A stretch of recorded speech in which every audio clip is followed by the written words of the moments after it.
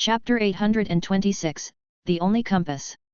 The spatial channel's opening and closing took a little time, but these meager seconds were enough for Xia Fei to force his way in. With his body parallel to the ground, Xia Fei launched himself like a cannonball, hurtling forward like a beam of light as he pounced through the air at a speed well over 480,000 meters per second. It had to be stated that forcefully barging into someone else's spatial channel was a very dangerous act.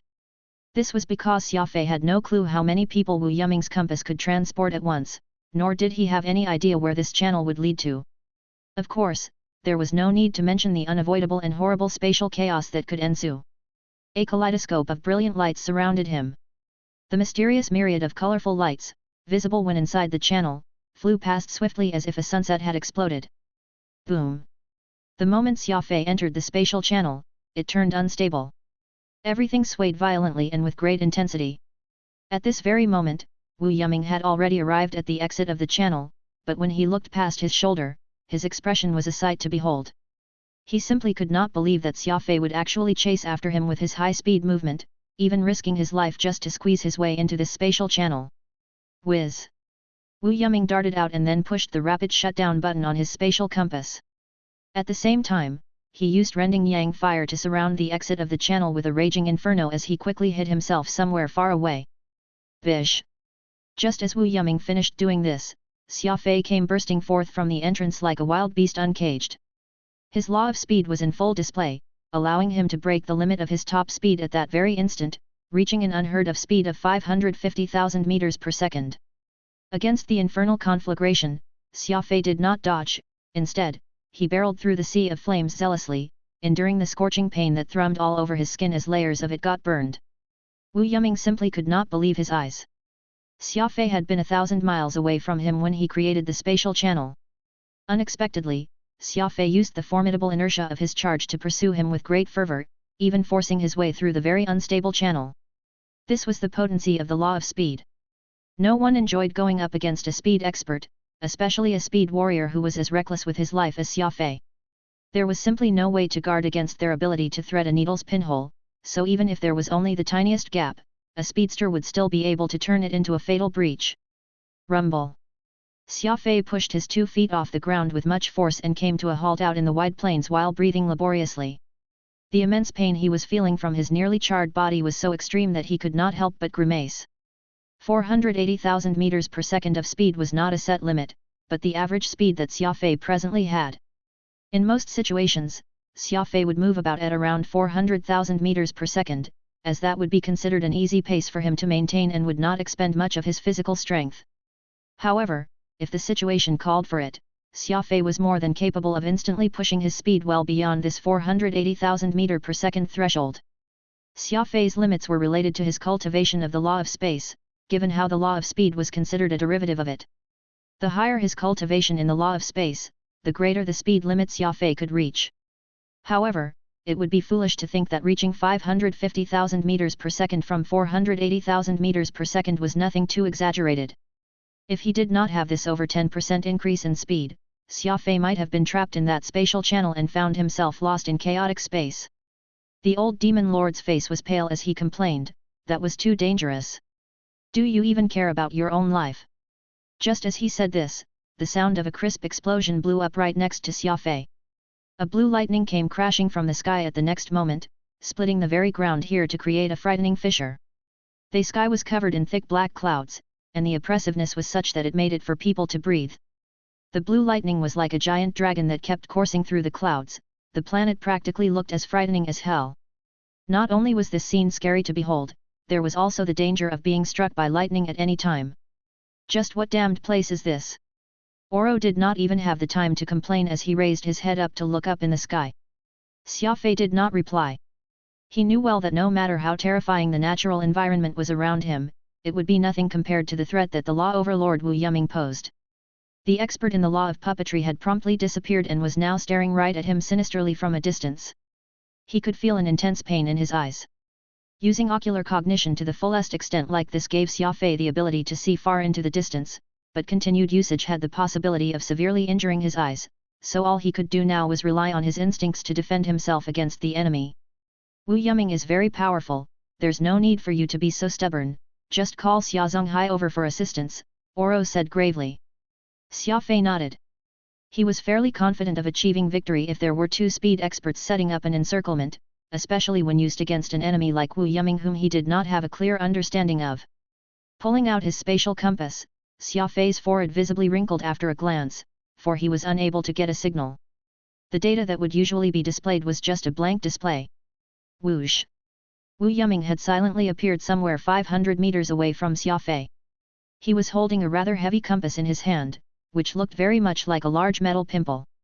It was simply exceptionally ugly and heavy. Save your efforts.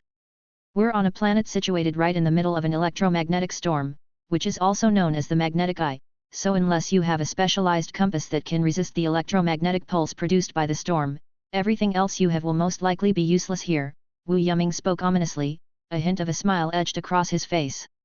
Xia Fei gritted his teeth. The scene in the air was evidence of Wu Yuming speaking the truth. With a smile, Xia Fei stored away his spatial compass and breezily replied, "Thanks." "What are you thanking me for?" Wu Yuming asked, puzzled. "Thank you for preparing a spatial compass for me to return home to." Wu Yuming was startled, but he soon burst into laughter. An undeniable excitement was apparent in his eyes. "How arrogant! I knew it! You're Xia Fei, the genius of the Skywing clan, the lone wolf of the wolf pack formation." Xia Fei neither confirmed nor denied his words. All he did was calmly light a cigarette and took a drag from it. He knew very well that the Wu Yuming before him was nothing more than a puppet, so even if he killed this puppet, it would be of no use. Right now, what Xia Fei needed to reveal a minor flaw so that he could entice his enemy into attacking. He would then strive to locate Wu Yuming's real body through this. The dark puppeteers were able to bring plenty of puppets along with them, so unless Xia Fei could make Wu Yuming take out all the puppets he had on him at one go, it would just be a waste of effort on his part. Wu Yuming's agitated face turned red as he carefully regarded Xia Fei. He was speaking in this demented tone as he rambled, "Genius. Is someone like you worthy of the term genius? There's only one single genius in the lore realm, and that's me." Wu Yuming seemed to have suddenly become very interested in Xia Fei. He raised one arm out and declared, "I reached Law Overlord cultivation at the age of 27. I mastered 2 different law systems of the 2 peak races. I succeeded in cultivating my law of puppetry to level 7. I achieved level 7 in the law of spatial compaction. Out of the entire Moonward clan, no one could even subdue the immemorial mystical armament rending Yang Fire besides me, also successfully fused it with the other immemorial mystical armament, Wolf Butcher Blaze. I have succeeded in these feats. Only I did. I am the greatest genius in the lore realm, the genius among geniuses. If not for my accursed parentage, I would have already ascended to join the god race." Wu Yuming rattled off several of his achievements, spittle flying far and wide as his face became even more agitated with every word he uttered. He seemed to be very dissatisfied with his own identity as a mixed blood. Actually, it was hard to blame him for this. The 2 peak races never got along with each other, and Wu Yuming's unique parentage meant that, even if he was blessed by the gods, his existence would never be acknowledged and cherished by either side. He was ultimately fated to keep a low profile, living beyond the boundaries of the lore realm. All these factors created the personality that Wu Yuming had today, arrogant yet with low self-esteem. Xia Fei's renown and reputation as a genius was a strong provocation to his confidence, and that was what caused him to explode in a fit of rage now. Xia Fei frowned as he nonchalantly replied, "Everyone loves to be a genius, but yours truly is just Xia Fei. There are plenty of geniuses in this universe, but there's only one Xia Fei." Wu Yuming was abruptly stunned.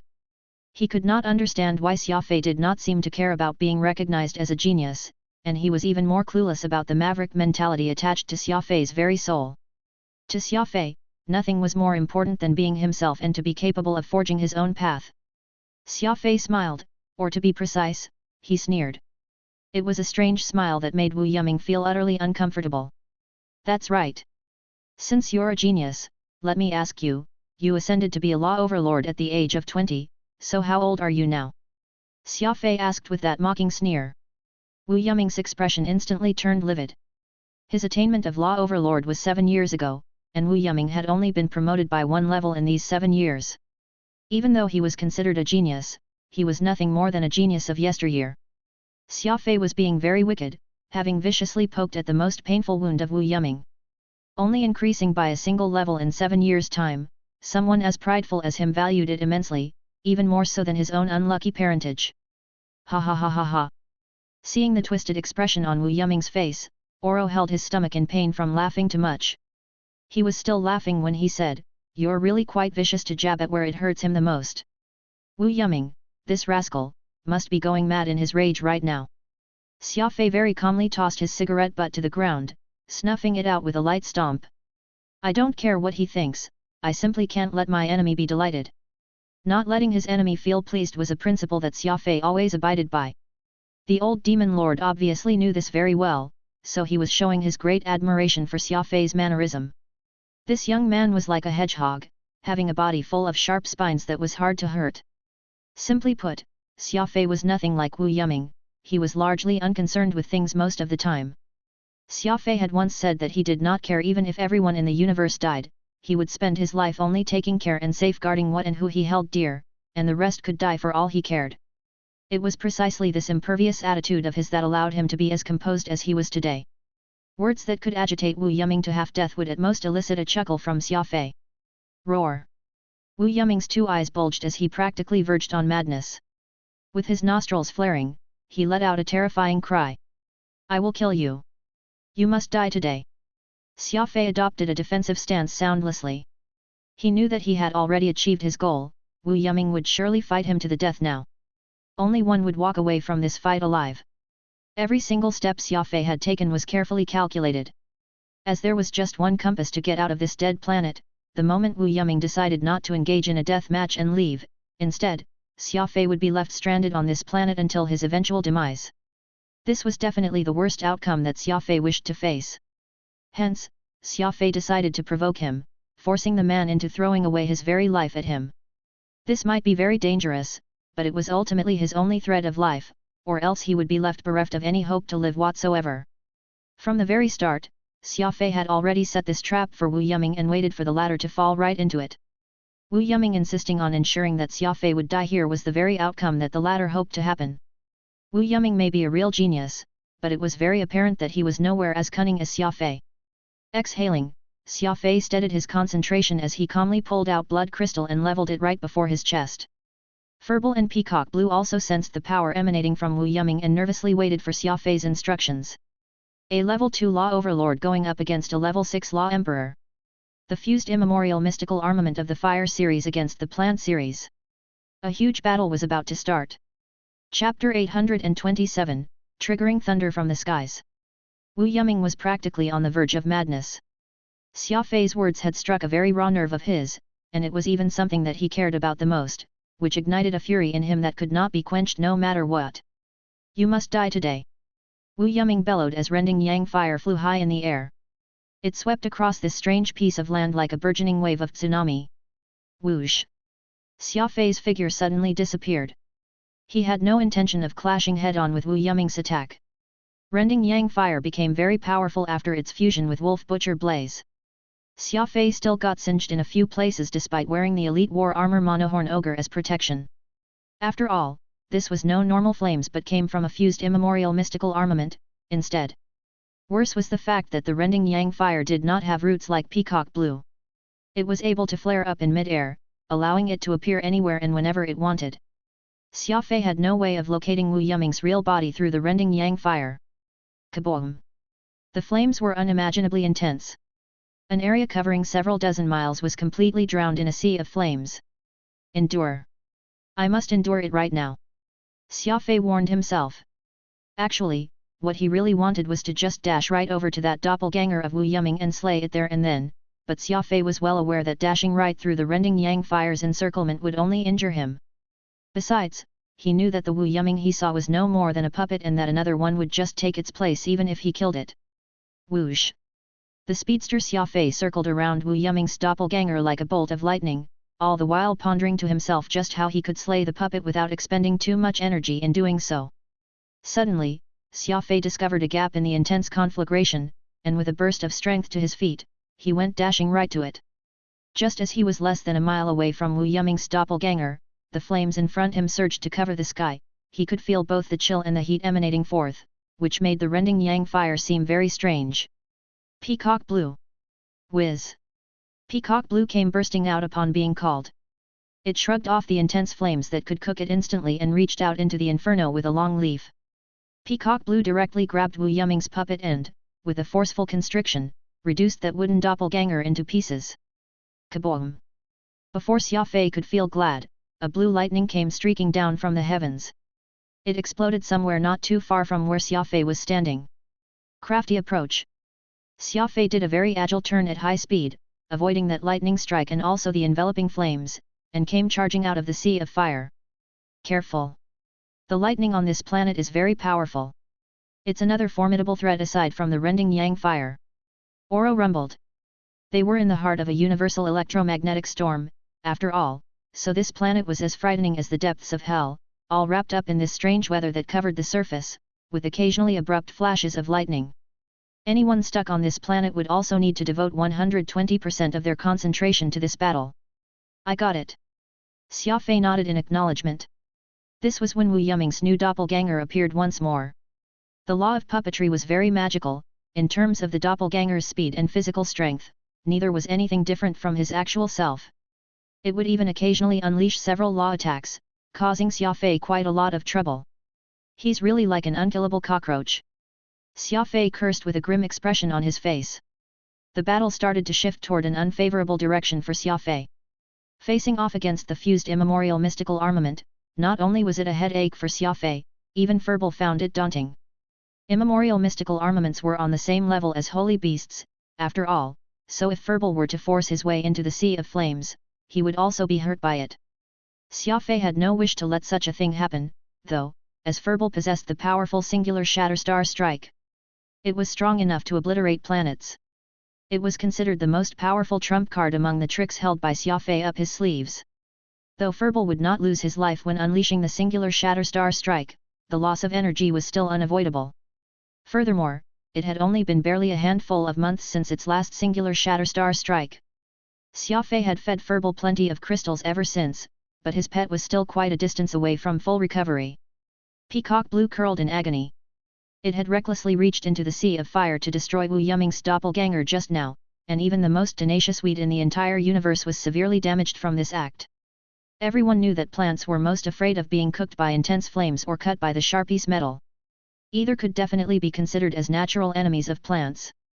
The fused rending yang fire was an immense threat to Peacock Blue.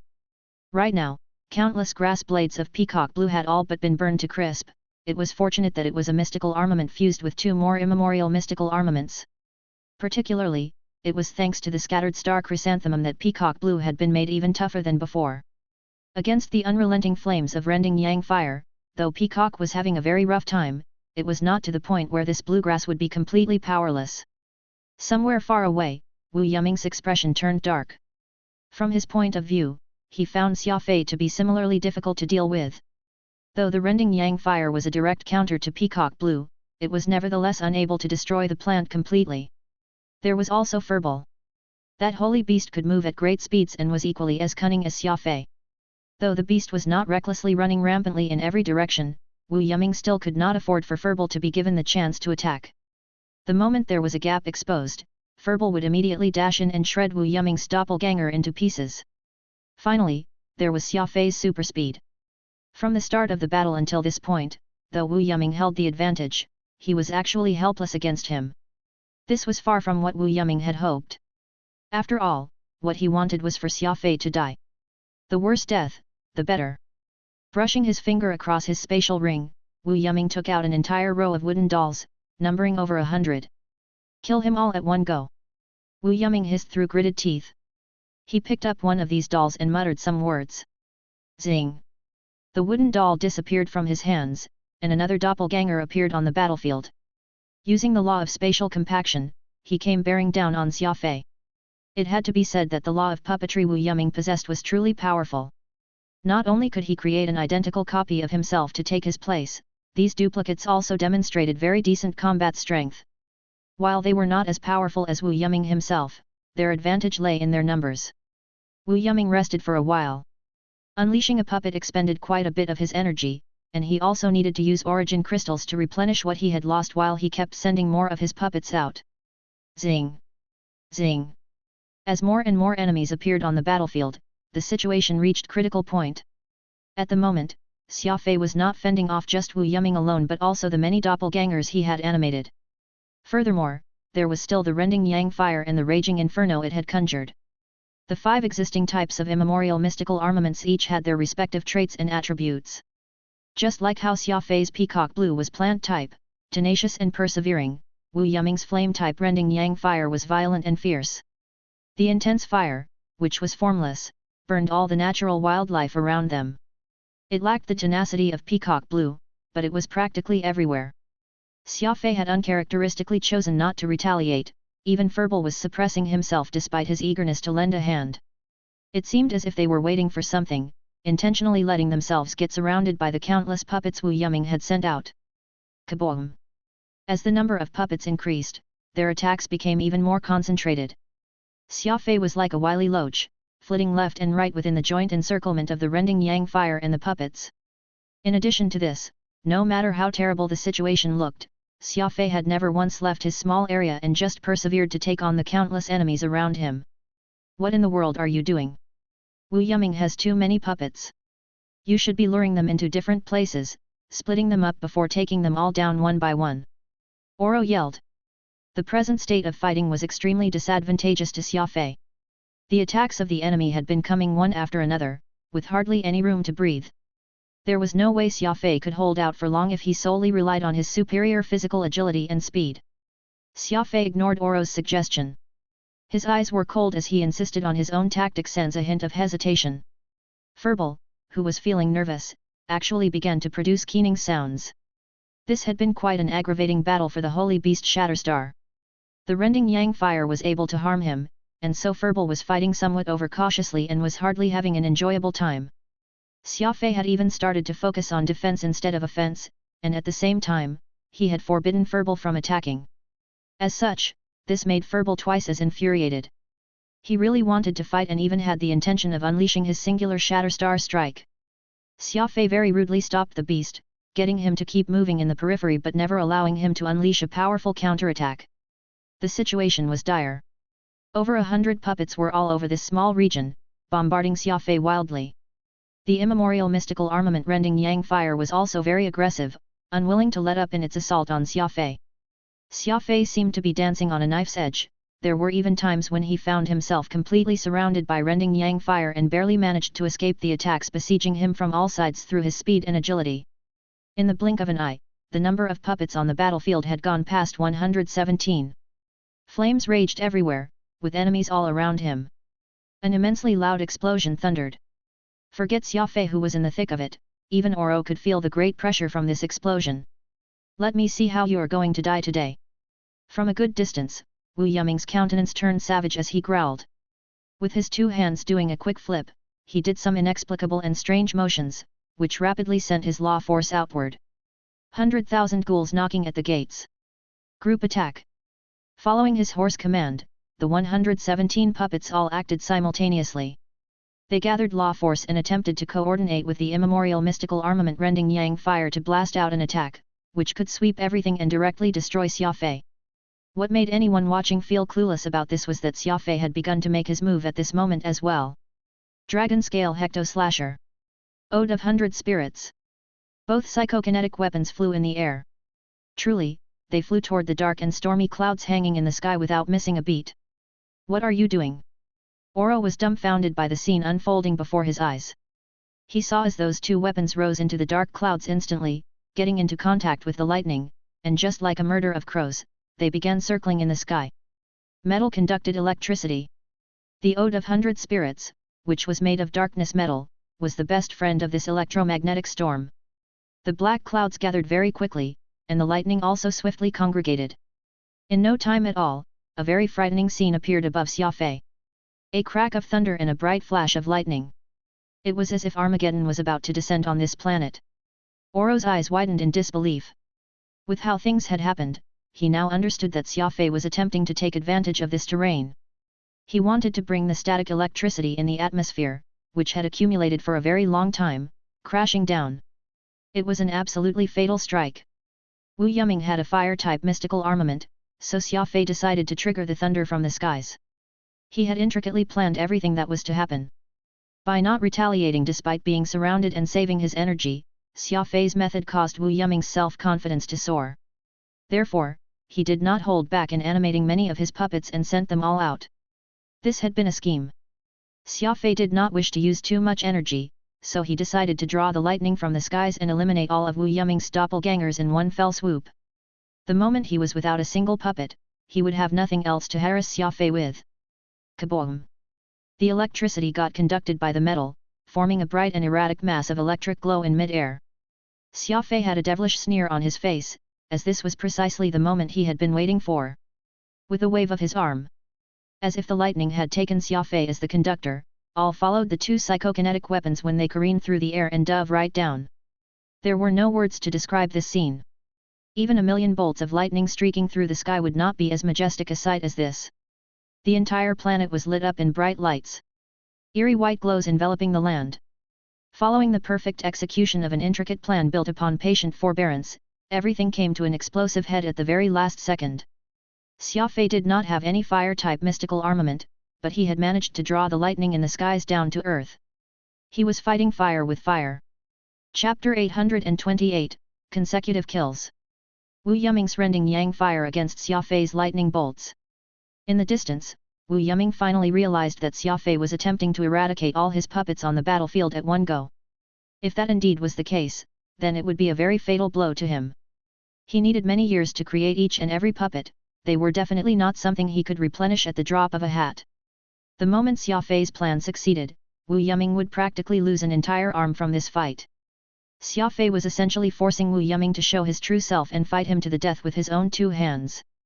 Taking on a speed maniac who was around the same level as him? Only a fool would think to do so. That was because a speed expert was the most overwhelming existence in the lore realm. If even a normal warrior of the Skywing could easily kill opponents above their own level, what more of Xia Fei, who was acknowledged as the fourth greatest expert in his clan? Wu Yuming brought all his law powers to bear. He was like a jackal that had been forced into a corner, doing everything in his power to prevent this tragedy from unfolding. The immemorial mystical armament rending yang fire sped up into the skies, attempting to form a protective barrier above the 117 puppets, so as to avoid Xia Fei from bringing down lightning and wiping them all out. Meanwhile, every puppet had also unleashed its power, unleashing all sorts of law techniques, so as to help sustain the power of rending yang fire. As for Xia Fei himself, Wu Yuming did not have time to care about him right now. What he wanted to do was protect his puppets. Protect his all-important arm. Mystical fire. Sky fire. They were both flames, yet neither could mix. The ensuing clash was immense. Even the knowledgeable and experienced law warrior Oro could not help but exclaim. Kaboom! It was as if a million lightning bolts had devastated everything. Xia Fei's two psychokinetic weapons were constantly shuttling through the air, carrying the power accumulated in the clouds. It was undoubtedly a mighty power, enough to bring ruin to everything it touched. Wu Yuming was so anxious that he sweated profusely. Sapient life forms could never surpass the majesty of the natural world. From the beginning of life, in order to contend against nature, life had always persisted and struggled. Even the most powerful expert would not dare claim to be strong enough to subdue the natural world, subduing this universe. What Xia Fei had harnessed here was precisely the might of nature. The strange planet had amassed plenty of electromagnetic storms, of such a grand scale that frightened anyone who could see it. Wu Yuming suddenly realized that his immemorial mystical weapon was very insignificant when compared to the mighty nature. The more this was so, the more resistant a mindset Wu Yuming had. He poured in every fiber of his power into fighting it. Both sides kept accumulating power as if their lives depended on it, while a violent scene, which held such strength to bring a galaxy-wide extinction, appeared in that tumultuous sky.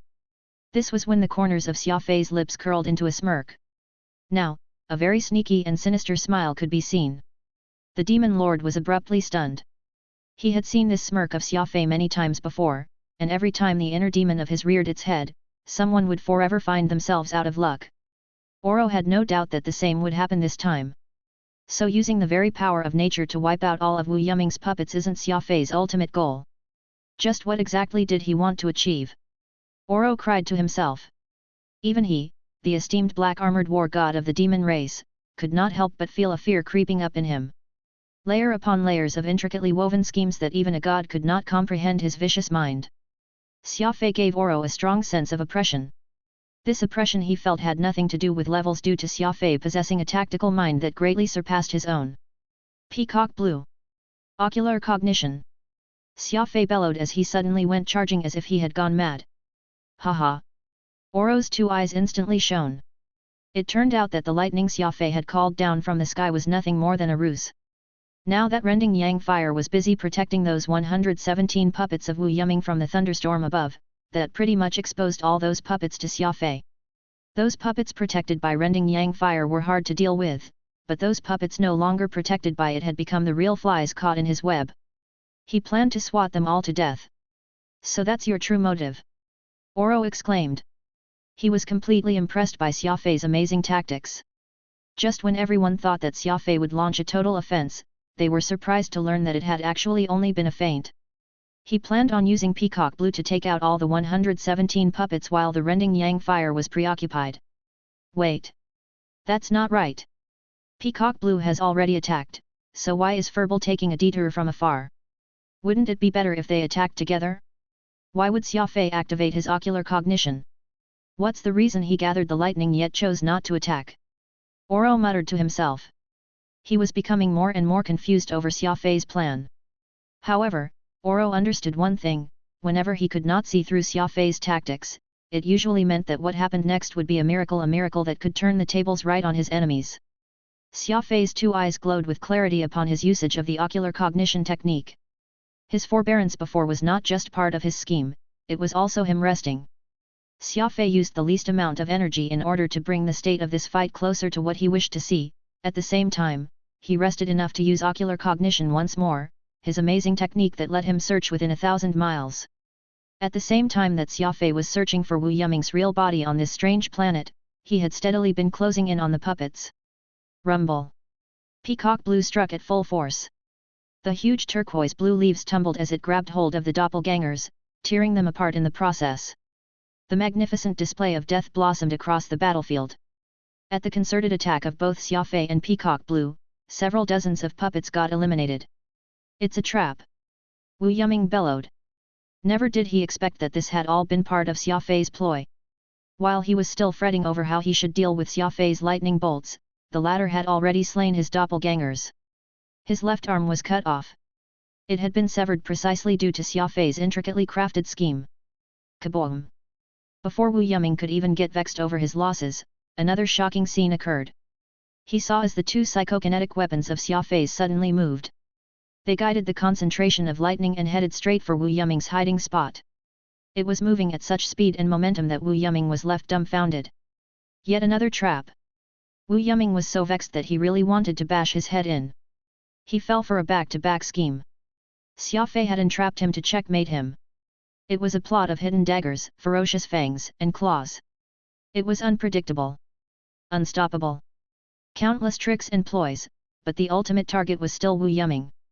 Xia Fei's ocular cognition had already uncovered the hidden corner that Wu Yuming was hiding in.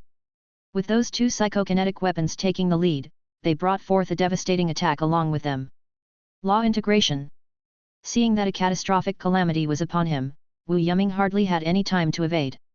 He, as such, immediately forcibly used the ultimate ability of the Moonward clan, the law integration. He directed the law powers he had learned and integrated them into his body. Now that Xia Fei and Peacock Blue had wiped out all 117 puppets, law integration was the final trump card Wu Yuming held in his hand. The concentrated mass of lightning descended in force at near light speed. Kaboom! A loud explosion reverberated throughout the land. This one blow was indescribably cataclysmic. It was as if 2 planets, which had been hurtling at high speeds, collided violently with each other. The very face of the land was greatly altered. The galaxy itself got turned on its head. Demonic morph. Boom! Xia Fei and Peacock Blue had already killed off all of Wu Yuming's puppets at this time, and the immemorial mystical armament rending yang fire was still awkwardly floating in mid-air. The puppets, which needed its protection, were gone, and the lightning bolts it was supposed to resist had been redirected to attack Wu Yuming, so rending yang fire was completely without anything to do. It was now just a mass of bizarre flames floating in the air. Naturally, Xia Fei's next target was to finish off this immemorial mystical armament. If the puppets were Wu Yuming's left hand, the immemorial mystical armament rending yang fire was his right arm. Now that Wu Yuming had been bereft of his left arm, Xia Fei planned to tear off his right arm, too. A ferocious stare. The energy propulsion system of the war armor monohorn ogre shifted to Xia Fei's feet. He was now able to stride through the air no different from taking a leisure walk in his courtyard. Step step step. Flying with every step he took, Xia Fei travelled across the sky toward the immemorial mystical armament. This was a really crazy scene to behold. Xia Fei had actually turned to target the immemorial mystical armament. It had to be known that the rending yang fire was a mass of formless fire, just what was Xia Fei planning to do to deal with a fire that had no physical body to speak of? There was just one answer, and that was the law of primal chaos, this heaven-defying and subversive power. Whoosh! Xia Fei flew toward the central position of the immemorial mystical armament rending yang fire. Unknown if it was due to the incompatibility of the attributes or the method Wu Yuming used to activate law integration being different, but the rending yang fire split into two down from the middle. One side was a grim navy blue, while the other side was a glaring red. The blue side was an extremely yin flame, called rending yang. The red side was a very wild and raging flame, called wolf butcher. Xia Fei was heading right to the center of these two immemorial mystical armaments. The meeting between the grim cold and wild flames was where the fire was most brutal. It was the core where all the power was concentrated on. Despite the racking pain on his body, Xia Fei ignored everything. His desire for victory had already suppressed everything else. The subversive force from the law of primal chaos gathered in both his palms as he straightened his entire body, attacking both sides with his two palms at the same time. Split for me! Xia Fei bellowed with a stern expression on his face. The subversive force began to spread from the center of the flame. It wanted to twist the fused immemorial mystical armament. Rumble! Two explosive claps rang through the air. One was from the lightning striking Wu Yuming, while the other was from the fused rending yang fire after Xia Fei poured his law of primal chaos to it, forcibly tearing both mystical armaments apart.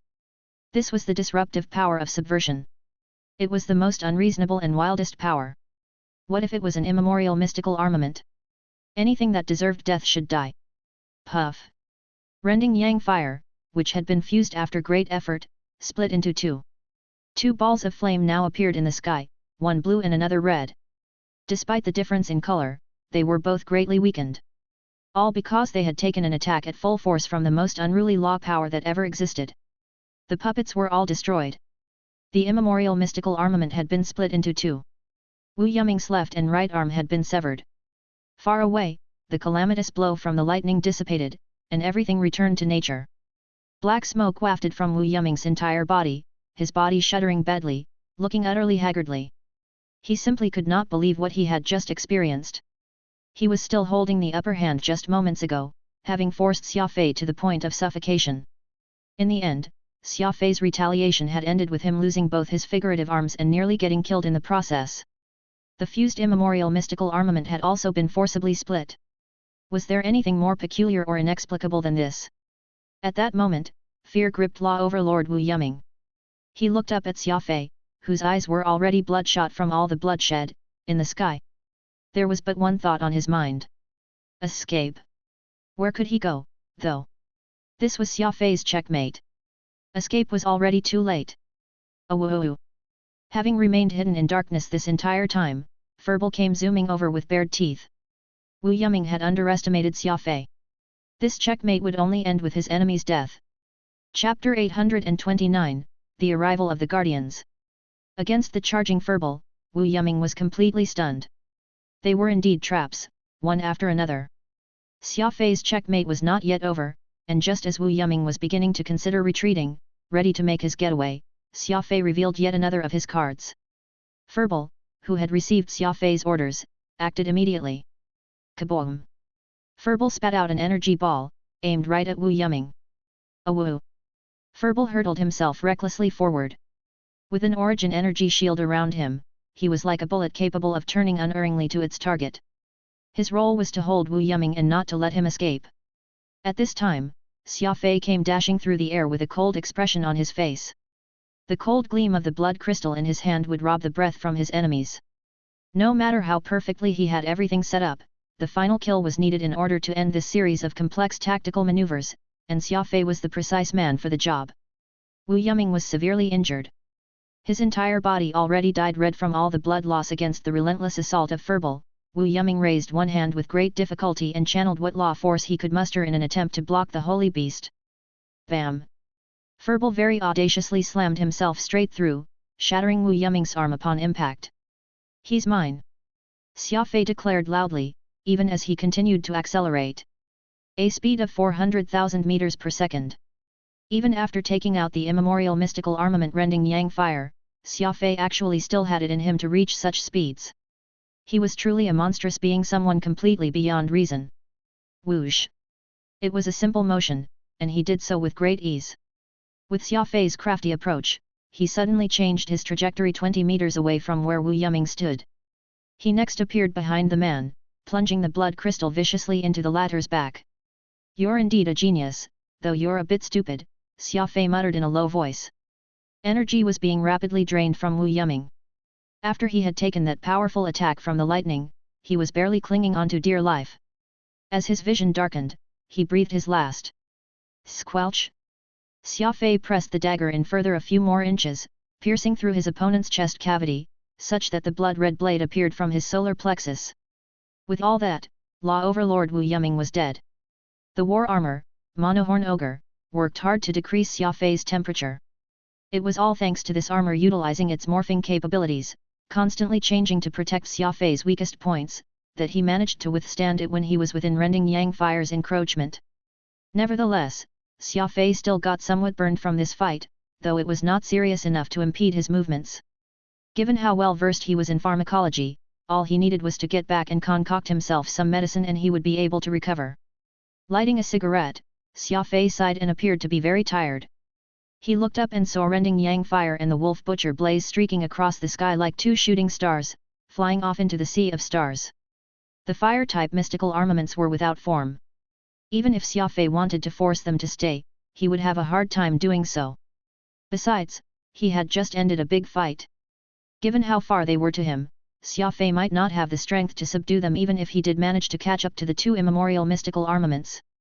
It appeared that this battle had ended in a clean fashion when it was actually a huge risk on Xia Fei's part. Every step of the way needed to be perfectly calculated. Had Xia Fei failed to borrow the power of nature like what he did, it would have perhaps been several times harder for him to take down Wu Yuming, given the predicament he was in earlier. It was all thanks to the lightning he had managed to amass from the electromagnetic storm, which shaved off a good chunk of Wu Yuming's life, that Xia Fei was ultimately able to kill the latter off without much as a hitch. "Xia Fei, how did you think of everything?" The old demon lord was quiet for a good while before he asked this. This dazzling sequence of scenarios Xia Fei had set up, which ended following a miraculous assault, left Oro dumbfounded. He simply could not wrap his head around just what was going on in Xia Fei's head, having been able to come up with that sequence of moves, which resulted in the checkmate he had just witnessed in a short time, influencing the situation so that developed in the direction he most wanted. Shrugging, Xia Fei replied heavily, "I've got no choice. Wu Yuming was stronger than me in terms of his combat prowess. I'd have a hard time eking out a victory if I didn't scheme a little." Thud. Xia Fei drove his leg onto Wu Yuming's withered corpse and smashed it. He's really a genius, being able to integrate the law powers of both the god and demon races, subduing two immemorial mystical armaments to boot. It's a pity that he lacked a bit of this, Xia Fei pointed to his own head and said. Indeed, be it in terms of his level or his weapons, Wu Yuming was a close adversary of Xia Fei. The only difference between the two men was their intellect. Strength and bravery were not the only way to achieve victory when two powerful forces clashed, intelligence was also a prerequisite that could tip the scales. Take the back-to-back schemes Xia Fei had come up with, which resulted in that checkmate, most would have probably been unable to come up with a solution like he did, and even if they did, fewer would be crazy enough to enact it like Xia Fei. After all, using his own body as bait and taking on the rending Yang fire all by himself were already very hazardous prospects. Though Wu Yuming was stronger than Xia Fei, the former was no match for the latter, all factors considered. This was why the one who ended up dead was Wu Yuming, while the craftier and crazier Xia Fei survived. That colorful ball of energy in Xia Fei's seventh brain region began to destabilize once more, and it was far more serious this time. Perhaps due to Wu Yuming's mixed blood status, the energy Xia Fei had absorbed from him was a lot more volatile compared to the ones before. I can't continue like this. I need to find somewhere to release all this energy. Xia Fei told himself this as he picked up Wu Yuming's spatial ring from the ground. The compass inside was the only way off this planet. Xia Fei had no wish to be trapped here. Just as he thought of this, he saw two streaks of light hurtling across the sky, one black and one white. Bang! The two streaks of light landed about 100 meters away from Xia Fei, two craters promptly formed from their landing, and two familiar faces appeared in front of Xia Fei. These two newcomers were none other than the black and white gods. Hua He and Hua Bai, the two who had been expelled from the god race. Their personal divine beasts were also by their side, each perched on the shoulder of their master. Xia Fei was very surprised. Hua He and Hua Bai were very astonished as well. Neither had thought that they would meet again here after their last encounter on the ancient battlefield. Were you the one who caused the disturbance just now? Hua He asked with pressed lips, while Hua Bai stared at Xia Fei with an abnormal gaze. The volatility of the energy in his seventh brain region was intensifying by the second. Xia Fei did not have any time to explain as he immediately blurted out, "The two of you came at the right time. Help guard me, I need to advance right now." With that said, Xia Fei instantly planted his rear down on the ground and immediately started to release the unstable energy inside his seventh brain region, getting ready to make an attempt at reaching level 7 Great Law Emperor.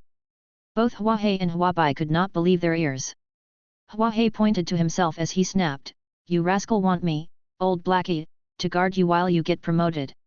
Only someone like you could come up with something like that." Xia Fei's judgment was correct. The energy he had obtained from Wu Yuming was not easy to control, and had he delayed for another minute, he might very well have met with a tragedy. It was as if Wu Yuming's energies repelled each other, and after they got absorbed into Xia Fei's body, both showed even greater resistance toward the energy in Xia Fei's seventh brain region. It became as if three separate forces were opposing one another in a small part of his brain. This was obviously very dangerous. While absorbing the energy of others to improve his own seemed like a good idea, it was a great risk if he had to bear energies incompatible with one another. Wu Yuming was a mixed-blood offspring with a parentage from both the god and demon races, in addition to the fact that he had learned two completely different laws. Everything would add to the risk, snowballing into a situation that greatly endangered himself. Xia Fei knitted his eyebrows. Releasing a portion of the energy would reduce the energy instability in him, but the danger would still remain. These energies were simply discordant, and it seemed that it was impossible for them to mix at all. Get rid of them all. Xia Fei grinned his teeth as he thought to himself. The battle between Xia Fei and Wu Yuming had caused a great commotion, and it was visible even to someone out in the galaxy. Hua He and Hua Bai, who happened to have been in the vicinity, both got curious and decided to come investigate the matter, only to be used by Xia Fei in the interim as guards. Help protect him while he attempted promotion. Just what nonsense was this? Rumble. A blue lightning descended from the sky. It was heading straight for Xia Fei, who was currently seated. Hua He covered his mouth with one hand to stifle a yawn and then raised his other hand. A powerful force surged up in the skies and actually deflected that lightning bolt away. What mighty power! The black and white gods truly lived up to their name, as a casual raise of a hand was enough to redirect nature. Hua Bai frowned in annoyance as he grumbled, "Are we really going to help guard Xia Fei?" Hua He shrugged. "What else do you want to do? We can't possibly just leave him here on this planet covered in electromagnetic storm, can we? It's very dangerous when attempting a promotion. Any external disturbance is the greatest threat. Besides, we've repeatedly bumped into Xia Fei, which goes to show that this rascal is very fated with us. We have a favor to return to the old monster of his clan, too." Hua Bai waved his hand dismissively in a bid to interrupt his elder brother's nagging. "I, of course, understand what you're saying, but who knows how long Xia Fei will spend before he successfully gets promoted. It's fine if all he takes is a week, but what if it's a whole month?" Hua Bai sulked. In most situations, advancing a level would take quite an amount of time, especially considering Xia Fei was not a low-level law adept, and each threshold he had to assault would be harder than the last, which corresponded to the increased amount of time spent as well. Hua Bai felt that given Xia Fei's talent, he may take a very long time before he succeeded, and this meant that the two of them would be stuck here for quite some time. Hua He sat down, unperturbed by this, a hand propping up his chin. "I think that this planet is fairly well hidden. The electromagnetic storm provides good cover for it. Why don't we set up camp? I'm sure that even those undying old coots won't be able to find us here." Hua Bai snorted, turning his back to Hua He, paying no mind to his nonsense. Suddenly, Hua Hai and Hua Bei both furrowed their brows. Even the usually smiling Hua Hei turned stern. He slowly got up and tidied his clothes. Whoosh! A golden light shone from above the sky, as 3 golden orbs broke through the stratosphere and thick black clouds. These orbs first circled around the sky before landing in front of Hua Hei and Hua Bai. A powerful killing intent burst forth, and this caused Xia Fei to feel extremely uneasy, for he was devoting all his concentration in manipulating his internal energy instability. This was because the 3 newcomers were very mighty. Indescribably so. These 3 warriors, clad in full suits of golden armor, looked like heavenly soldiers. Their aura, which seemed like it could bring about destruction and ruin to everything, made people tremble in fear. Crap! It's the Guardians, the Demon Lord exclaimed. Though Xia Fei did not open his eyes, the video system for Oro still worked, so his surroundings were directly transmitted into Xia Fei's mind through his nervous system. As such, he knew very clearly what was happening around him. The Guardians are the covenant of experts guarding the cosmic gate. Why are these guys here? Xia Fei exclaimed in his mind. Are you the ones? A golden guardian asked in a grave voice. Hua Hei was unfazed as he responded, that's right. It's us. Whoosh! The golden warrior pointed at Xia Fei and asked, who is he? Hua Hei shrugged and smiled. He's not related to us. Xia Fei heaved a sigh of relief. Hua Hei and Hua Bai were fugitives of the god race, so Xia Fei had no desire to be involved with their business whatsoever. Unfortunately, the words that next came out from that golden warrior's mouth caused Xia Fei's heart to go cold. He's in the process of promoting. If he's got nothing to do with either of you, why would you help defend him at this time? Xia Fei could feel a headache coming on the moment he heard that statement. Chapter 830, Guardians and Rebels. Never in Xia Fei's wildest dreams had he dreamed that the huge shockwave from that big battle before would draw the attention of the black and white gods and bring along the legendary golden guardians who guarded the cosmic gate to the planet he was on. To make matters worse, the guardians had even deemed Xia Fei as an associate of the black and white gods. The heavens were kind, and Xia Fei did seem fairly fated with Hua Hei and Hua Bai, but they did not have any overly intimate relationship with each other. The black and white gods were still fugitives of the god race and in a terrible fix, for they were being chased by a group of old monsters. Xia Fei had enough problems on his plate, so he had no wish to be involved with the squabbles of these higher beings. This change in his mood caused that color energy ball in his 7th brain region to destabilize further. Xia Fei hurriedly calmed himself, doing his best to manage the fluctuation and not care about any external interferences. He's in the process of getting promoted. If he's got nothing to do with either of you, why would you help defend him at this time? That golden armored guardian shouted. Hua Hei and Hua Bai were quite vexed. Hua Bai coldly remarked, it's our business why we're helping him, why should you care? Don't think that just because you are wearing your golden planet armor, we brothers will be afraid of you. The universe is wide, and whatever we brothers wish to do is our business, no one can stop us. The attitude of both sides instantly devolved into unfriendliness. Tension ran high. The crazy killing intent enveloped the planet. A chilly wind blew. Xia Fei was in for a rough time at this rate. He was still struggling to manage the unstable energy in his brain region, and he was most worried about interference at this time. If the Guardians and the 2 black and white gods ended up getting into a fight, while Xia Fei had strong control of energy, he would still have a hard time sticking to it. There was also Hua Bai's sudden outburst. Xia Fei had always thought Hua Hei was the one with the bad temper, but who knew that it was actually the unfriendly Hua Bai who would have a fiery temper, wanting to fight the moment a disagreement occurred? Seeing just how tense the situation had turned, even Furball's eyes widened as he vigilantly observed this clash between the black and white gods and the guardians. This was when the most senior member among the 3 golden guardians promptly extended an arm to stop his comrades. These 3 guardians all wore golden masks, making it impossible to make out their faces. The only thing visible was the grey-white goatee extending out from the mask of that senior member. He seemed a lot more resolute in his actions, and from this, Xia Fei could tell that this goateed man was the leader of these 3 guardians. Everyone, calm down. Though the guardians and the rebels don't get along with each other, we're not at the point where we will fight upon sight, this is merely a chance meeting, so let's not escalate this matter unnecessarily.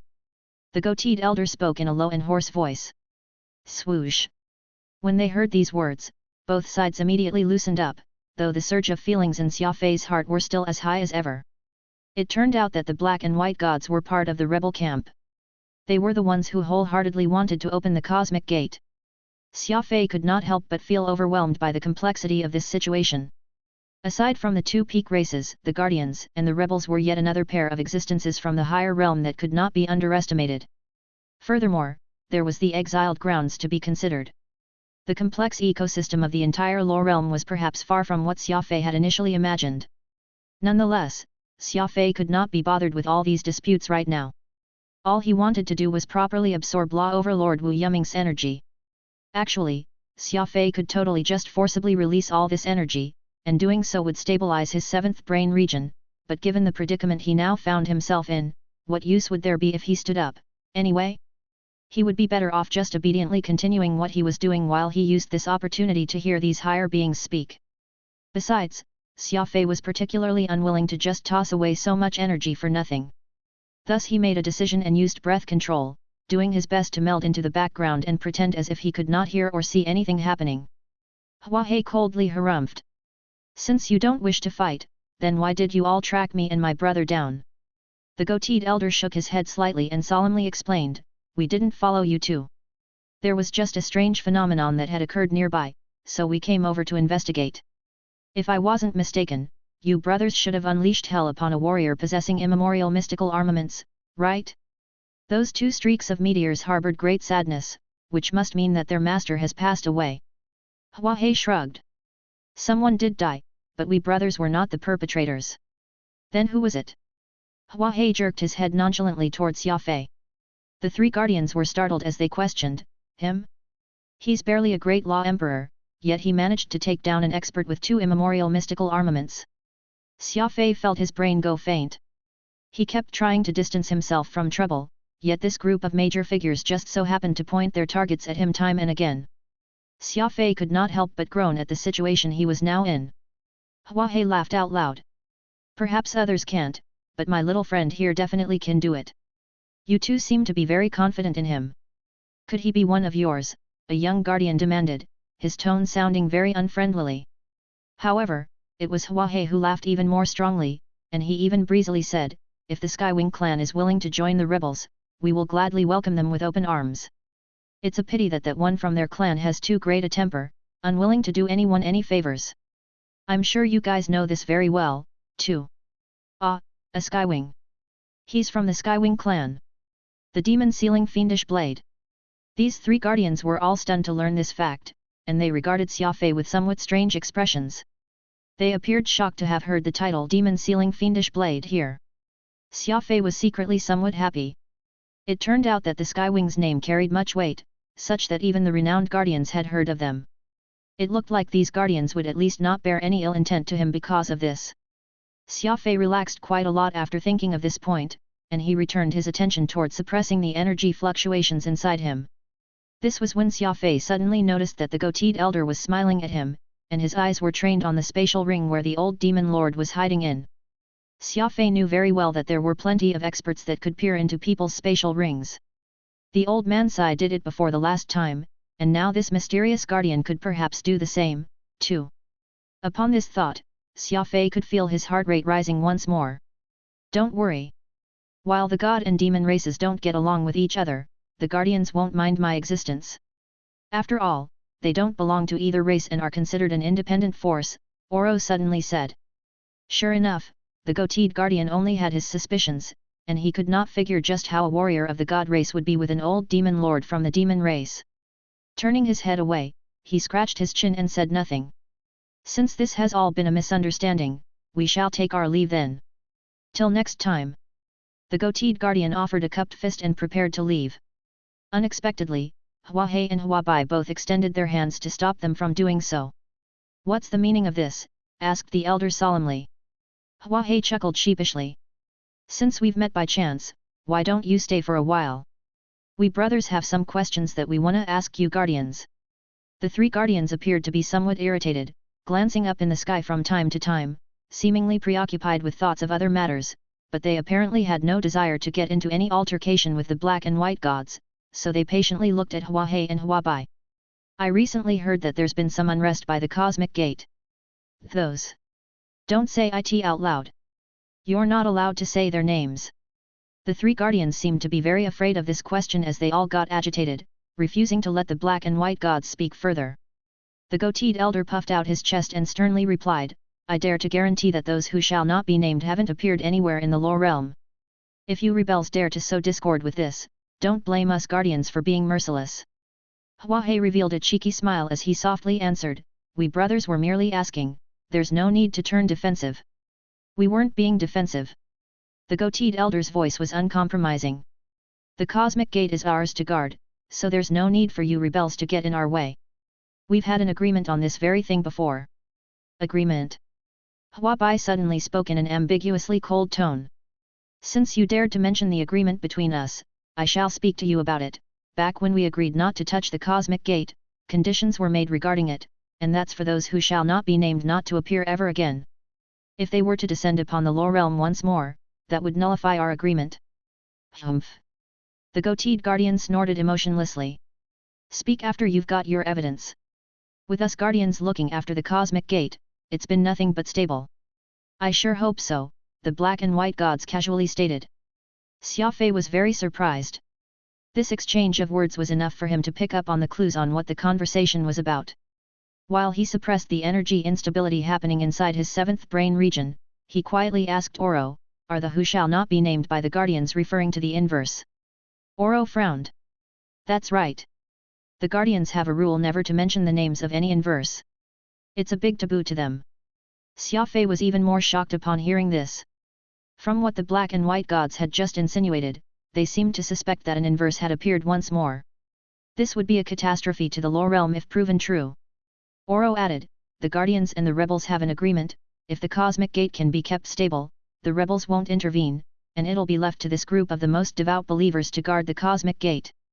However, if the guardians fail to keep the cosmic gate secured, and the inverse are sighted anywhere in the lower realm once more, the rebels will forcibly take over, whether the guardians are willing to hand it over or not. The guardians were the conservative faction of the lower realm, and they resisted any existence beyond the cosmic gate. Meanwhile, the rebels were more radical. They harbored a strong animosity toward the existence beyond the cosmic gate and hoped to open the gate, so as to start a fight with the mysterious realm beyond properly. As such, the only time these two were factions at peace was if the cosmic gate remained stable. The guardians needed to use their actual actions to prove that they had got the ability to guard the realm, only then would the rebels not interfere. If this balance was broken, torrential bloodshed would be spilled as both sides fought for control over the cosmic gate. The three guardians were no longer as friendly as before after being asked that one question, which they took hearts the most. As such, the atmosphere between both sides had become extremely tense once more. Sandwiched in the middle, Xia Fei felt like he was being tormented, composed one moment, nervous the next, giving Xia Fei some severe heart palpitations. The goateed guardian was expressionless as he said in a low voice, let's go. We won't be seeing you off. The black and white gods did not back down and retaliated with cold words. Whoosh! The three golden armored guardians turned into three shiny golden orbs, which streaked across the sky, rapidly disappearing into the sea of stars. The three guardians arrived at a galaxy very far away from the black and white gods, coming to a stop as they floated in mid-space. Leader Doug, the rebels have begun to get suspicious. What should we do? The younger guardian asked, a hint of hesitation in his voice. The goateed guardian slowly shook his head, his eyes resolute. I'm not worried about all that. We guardians are still the ones in control of the cosmic gate, and it's very safe and secure. What do you two know? These two men helplessly nodded, almost as if they themselves had doubts over this statement. Let's go. We're still missing the last one. We need to eliminate it as soon as possible. Whoosh! The three golden glows sped off. It turned out that they had not appeared out here by chance but had, instead, been tracking down something. However, just what could it be that had made these guardians of the cosmic gate hunt so far away from their base of operation? Chapter 831, Fig, Ark, and the Hall of Valor. After the guardians departed, turning into three glowing golden orbs, the black and white gods brought out their exclusive beasts and stayed at Xia Fei's side, helping the young man block off the lightning strikes. That conversation before had shocked Xia Fei immensely, but he was not in the mood to think about such things at the moment. First, he must deal with releasing the chaotic energies inside his seventh brain region before he thought of anything else. Do you believe them? Hua Bai looked at the trails of light left by the guardians and asked solemnly. Hua Hei shook his head. Of course not. Guarding the cosmic gate is their only way out, so these guardians will surely do everything in their power to obfuscate the truth. There have been many strange phenomena in the universe recently, and it's been highly unstable. The truth will come out one of these days, so let's wait for the right moment. Hua Bai shrugged and did not comment further, the two brothers silent. Several hours later. Bam! As Xia Fei made his breakthrough to the 7th level as a Great Law Emperor, all the remaining discordant energies inside his body was released. At that instant, the air around him shone brightly in white light. Very soon, the glow got reabsorbed by Xia Fei and began circulating inside his body once again. The instability had vanished. To be precise, Xia Fei had managed to purify and control it, such that it had returned to normal again. It was very difficult for him to control the energies while they were fluctuating wildly inside him, but since not much remained of the energies he had gained from Wu Yuming at this point, it became easier for Xia Fei to rein them in and absorbed all as his own.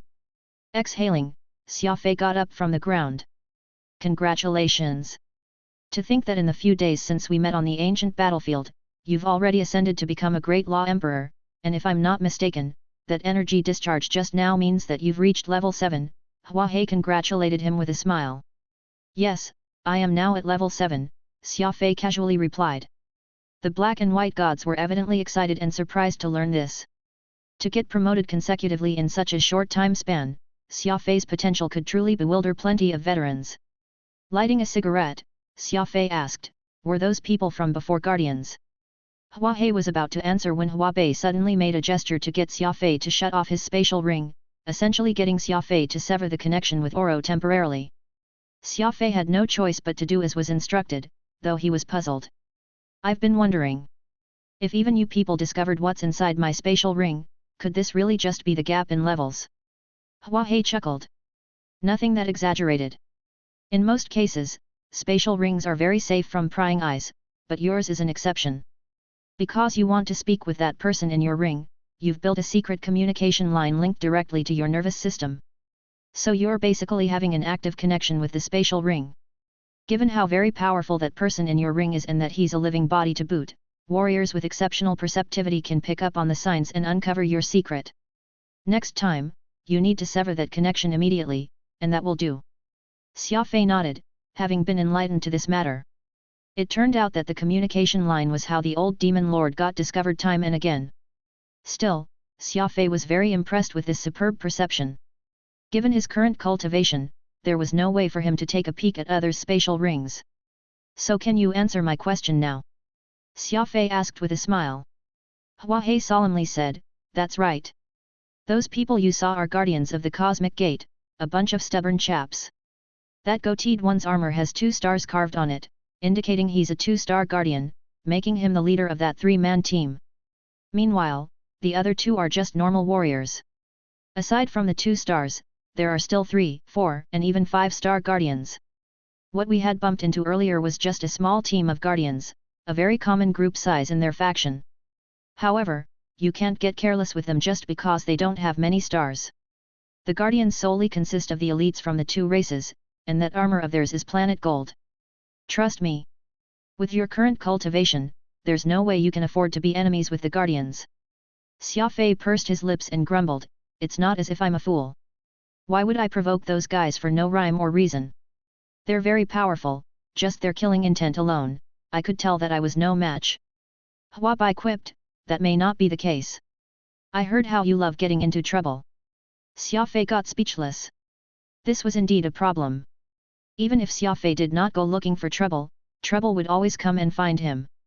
Take today as an example, this had originally been a battle between Xia Fei and Wu Yuming, but it ended up drawing the attention of the black and white gods, 2 fated individuals with Xia Fei, though there was no hostility between both parties. It would have been fine if that was that, but even the legendary guardians came, too, so now that was truly an issue with his luck. It was as if, as long as Xia Fei existed, trouble would always sniff him out and come running over. Ha ha ha ha. Hua Hei laughed as he patted Xia Fei on his shoulder. There's no need for you to worry so much.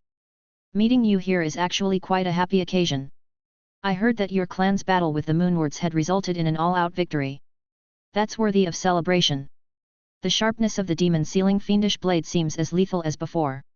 Not just anyone would dare underestimate you guys again, so who was the unlucky fellow today? Today was just an extension of that battle. At present, we're already nearing the end, so there are fewer and fewer moles. Hua Hei sighed. I believe in the ability of you Skywings to pluck out these stubborn moles. At this point, Hua Hei noticed the questioning look Xia Fei was giving him, almost as if the latter was questioning his identity, so he began laughing as he continued speaking. True. There are some things we don't have to hide from you any longer. We are indeed part of the rebel faction. This was true in the past, it's still true now, and it will be true even in the future. Xia Fei was silent for a good moment before he asked, is the cosmic gate really so important that it can cause so many disparate forces to fight over it? Hua Hei mused. Important? Let's put it this way, whether you or I exist isn't important, in fact, the survival of the lore realm isn't important, either. If there's one thing in this universe that's important, then it'll most definitely be the cosmic gate. Xia Fei was stunned. He never would have thought that the black and white gods valued some gate over their lives. Just what exactly does the cosmic gate represent, and what is hiding behind it? Xia Fei asked earnestly. Hua Hei and Hua Bai exchanged glances with each other before chuckling in unison. Do you really wish to know? Yes. Xia Fei nodded firmly. Then are you willing to leave the Skywings and join our faction? Hua Hei sneakily asked. Leave the Skywings and join the mysterious rebels. Xia Fei had never once entertained such a notion. In fact, even a fool knew the benefit of having a big backer to take shade under. Xia Fei had found such a solid backer after much effort, so how could he give it up so easily? Besides, it was not hard to tell from the black and white gods' current predicament that the rebels was hardly the strongest faction in the lore realm, or else they would not have been forced to flee as they were hunted down all over the lore realm. You should know that it's impossible for me to leave the Skywing clan. Xia Fei shrugged. Then you can't blame us for not divulging the details to you. Hua Bei quickly followed up. Xia Fei was put in a slightly awkward spot. This felt more like a transaction, join the rebels in exchange for the secret behind the cosmic gate. This was hardly a transaction that Xia Fei found cost-effective. He would rather investigate and analyze things by himself. Pa! Hua Hei lightly punched Xia Fei on his chest as he laughed playfully. Just kidding. If the old monster from your clan learned that we brothers had tried snatching away the future godwing of the Skywing clan, he'd surely find and kill us. Besides, you're still ineligible to join in the fight for the cosmic gate. Mark my words, nobody gets stronger from hiding. A real powerhouse will always choose to face their problems head-on. The reason why we joined the rebel faction is that we've had enough of the humiliation. Speaking on this subject, Hua Hei suddenly turned frigid. His entire person became very grave, while Hua Bei beside him also nodded, his eyes filling with determination. Worst case scenario, we die. Hua Hei said severely. We brothers have been alive for so long, we've already seen everything the lore realm has to offer. Dying in battle will be a blessing to us, for this way, we can die with a bit of dignity. Xia Fei was shocked. He suddenly realized that behind the smiling face of Hua Hei was a determined will to die. He had no idea what could be the reason that had made Hua Hei think of death when mentioning the cosmic gate, almost as if the two shared an intertwined relationship, an inextricable link with each other. Could the cosmic gate be the gate of hell? Xia Fei was stunned to the core. Hua Hei's expression was energetic, as if the word death made him extremely excited. You don't have to hurry and make a decision at the moment.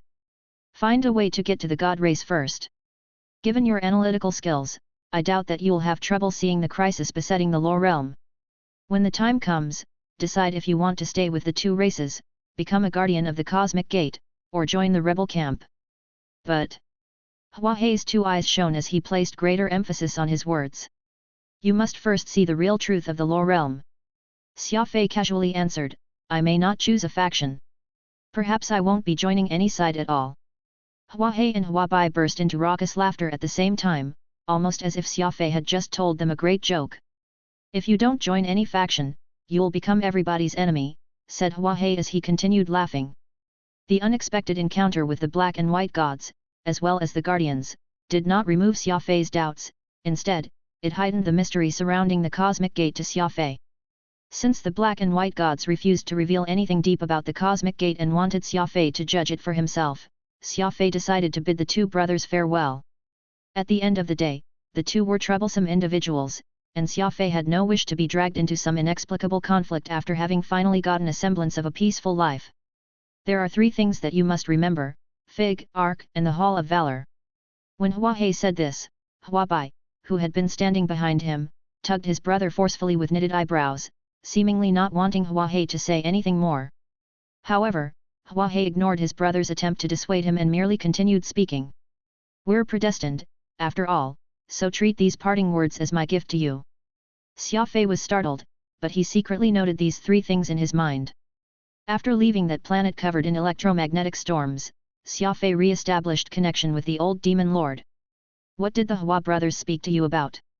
Oro curiously asked. Just a bunch of cryptic words, Xia Fei answered. I asked them about the secret regarding the cosmic gate, but they refused to tell me anything. They did leave me with 3 names before I departed. What names? Fig, Ark, and the Hall of Valor, replied Xia Fei. The old demon lord pondered over those words aloud. Fig ought to be referring to the top tech company, Fig Corporation. The Hall of Valor is a shrine in the god race, a place of veneration for the heroes who were casualties of the past wars between the 2 peak races. As for Ark, wait. Ark? Could it be? Oro's expression had suddenly turned grim. Xia Fei, I'm afraid that we need to make a trip to the demon race territory as soon as possible. Chapter 832, Head for the Secluded Springs. Xia Fei, I'm afraid that we must make a trip to the demon race territory as soon as possible, Oro said grimly. Xia Fei was taken aback, and so he asked, a trip to demon race territory? Why?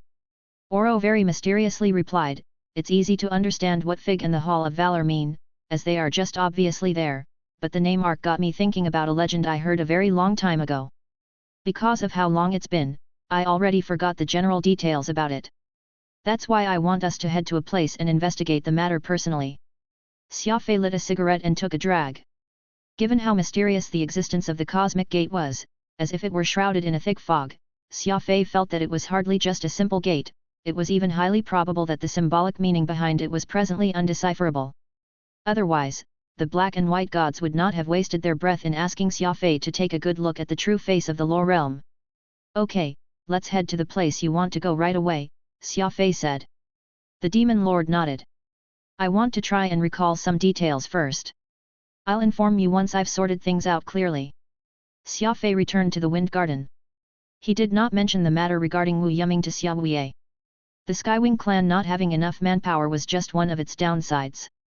Wu Ye and the information department subordinate to him failed to uncover the true cultivation of Wu Yuming not because they were unconscientious with their work, but due to the urgency of the situation and Wu Yuming keeping his true strength deeply hidden. Xia Wuye looked like he had been strolling about the courtyard every day when, actually, he was just extremely busy. There were plenty of things that the old man had to decide, and given his loyalty to the clan, he would definitely blame himself if he learned he had made any mistake with his work, so Xia Fei decided not to say a word regarding Wu Yuming in order to avoid such a situation. He concocted a couple of medicine back in his room and applied it all over his body so as to recover from the burns he received from the rending yang fire. It was all thanks to the defensive capabilities of the war armor, Monohorn Ogre, that Xia Fei had managed to avoid being burned too badly. As such, he only needed 3 days at most to recover. After that was done, Xia Fei resumed his training to be an artificer. Xia Fei benefited greatly from Lixi's teachings, and so he made remarkable progress in the field. Xia Lixi was quite speechless after seeing Xia Fei's performance. Legends existed about people who could learn anything they put their mind to, and Xia Fei was precisely one such person. In just a week's time, Xia Fei had actually reached the precipice of level 4 in the law of artificing. This was a completely shocking improvement. Once he crossed this threshold, Xia Fei would become a master of dual professions just like Xia Lixi. It was unfortunate that Xia Fei had no way of deciphering the profound and complex thousand shapes painting. Xia Fei was truly disappointed over this. Deep at night, Xia Fei was working hard in the training room when Oro, who had not spoken for some time, suddenly told Xia Fei, "It's about time. Get ready. We'll be heading to the demon race territory early tomorrow morning." Slightly surprised, Xia Fei ended his training. "Where to?" he asked. "The Ark that Hua Hei and Hua Bai mentioned. What's the first question that comes to mind when you think about it?" Oro asked. "I want to know just what the Ark is," Xia Fei answered. "The Hall of Valor and Fig are a shrine and the high-tech corporation respectively, while the Ark sounds like the name of a warship. I checked the databases of both the Skywing clan and the Law Enforcement Board, but the word arc didn't turn up at all. I suppose that arc may not just be a warship but a very secret warship, too. Oro nodded with a smile. There's someone who can help us find the answer to what the arc is, and I'm taking you to see him right now. The black and white gods would not tell Xia Fei these three names for no rhyme or reason. They must have some secret and special connection to the cosmic gate, and in order to solve this mystery behind the arc, which in turn would help Xia Fei learn the truth about the cosmic gate, he was of course more than willing to go on this trip. The old demon lord took off from his finger a ring carved with a golden lion and said in a deep voice, "Take this. It'll be useful." Xia Fei nodded. He injected Law of Primal Chaos power to his right arm and passed through the boundary made up of the Law of Ternary Spectrum before opening the coffin Oro was encased in to take his ring. This ring may not be very large, but its very mass was much heavier than expected. The wild lion carving on it was intricate, looking very vivid. Xia Fei would often see Oro twist and play with it as if it were a very precious ring that he cherished greatly. This ring symbolizes the Supreme Emperor of the Lion Hearts, holding the pinnacle of authority. It's called the Three Lions Imperial Jade. There are a total of 3 of these rings in the Lionheart royal clan, and they all are respectively owned by me and 2 others who hold the highest authority among the royalty. You can use this to command the entire Lionheart clan, Oro said solemnly. Xia Fei was startled. The old demon lord had just given him a weapon of his. It seemed like this person he wanted Xia Fei to meet would not be just any average individual. Whoosh! The spatial compass brought Xia Fei to the demon race's border region. Xia Fei was here to find his old friend, the grandson of Oro, Heathfield. Heathfield invited Xia Fei to his study and gave him a boisterous welcome. Xia Fei surreptitiously looked to the left and right, indicating that he wanted unimportant people to leave the 2 of them alone. Heathfield frowned, not understanding why Xia Fei acted so cautiously this time, but out of the trust he had for Xia Fei, he acquiesced to his request. Xia Fei then carefully took out from his bosom the Emperor's ring, the Three Lions Imperial Jade. The moment Heathfield saw the ring, the golden fur all over his face instantly stood on end. His eyes then shone with a golden glow. As a member of royalty, Heathfield had been subjected to the most comprehensive royal education, and he of course recognized the ring symbolizing the highest authority in his clan. However, what he could not make sense of was how the ring ended up in Xia Fei's hands. The Three Lions Imperial Jade was akin to having the Emperor himself presented before him. Plunk! Heathfield merely stalled for a second before he brought his head down into a full prostrating position, and he barely hesitated in doing so. This was the style of the Lionhearts. Every major clan in the Lore Realm had its uniqueness. The Skywings were the Lore Realm's demon-sealing fiendish blade, the most carefree and very much advocated for equality. Its members had nearly devilish temperaments, while the Lionhearts were the ones who valued loyalty. Their unreserved loyalty was toward their clan and, ultimately, the leader of their clan. Though this worship which superseded all was blind, it had to be mentioned that the cohesion of the Lionhearts was not any worse than the Skywings. The discussion on freedom that happened with the Skywings would never appear within the Lionhearts. Here, absolute servitude was the only thing that mattered. You recognized this ring? Xia Fei asked severely. I do. That's the true Emperor's authority ring among the royalty, the Three Lions Imperial Jade. Heathfield hurriedly answered. This sincere attitude of piety made Xia Fei feel a little awkward. After all, Heathfield was an important member of the Lionheart royalty, yet he was kneeling before him without any hesitation. What are you stunned there for?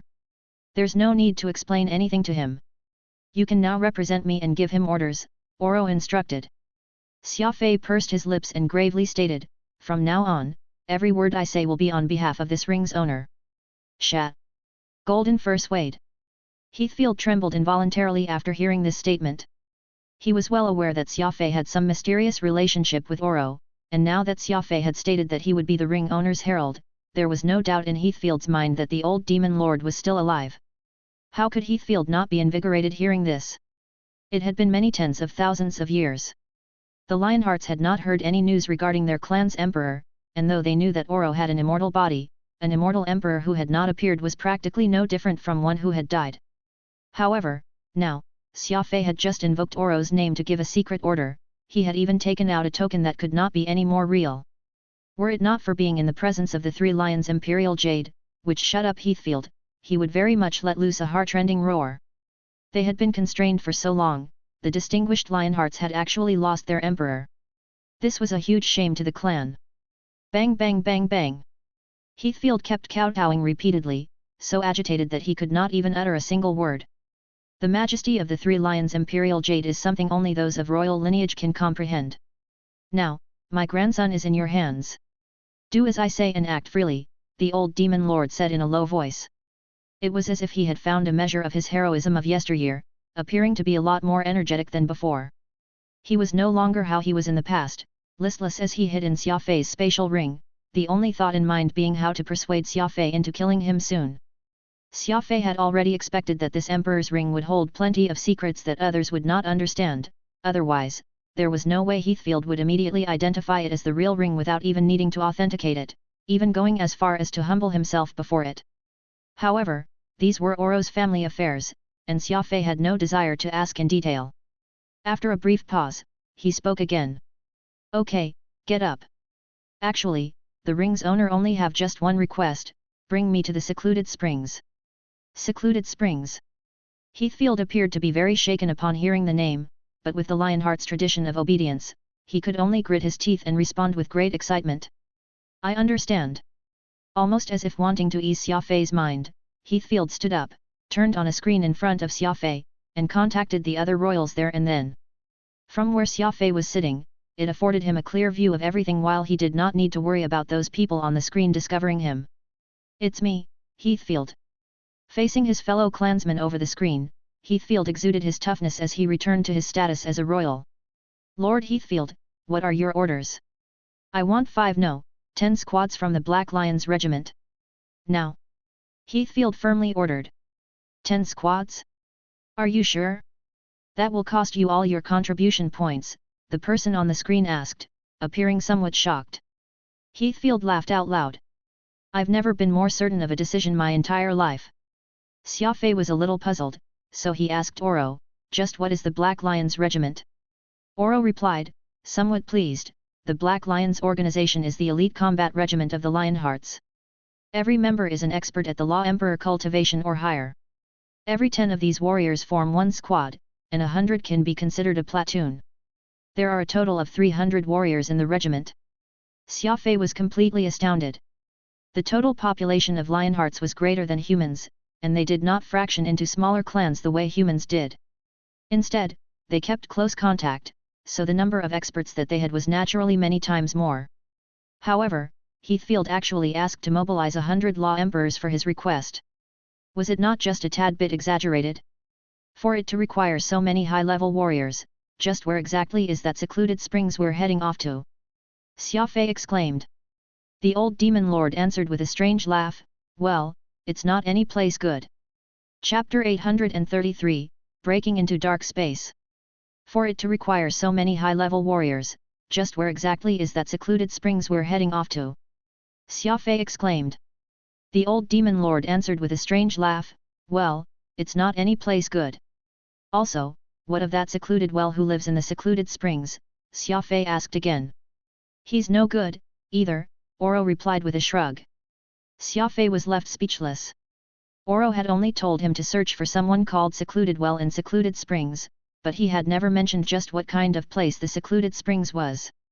Now, Xia Fei finally understood why Heathfield showed a moment's hesitation when he heard the name of Secluded Springs. From the fact that he was mobilizing 100 top-tier warriors of the Lionheart royalty, he could easily tell that the Secluded Springs was a very dangerous location. After having done everything he needed, Heathfield let out a long sigh and came to Xia Fei's side. With a single knee on the ground, he said sincerely, the arrangements are complete. The moment the warriors from the Black Lions Regiment arrive, you may set off immediately. Xia Fei extended his hand out as per Oro's instructions, letting Heathfield kiss his ring. This etiquette was like the ancient knight's ceremony. There was no need to mention just how animated Heathfield's face looked, almost as if he had been given a great boon. The muscles all over his body shuddered non-stop, in fact, it was a good thing that he did not faint from the bliss he felt. Xia Fei quietly kept the ring. Heathfield acted very exaggeratedly when it came to this thing, and as someone who was used to leading a very simple life, Xia Fei felt very unaccustomed toward all this. After all, with the ring on, Xia Fei was Oro's herald, but if he kept it, they could speak like equals.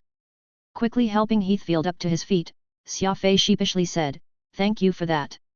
I will report what happened matter-of-factly." I'm sure that you've spent quite a lot of points getting me the Black Lions Regiment as backup. Xia Fei's words revealed that he had the ability to contact Oro secretly, so Heathfield became even more respectful towards Xia Fei, hurriedly saying, those points were accumulated all for serving the royalty. To have been able to. Upon saying this, Heathfield suddenly shuddered. Though Xia Fei did not tell him to keep the matter a secret, even a fool would know that this was no small matter. He nearly uttered the words of his emperor just now, and though it was not a big deal, Heathfield was afraid of leaving Xia Fei an impression of him being undependable. If Xia Fei spoke of the impression he gave to Oro, Heathfield would surely be in trouble. Thus, Heathfield caught himself in time and changed his wording. To have aided you in this matter is my greatest honor. I only wish I have accumulated even more points. It's only appropriate for me to mobilize the entire Black Lions Regiment for this matter. Xia Fei smiled. From what I know, the Black Lions Regiment only has 300 members, so since you have mobilized them all, it will surely draw attention from all sides, and that will work against us, instead. Heathfield was startled. The Black Lions were the Lionheart royalty's secret regiment, their ultimate trump card. For Xia Fei to know the headcount of the regiment itself only further confirmed that he had Oro's trust. He was looking at Xia Fei, bright-eyed as he softly mentioned, it's true that the Black Lions Regiment had a total of 300 members, but that was in the past. We've since doubled the numbers, reaching the size of 600. Oh, so I see. I'll be sure to report this thusly as well, Xia Fei said as a pretense. Actually, there was no need for Xia Fei to report anything.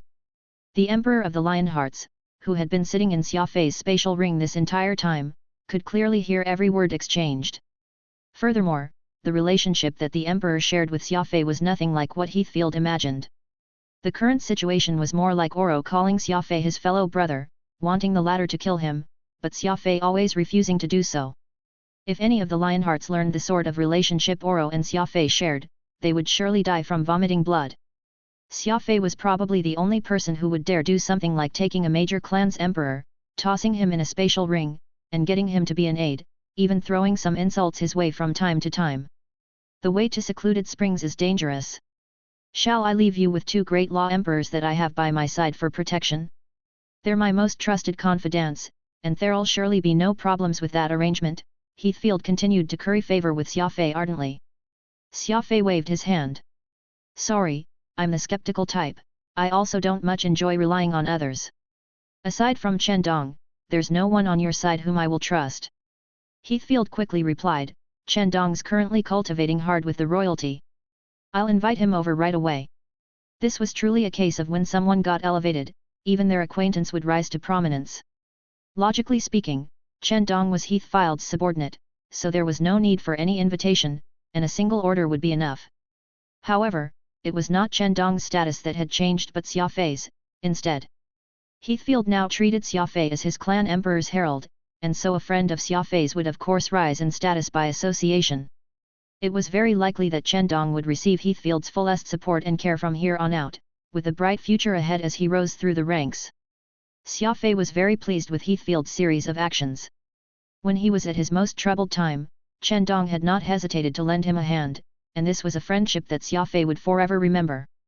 Though Chen Dong was a martial fanatic through and through, someone who knew nothing much beyond fighting and cultivating techniques, Xia Fei valued him more for his loyalty compared to his other traits. Loyalty was forever the most important aspect of his personality, considering just how many backstabbers there were in this universe that he had to be on guard against. With that thought, Xia Fei commented, so the reason why I haven't been able to contact him all this time is that he's gone off on secluded cultivation, isolating himself from the outside world. It's better not bother him then, just do me a favor and send this over to him on my behalf. With that said, Xia Fei took out the elite war armor from the demon race, enigmatic autumn Sunday. Out of all his friends, Chen Dong was the only one with the demon race, so he would naturally be able to make the best use of this armor gifted to him. Heathfield took the armor and was mildly surprised. He could easily tell the quality of enigmatic autumn sun with his two eyes, it was definitely a precious treasure worth quite a lot. After being given a few more details, Heathfield left the room to oversee the necessary arrangements for Xia Fei's journey to the secluded springs personally. The old demon lord sighed just as Heathfield departed. You're too cunning. What? Asked Xia Fei innocently. Don't think I can't tell that you intentionally mentioned Chen Dong, even giving my grandson a suit of armor to hand over to that lad. You're evidently telling Heathfield that Chen Dong's also under my wing and that he should protect him no matter what. Xia Fei smiled, not denying his words. That's right. It's indeed my intention. I'm not the sort to think that there's anything wrong with taking care of my own people. I was just using your name a little, don't be too petty. Quietly, the atmosphere in Heathfield's compound had become a lot more tense. 100 law emperors had appeared at the same time, each and every one of them adorned with the same type of black armor. They looked absolutely dashing and imposing, and with Lionheart royalty's over 3 meters tall body frame, this platoon of warriors looked all the more striking. Xia Fei changed into standard demon race war armor and wore it over his monohorn ogre. This was the demon race territory, after all, wearing war armor made by the god race's Fig Corporation so openly would surely be a bad idea. A troop of men followed Heathfield and arrived at the backyard. Furthermore, Heathfield's private residence had been so heavily barricaded that even a fly would be unable to make it inside. Heathfield waved his arm grandly, and the backyard covered in flora split into two, revealing a set of stairs leading underground, which the platoon silently used to travel downward. Xia Fei was puzzled. Could the secluded springs be underground? He was a lot smaller in size compared to these big Lionheart warriors, which made him stand out amid the towering figures. However, these warriors showed extremely high team literacy. No one so much as looked in Xia Fei's direction or even spared him a single glance. All of them kept their sights straight ahead as they advanced onward. Xia Fei did a head count. With the 100 law emperors from the Black Lions regiment, as well as Heathfield and his 3 personal guards, there were 105 warriors at the Law Emperor cultivation and higher present. Furthermore, the 2 squad leaders following closely behind Heathfield may even be law overlords. This was a terrifying gathering of strength. It was enough to rival the combined forces of 2 major clans from White Horse Constellation. After all, the Lionhearts were not a family clan but an entire species. Their population far surpassed mankind. If humans had 30,000 law emperors, then the Lionhearts may very well have over 50,000. Mobilizing so many experts in this manner was surely not an issue to them. After walking for a short distance, they reached a large hall 300 meters in height and 10 miles in width. Heathfield gave a slight nod to signal the troops to stop before proceeding to give the 2 law overlords some instructions. These 2 squad leaders from the Black Lions regiment hesitated for a moment before they waved their arms, getting everyone to back away and to give them some space. Open! Open! Rumble! These 2 law overlords both tore at each side and actually forcibly created an opening, revealing a dark world beyond. The dark space. Xia Fei's heart palpitated rapidly. He could tell at a single glance that this was a spatial channel tier leading to the dangerous dark space. When he was with the Yu family, Xia Fei had once been dragged into dark space and even gotten into an intense fight with a demon chrysalis. In the end, it was all thanks to his mad dog-like perseverance, a dash of ingenuity and luck, that he managed to escape from the dangerous dark space. Roar! The moment the dark space was opened, the black hole seemed to pull the air from every direction toward it. Fortunately, law isolation barriers had already been erected in the hall so it was able to withstand this powerful suction. Also, since the weakest warrior was at least of the Law Emperor cultivation, no one got dragged into the dark space. Xia Fei finally understood why Heathfield had chosen such a place. It turned out that the place they were heading to was inside the dark space. It was a location where chaos and disorder reigned. What's going on? Could the secluded springs be inside this dark space? Xia Fei exclaimed in astonishment. A cold gleam flashed across Oro's 2 eyes as he answered in a grave voice, "That's right. You got it right." That was when Heathfield quietly took out a metal horn, which looked like a conch, and lightly blew twice toward the entrance of the dark space. Xia Fei cocked his ears to hear the sound, only to realize that the frequency emitted by the metal horn was imperceptible to human ears, seemingly calling for something else. Everyone continued to wait. Aside from the sound of heavy breathing, no one else made any sound whatsoever. Everything was as quiet as a silent night. Several minutes later, Heathfield waved his arm and dashed right into the dark space. Those Lionheart warriors had also followed Heathfield's footsteps and had gone right in. Xia Fei gritted his teeth as he approached the entrance to the dark space. The tip of his toes tapped the ground and his body got sucked in. Only darkness could be seen within the dark space in every direction. Xia Fei only felt his feet finding no solid purchase as if he were floating in space. The sound of the war armor's night vision and life support systems coming to life could be heard. Several seconds later, Xia Fei looked carefully around inside the dark space and was abruptly stunned. What is this? Xia Fei asked anxiously, his eyes widening in disbelief. Chapter 834, Giant Demon Chrysalis. Xia Fei followed the Lionheart warriors into the dark space, and by the time his war armor's visual system started to work, Xia Fei realized that he was looking at a humongous creature. It was no exaggeration to call it humongous. The length of this creature spanned well over 100 miles. A thick and heavily looking carapace covered its entire body, and with a rounded head and two pointed ends, it looked conical in shape. Countless little eyes, almost several thousands of them in fact, were growing on its head. At this very moment, this strange creature was using its numerous eyes to gaze at Xia Fei coldly. What is this? Xia Fei asked anxiously, his eyes widening in disbelief. Oro laughed loudly. Why, that's a demon chrysalis. I remember you once saying that you fought with one when you first came to the Lore Realm. Why don't you recognize it now? Demon chrysalis. One that's over 100 miles long. Xia Fei was bemused as he sputtered in disbelief. This is far too large. The one I killed was just 5 miles long, yet this one is at least 20 times its size. Xia Fei was indeed very shocked. This demon chrysalis looked very similar to the one he had seen before, but the difference in size was too great.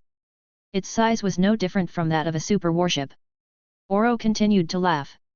No matter the size, be it 100 miles or 1,000, it's still just a demon chrysalis. There's no need to be so surprised by it. We of the demon race love to rear such a creature because there's an inevitable relationship between space and dark space. If enemies arrive openly, clans will naturally have defenses against them, but if they sneak their way in through the dark space, demon chrysalises can intercept them and provide early warning as well. Xia Fei pursed his lips. By letting the demon chrysalises roam free, they can not only wreak havoc within the dark space, they can even venture to the enemy's home court and cause trouble there. Oro smiled. That's right. It's also another function that the demon chrysalises serve. Though this demon chrysalis was humongous, Xia Fei did not feel fear toward it. After all, Xia Fei was no longer the beginner he was back then. Now, he had the combat prowess of a law overlord. Furball seemed to really hate the demon chrysalis, baring its fangs at it as he let out a low growl. He had always been someone who would take revenge on anyone that wronged him.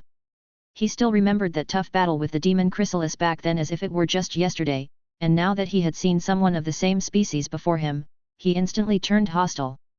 Xia Fei quickly suppressed Furball, getting him to remain calm. The demon chrysalis was no longer his enemy this time but an assistant, instead, and Xia Fei did not want Furball to harm it. This demon chrysalis's body first retracted and then extended, this one motion sending it thousands of miles forward. This demon chrysalis appeared to be very obedient, most likely one that Heathfield has reared for many years. The space is very close to true space, so normal warriors will have a hard time moving forward. Using a demon chrysalis as transport is a very clever choice. Besides, the dark space is very safe. Akin to the blood vessels in the human body, this space is made up of many strands of channels that twist and turn freely. Without any directions or coordinates to rely on, anyone who isn't familiar with the dark space's unique characteristics will very easily find themselves lost.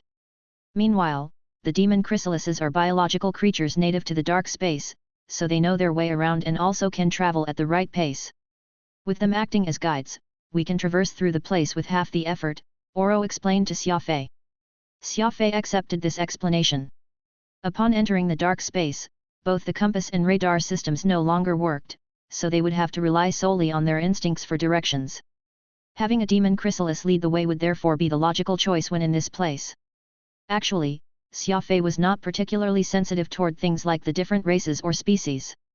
As long as they were not his enemy, Xia Fei was more than happy to befriend other intelligent life forms.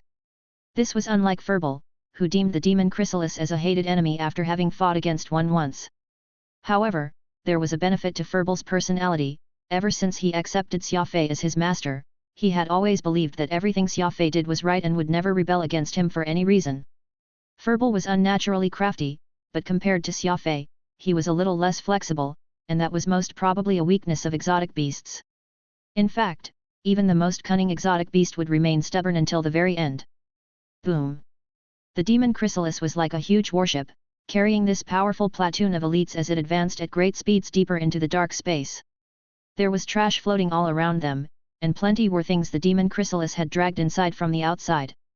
Now that we're here, surely you can tell me about the secluded springs and just what's going on with secluded well, right? Xia Fei asked. The atmosphere of slaughter around them became more and more intense. Xia Fei could easily tell from the sharp gazes these lionhearts held that a huge battle would soon be upon them. It was as the saying went, know your enemy as well as you know yourself, and you won't lose in 100 battles. Xia Fei was hoping to learn who he would be up against and why they were living in this desolate dark space. Oro heavily narrated, there are plenty of sapient life forms in the lower realm, being a society where the strong gather, but any society is subject to change and metabolism. After being ejected from the lower realm, some choose to leave the place and live far away, while others choose to head over to the exiled grounds. There are also some who choose to stay in the dark space. The secluded springs happens to be the settlement of the secluded clan, which has been banished from the lower realm. Xia Fei was surprised. He looked all around. How could the dark space be a place for life to thrive? Why would anyone choose to live here? Even the barren exiled grounds provided a far better environment than this place. The demon lord saw the skepticism in Xia Fei's eyes, and he chuckled. Actually, the dark space has its own ecosystem. You'll find out later that secluded springs is actually a very magical place. What about secluded well? Xia Fei asked once more. Secluded well is the clairvoyant of the secluded clan and has even once been considered the most versatile and multi-talented individual of the demon race. It's rumored that he had been exiled because he became privy to the divine secret, and that's taboo in both peak races. Aside from the secluded springs, nowhere else dares to have him in residence, which is why he went there to live a long time ago. Honestly, I don't trust the records kept by my colleagues and the history books of the demon race, so I brought you to meet secluded well, Oro simply admitted. Xia Fei nodded. That makes sense. History is written by people, and the people of the two peak races have their own stance. Someone like secluded well no longer belongs to either race, so he shouldn't have any scruples, making it easier to learn the truth. Oro smiled, agreeing with Xia Fei's view. Xia Fei knitted his eyebrows and asked, you seem to be very passionate about matters pertaining to the Cosmic Gate. Why didn't you join either the Guardian or the Rebel camp all those years back? Wouldn't you be able to learn more about it? Oro pouted as he unhappily responded, do you think that everyone's like you, able to do whatever you want to do, never once needing to obey the rules? Don't forget that I'm the Emperor of the Lionhearts. If I left and joined the Guardians back then, the rest of the Lionhearts would be implicated, and that's as good as betraying the entire clan. Xia Fei promptly understood what he meant. He was an insignificant individual in the grand scheme of things, so of course he was not constrained by too many rules. As for Oro, he was completely different due to the fact that he represented the entire Lionheart clan. He needed to be careful with every move that he made. If the Emperor of the Lionhearts held no regard for his clan and really got banished from the lower realm just because of his desire to study the Cosmic Gate, he would become everyone's laughingstock. This was why Oro would rather be ostracized by the demon race than implicate his clan as a result of his actions. Thus, this old demon lord was actually quite the upright character. Xia Fei shook his head, seemingly discarding all these wayward thoughts filling his head. Since Oro felt that the clairvoyant who had been exiled from the demon race could help them understanding the Cosmic Gate, Xia Fei decided to join him along for the ride. He would soon know just what sort of place the secluded spring was. The atmosphere got more and more tense, and the trash in the dark space got lesser and lesser as they traveled further, making everything around them dark and empty. The demon chrysalis slowed its pace, nimbly shuttling along the sealed space. The Lionheart warriors all wore masks, so Xia Fei could not make out the expressions on their faces, though it was not hard to guess how they were feeling from their breathing, which was getting shorter and more hurried. These elite warriors were like knocked arrows on taut bowstrings, ready to fight at any moment. Whoosh! A strange shadow, which glowed red, suddenly appeared from amid the darkness before quickly retreating far away. Heathfield was about to act and slay this strange creature when Xia Fei stopped him. That's secluded springs lookout. Ignore that. Here's the plan, you all will escort me to the entrance of secluded springs while coordinating with the demon chrysalis to lure away their guards, allowing me to sneak in amid the ensuing chaos. Xia Fei instructed Heathfield in accordance to what Oro said. What about afterward? Don't you need us to accompany you in? Heathfield asked, astonished. Xia Fei shook his head. No need. It's inconvenient for me to move about with so many people. All of you will immediately retreat after I make it in. Don't ever engage in battle with the guards. Just await my signal. Heathfield nodded dutifully. Xia Fei was their emperor's herald, after all, so obviously there was no way he would oppose Xia Fei's orders. However, he had not expected Xia Fei to enter secluded springs all by himself. The elite Lionheart warriors he had brought with him were very powerful, and though he did not dare to claim being capable of sweeping through secluded springs with them, the power of 103 law emperors and 2 law overlords should not be something anyone could resist. Conversely, having Xia Fei go in alone may not result in an optimistic outcome. About a dozen or so minutes passed, and a large swarm of demon chrysalises suddenly appeared from within the dark space. There were several hundreds of them. All different sizes of these monsters began roaming aimlessly in the dark space. Though these chrysalises were large, with the largest among them being 20 miles long, nothing could compare to the 100-mile-long demon chrysalis Heathfield and the rest were riding. Xia Fei was stunned. This reaction was due to the sight of a strange region behind this swarm of demon chrysalises. It looked similar to a gigantic heart from afar, with green veins covering its dark red appearance. It was hollow in the center, which featured a dark and deep channel leading to God knew where. Badump! It was as if Xia Fei could feel this heart in the dark space beating steadily, shrinking and expanding. The time to act is now, the old demon lord shouted. That channel in the center of the heart is connected directly to the secluded springs. Hide yourself for now. Use the chaos later to make a break for it, and don't hesitate in doing so for even a moment. At this time, Heathfield gave the order to attack. The demon chrysalis charged forward, its humongous frame hurtling in dark space like a tower wave. These warriors were even more courageous. They began attacking in their squads, making short work of the several hundred demon chrysalises, leaving just their severed carcasses all around. Breath control. Xia Fei suddenly gave off no sound or presence, using the many bits of carcasses all around as cover as he quietly closed in on the entrance to the secluded springs. Meanwhile, those Lionheart warriors had formed a wall, aligning as they awaited the secluded springs locals to mount a counterattack. Xia Fei carefully hid himself. The moment the skirmish between both sides broke out, it would be the perfect time for him to make a break for it. This was when a black creature the size of a ping-pong ball flew out in front of him. Xia Fei steadied his gaze and saw that it was just a young demon chrysalis with a very small body. It looked like it had just been born and was affected by the battle, so it was now slowly dying. Xia Fei felt very curious, so he reached out to grab it. Chapter 835, Forging a Path Through Mountains. A demon chrysalis, which had just been born, flew up to Xia Fei's side. It looked pathetically small, no bigger than his pinky. Xia Fei felt very curious. He had seen demon chrysalises spanning over 100 miles, but he had not seen one as small as this. He reached out and grabbed this baby demon chrysalis. He carefully examined the creature. Sure enough, it looked like a very normal demon chrysalis and was no different from a small piece of blackened charcoal. Its mouth grew on its underbelly and it possessed only one eye. This little creature appeared to be on the precipice of death, looking exceptionally pitiful as it lay in Xia Fei's palm, unconscious. The demon lord was apparently very disgusted, saying, "Just a single eye." Demon chrysalises are a type of creature of which the potential is proportional to the number of eyes they have. This is the most inferior type of demon chrysalis, so weak even upon birth. It will at most grow to a meter in size even if you rear it. Completely useless. Just look at Heathfield's chrysalis, it has at least 3,000 eyes. Now that's a top-grade demon chrysalis. When I get reborn, I'll find you a 10,000-eyed beast to raise. Now, that's a real king among demon chrysalises, one with over 10,000 eyes and completely gold. Shiny and sparkling. Able to turn Heathfields into pieces. Really powerful stuff. The breeding of demon chrysalis was a habit of the demon race. The demon lord was one such professional in the field. He assumed that Xia Fei was tempted after seeing the demon chrysalis Heathfield owned and wanted to get one for himself. In fact, Xia Fei did have such a plan. No matter how powerful a warrior was in normal space, they would be no better than a blind man groping helplessly in the chaotic dark space. Without the help of a demon chrysalis, it would be impossible for anyone to find their way around and would just end up stuck here. Xia Fei was used to taking precautions and planning ahead, quietly keeping trump cards after trump cards. Even getting lost once in a place like the dark space was a disaster, so while rearing a demon chrysalis was only a plus with no drawbacks. Who knew when he might one day need to come to the dark space again?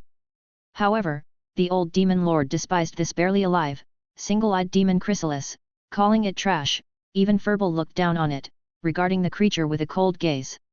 This was when the one-eyed little demon chrysalis shuddered, evidently in great pain.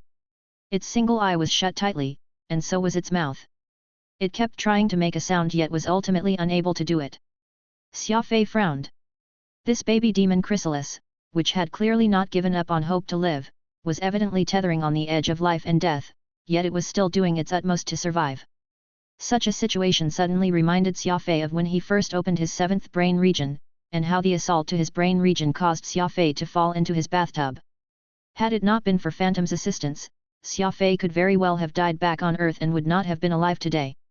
Just like back then, a weak life struggling to live, Xia Fei could not help but feel sympathy toward it.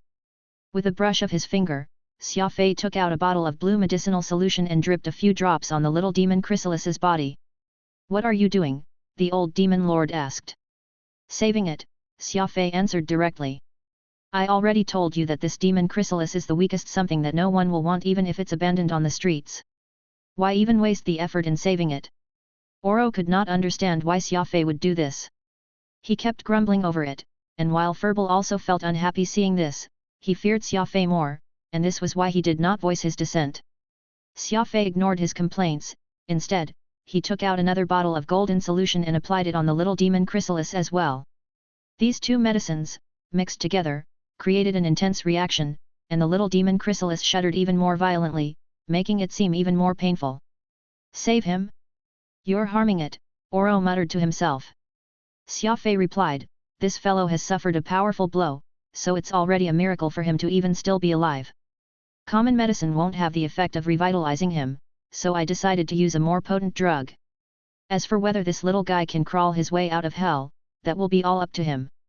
With that said, Xia Fei proceeded to place the small demon chrysalis lightly inside his war armor and continued to watch the situation unfold by the entrance to the secluded springs. He saw as the over 100 Lionheart Law Emperors lined up in a neat row, their legs stepping on air as they stared fiercely at the entrance. Meanwhile, there was no movement or sound coming from the entrance, almost as if the warriors living inside were unwilling to come out and fight. Oro waved his fists with verve. The Black Lions regiment was as sharp as they were during his time, and this made him feel much pride as their emperor. Time ticked past, as Xia Fei hid behind the remains of a demon chrysalis, silently waiting. Suddenly, a series of cannon fire could be heard from inside the channel leading toward the secluded springs, and black figures came hurtling out of it, forming to face the Lionheart troops head-on. The Black Lions regiment was the Lionheart's ace, taking up defined positions in their formation and were all heroic and extraordinary individuals.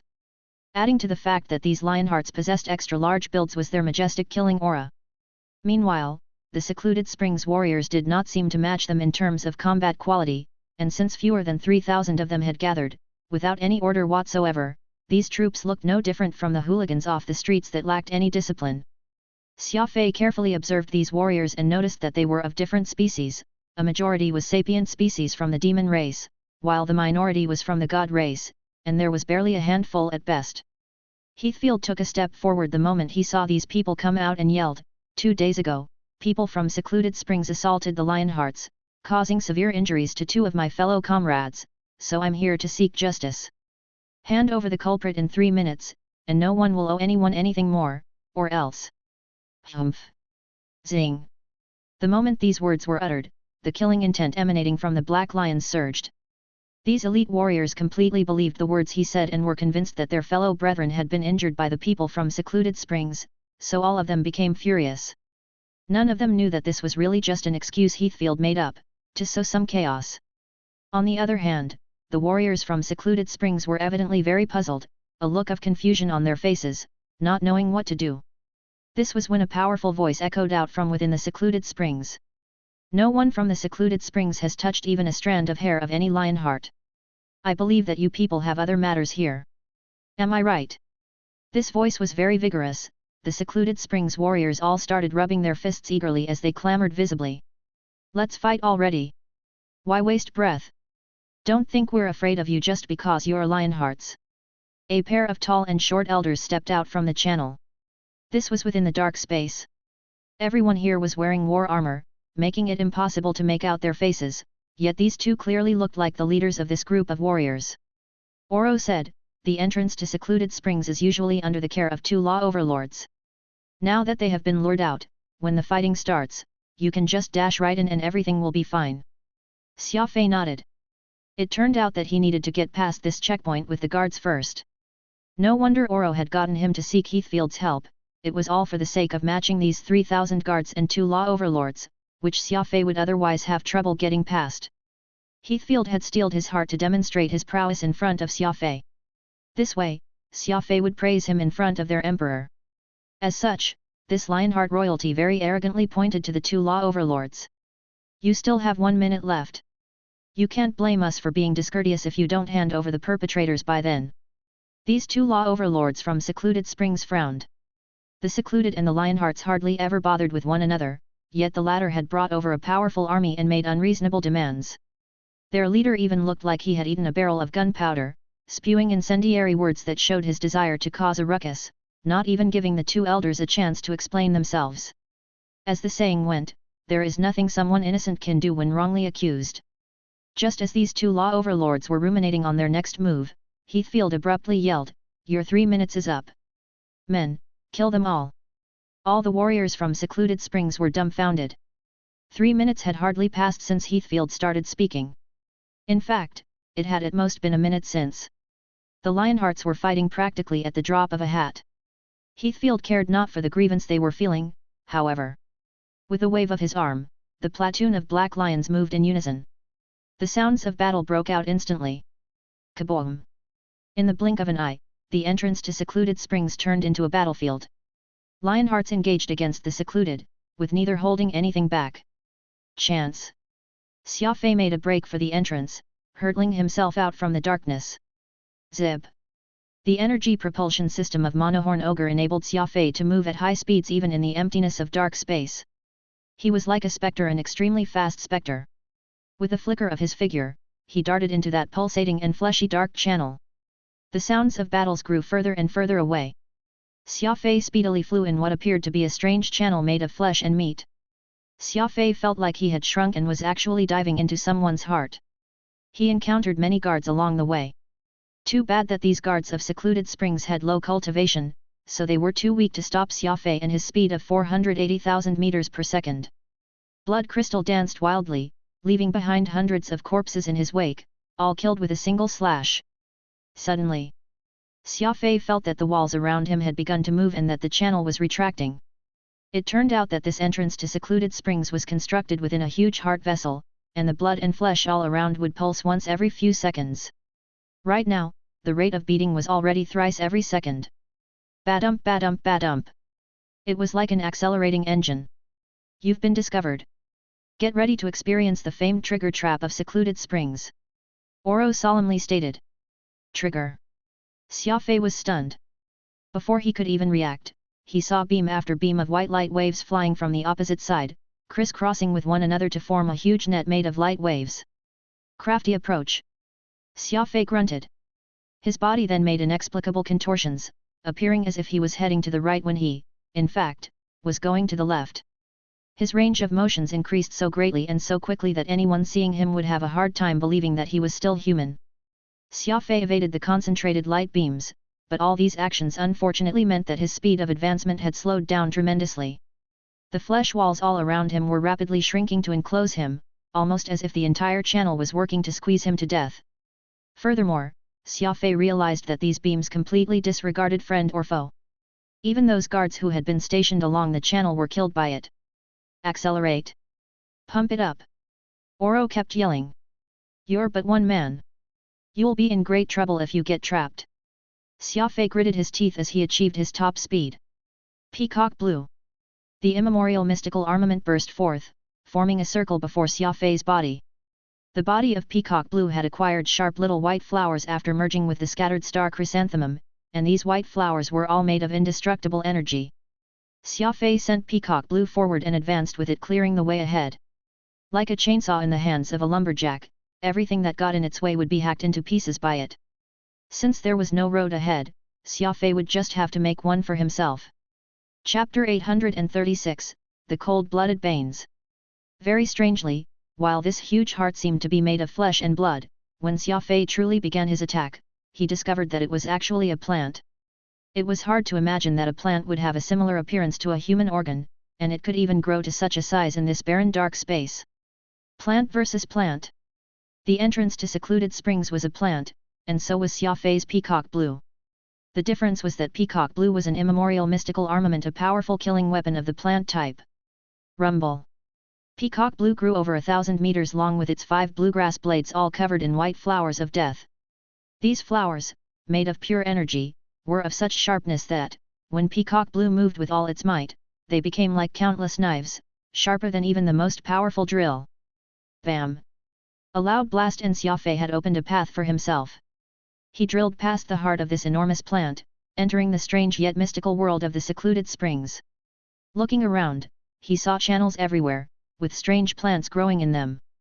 These plants were of varying sizes, almost all in the shape of human organs, some pulsed like hearts, while others breathed like lungs. Everything looked very terrifying and weird.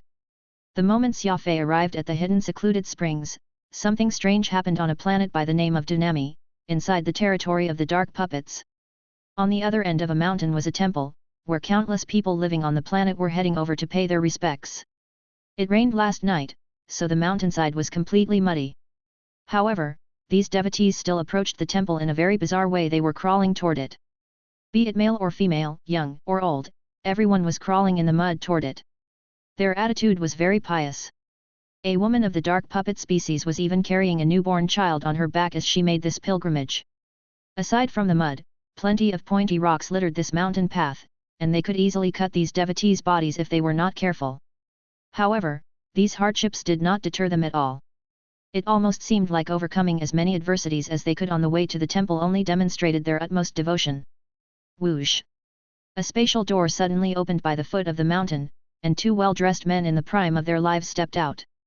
They were different from the impoverished locals, dressed in sharp suits and not a mote of dust on their shoes. In fact, just their outfit alone was not something any of these commoners could afford in their entire lives. These 2 newcomers had completely bald heads. Both had the same sharp jawlines, facial features, and even temperament. The only thing different about these 2 were the tattoos on their faces. One had it on the left side of his face, while the other had it on the right. Splotch! Without any hesitation, these 2 bald men began crawling forward on the ground just like the commoners, not at all concerned about the mud dirtying their beautiful clothes. Swish swish swish! The 2 moved rapidly, and in no time at all, they had crawled their way to the entrance of the temple. They got up and approached it while standing alongside each other, hardly making a peep throughout. The temple was low and gloomy. There did not seem to be anything special about it, and only if someone entered the premises would they realize that a skeleton was enshrined inside the temple. A pile of white bones. The skeleton was bedecked in precious jewelry, all the offerings of devotees to the temple.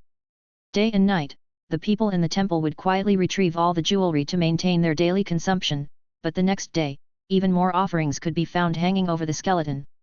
These 2 bald men bowed deeply to the skeleton, but they did not stop.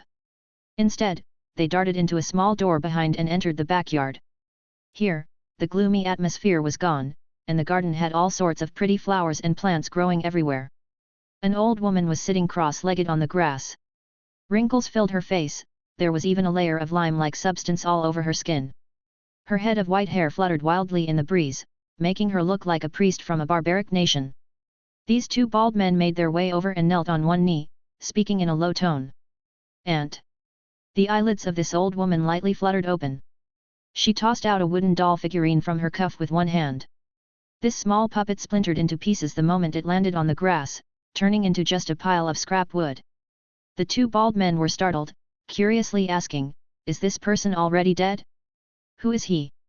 Every dark puppeteer would have an origin life puppet the moment they were born, and now that this origin life puppet had broken into pieces, it signified that the person had already passed away, and it was done in an extremely cruel fashion. He had been ruthlessly killed. The old woman's face twitched as she whispered, "He was my son, your cousin." 4 eyes were filled with puzzlement. They knew very well that their aunt had remained unmarried all her life, so how could they have a cousin? The old woman was expressionless, or maybe it was the thick layer of lime that made it impossible for anyone to make out what her facial expression was. In any case, the death of her son had caused her to remark coldly, the reason why I left the family and have continued to live by myself out here was I had an illegitimate son with a human. These two bald men furrowed their brows slightly but did not say a word. After all, the private affairs of their seniors was not something that they could intervene in or even comment about. It was just that their aunt's illegitimate child meant that he was half human.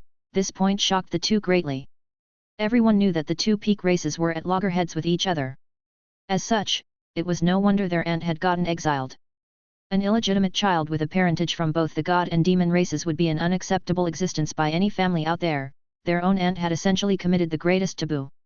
We'll deal with this matter, but according to our family's rules, his father will have to die as well, the bald man with the left face tattoo calmly stated. The woman let out a shrill laugh. No need. Your cousin's father was called Galson Ward, and he's already dead. I have nothing to say about his death, but you must pay back my son's death with blood. These two bald men slightly nodded their heads, agreeing to the woman's request. Her eyes dimmed, and taking one last look at the world around her, she retrieved a knife from her cuff. It was a sharp knife used to cut throats. Squelch! With a flick of her wrist, she stabbed her aged throat with the tip of the knife. The old woman was still expressionless and, in fact, made not a single sound even as fresh blood began spilling out from her mouth. Meanwhile, her two nephews actually watched this tragedy unfold from the sidelines and with absolutely no intention of stopping her.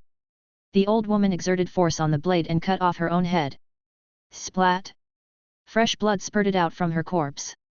It was a very gruesome sight.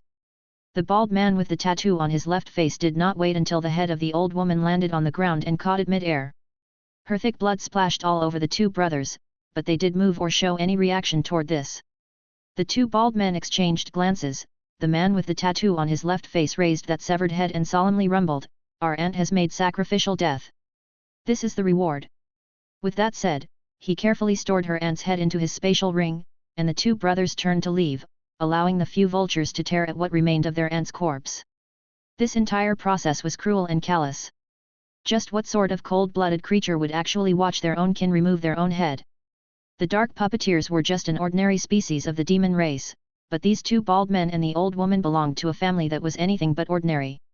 Their surname was Banes. The cold-blooded killers. Banes. Dark space, the secluded springs. Just as what the old demon lord said, the secluded springs had its independent ecosystem, where plenty of strange plants grew, all colorful and mysterious.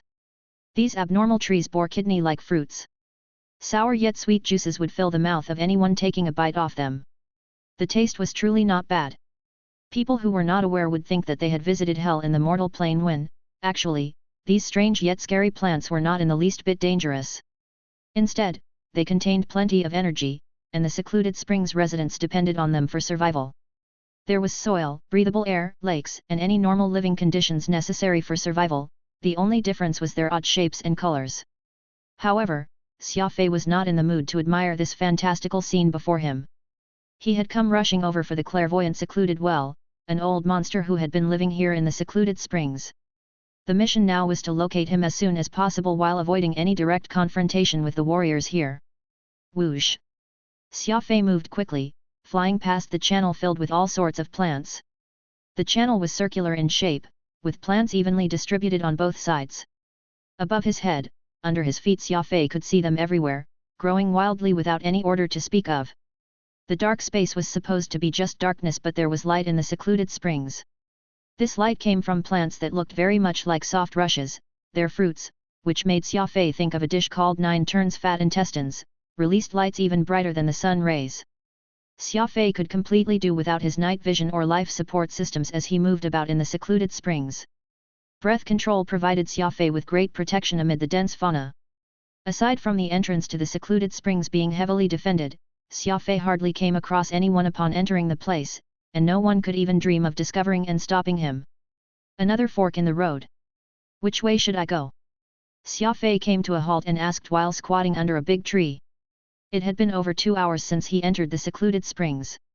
After the many forks he encountered along the way, Xia Fei realized that the place was actually large, far larger than anything he could imagine. He had yet to bump into anyone in the last 2 hours, clueless on where they were all hidden. Oro shook his head, helpless. This place is called the Secluded Springs isn't only because it exists in the chaotic dark space but also because the terrain will change every time and out of nowhere. Even locals will often get lost, trapped to their death in any of the long channels. Still, there's no need for you to panic. All you have to do is find a local and let him lead the way. Xia Fei frowned. If I could find someone, would I need to ask you? If I knew that this would happen, I would grab hold of one from the entrance before I entered. Whoosh! Xia Fei continued his way forward, this time changing his plans. Whenever he came upon a fork in the road, he would always choose the left. Choosing the same direction every split was a tried and true method to get out of a maze. Xia Fei was hoping that this trick would be effective here as well. Taking another turn, Xia Fei suddenly accelerated out. He had spotted a bunch of secluded several miles in front. There were about 30 men in this pack, each of them riding a demon chrysalis like a nomadic rider. Ha! I've finally seen someone alive. Xia Fei said to himself. His two eyes suddenly sparkled, like a hungry wolf that had suddenly found its prey. Chapter 837, The Six Kings of the Secluded Springs. Ha! I've finally seen someone alive. Xia Fei spoke to himself, feeling elated. Others would feel fearful when they saw enemies, but Xia Fei was the opposite. He went sprinting forward right away. Like a cat that had found a rat, his eyes glimmered with hunger. Peacock blue, furball. Kaboom! Speed was critical in battle. Xia Fei did not hesitate in the least bit and fought with all his might. His eyes quickly scanned through these secluded warriors, identifying a target whom he deemed could easily be overwhelmed psychologically before killing the rest. A speed that went well over 400,000 meters per second. Unleashing his many weapons with no reservation. Xia Fei's combat strength would surely allow him to insta-kill every enemy at his level. He would not even be afraid to face a law overlord. The highest cultivation of this group only reached the Law Emperor, so of course they had no way of resisting Xia Fei's violent assault. Peacock Blue coiled up 5 enemies at the same time and tore them into shreds with a powerful squeeze. Furball was like a fatal beam that flew past, quickly penetrating through the enemies' chests. Meanwhile, the blood crystal was like a butterfly dancing from flower to flower, sucking flesh and bones dry wherever the dark red dagger went. A single second. Xia Fei used 1 second to lay waste on all these enemies, including the demon chrysalis that they were riding on. This was the power of a high-speed warrior. No doubt high-speed warriors were naturally talented in ending battles fast. This was especially so when facing enemies weaker than themselves, for the advantage that they had would grow exponentially. After all, lightning-like reflexes and reaction time were needed to fend off high-speed warriors. While warriors who were of sufficiently high level may be able to rely on their super-fast reaction to make up for their disadvantage in speed, those who had lower levels could only wait for their eventual deaths, not even having the chance to retaliate whatsoever. Mass murder in a second. This was essentially the time it took for someone to blink their eyes, and the next instant, what was left of this group of secluded warriors was a lone figure as well as his mount. Peacock Blue, Furball, and the blood crystal all surrounded this lone warrior. He blinked several times, his jaws nearly dropping to the ground, but still could not make sense of just how his comrades had been killed so fast. Don't kill me. I'll tell you anything. Before Xia Fei could even begin his interrogation, the man had already broken down into tears and wailed, shivering terribly as he begged for his life. Bonk! Xia Fei sent a kick his way to dismount him, a painful blow caused the man to whimper, but he did not dare to cry out loud. At the same time, Xia Fei put Furball back in his bosom. This pet of his, who hated demon chrysalises a lot, had been eyeballing this one before them now. Xia Fei was afraid that Furball would scare this demon chrysalis to death again, something that had happened many times before. After all, the aura of Furball, this holy beast, was anything but normal. Peacock Blue used 2 of its grass blades to grab hold of that warrior and the demon chrysalis. The mount looked stupefied, dazedly staying in place, while the warrior kowtowed repeatedly. Aura was temporarily speechless. The secluded clan is said to be full of desperados. How would there be such a cowardly clan member? Just how did you find someone like this? Xia Fei breezily explained, it's actually very easy. This person was walking in the very middle of the troops, and his gaze kept darting about. The front is usually in the most dangerous spot, easily receiving attacks first, while the rear isn't safe, either, since that's where enemies launch their ambush. This person chose to position himself right in the middle and was constantly furtively shifting his eyes everywhere. This means that not only is he cowardly, he is at least somewhat clever, knowing where it will be the safest to hide. He's exactly the kind of person that I'm looking for. Oro nodded repeatedly. Though Xia Fei was not too old, he had a good grasp of a person's heart, his observation skills were exceptional as well. Given that he had found the most cowardly among the bunch in a short time frame, it just demonstrated how insightful he was. Thump. Xia Fei stomped the skinny warrior's chest, asking with an icy gaze, "Do you know who's secluded well?" Xia Fei's judgment was very accurate. This skinny warrior had been scared after seeing him in action, so the moment the warrior heard that Xia Fei was looking for the clairvoyant secluded well, he immediately slapped his chest and offered to lead the way. In fact, not only did he lead the way, he even told him all the information he knew, answering anything Xia Fei asked. He was very agreeable. As such, Xia Fei saved plenty of time. Of course, Xia Fei would also have his ways of making someone stubborn talk, but Xia Fei preferred someone more spineless like this warrior, since it saved him the trouble of having to grill him at all. So this is the function of a demon chrysalis. Even in the secluded springs, it is also relied upon to lead the way. Xia Fei sighed. There was no sense of direction in the dark space, and anyone would easily get lost. Meanwhile, domesticated demon chrysalises were like old horses that knew the way, capable of guiding people to wherever they needed to go. Outside of secluded springs, those gigantic demon chrysalises served as the secluded people's warships, relying on them with a majority of troop movement. Meanwhile, the smaller demon chrysalises could be used as mounts inside the secluded springs. Having a trained demon chrysalis was very important to the people living inside this dark space. Xia Fei suddenly recalled that little demon chrysalis he had picked up. He wondered if it was still alive. Taking it out for a look, he saw that the little creature was still struggling on the precipice of life and death. It had been severely injured, and the medicine Xia Fei applied on it had merely prolonged its life rather than heal it. "Just toss that little thing away. It looks like it's about to die," Oro said, unimpressed. Xia Fei ignored him and dripped the medicine on its body once more. This time, the potency of this medicine was many times stronger than the one he had used before. After he was done, Xia Fei stored the one-eyed demon chrysalis back in his bosom and continued walking forward. That was right. He walked. The demon chrysalis, which had been leading the way, had slinked off speedily.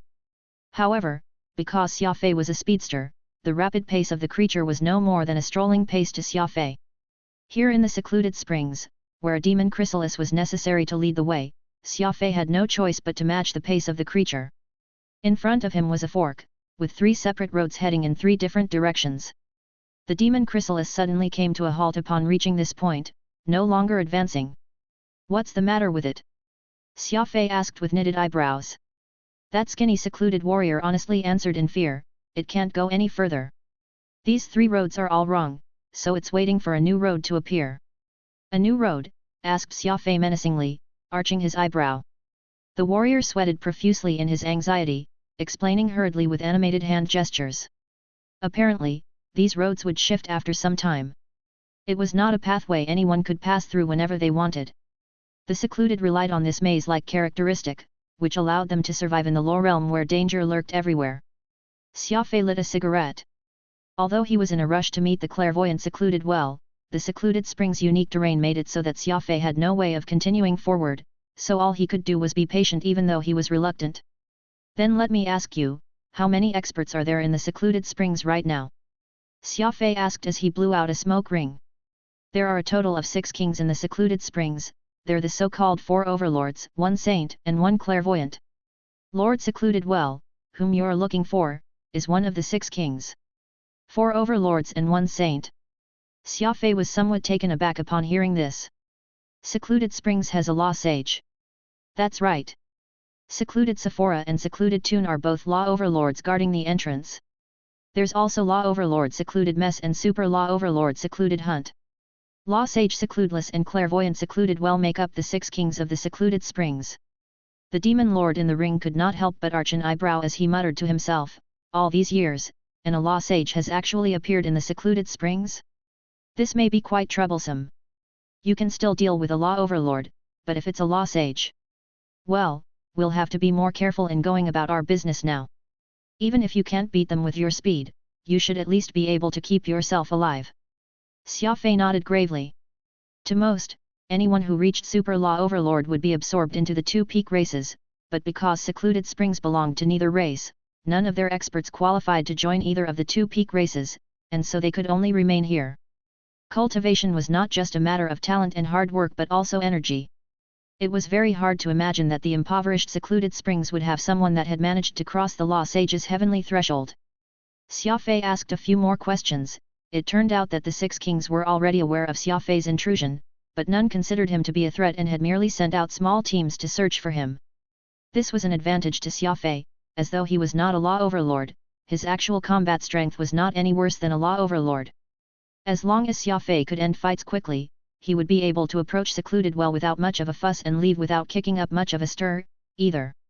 Though Secludeless was a law sage, he still had no way of stopping Xia Fei, given his superior speed and his almost inexplicable crafty approach. This was when a huge thunderclap resounded. He saw the 3 roads forward turning counterclockwise as if they were on a dial, with the rightmost road sinking into the ground and a new road appearing on the left side. Everything made for a magical sight. The demon chrysalis made a little chittering, indicating that it would continue on its way. As such, Xia Fei had readied himself to move once more. His destination was the clairvoyant secluded well. Knowing that there was a law sage hiding in the secluded springs, Xia Fei understood that the risk he was taking this time was not low. About a dozen or so hours later, Xia Fei finally arrived at the residence of clairvoyant secluded well, one of the 6 kings of the secluded springs. Along the way, Xia Fei did not forget to take care of that little demon chrysalis he had picked up. He would administer it medicine every hour. It was just too bad that the creature's injuries had yet to take a turn for the better and it could die at any moment. A treehouse stood in front of him, a wooden platform built high on the treetops. This platform was fenced with a small wooden house, no different from what a child would play in. It hardly looked like the residence of a significant figure. "This is clairvoyant secluded well's home?" Xia Fei asked, skeptical. That skinny warrior quickly nodded. "That's right. The Lord lives here." Just as he said this, Xia Fei saw an old man with a height of 1 meter stepping out from this treehouse. His snowy white, long hair reached the floorboards. He had white beard as well and rosy cheeks. He looked to be in great spirits. Xia Fei did not expect that the clairvoyant he had been searching for was actually a dwarf. He saw secluded well stretching his back and lifting his foot to kick at something on the platform. Bam!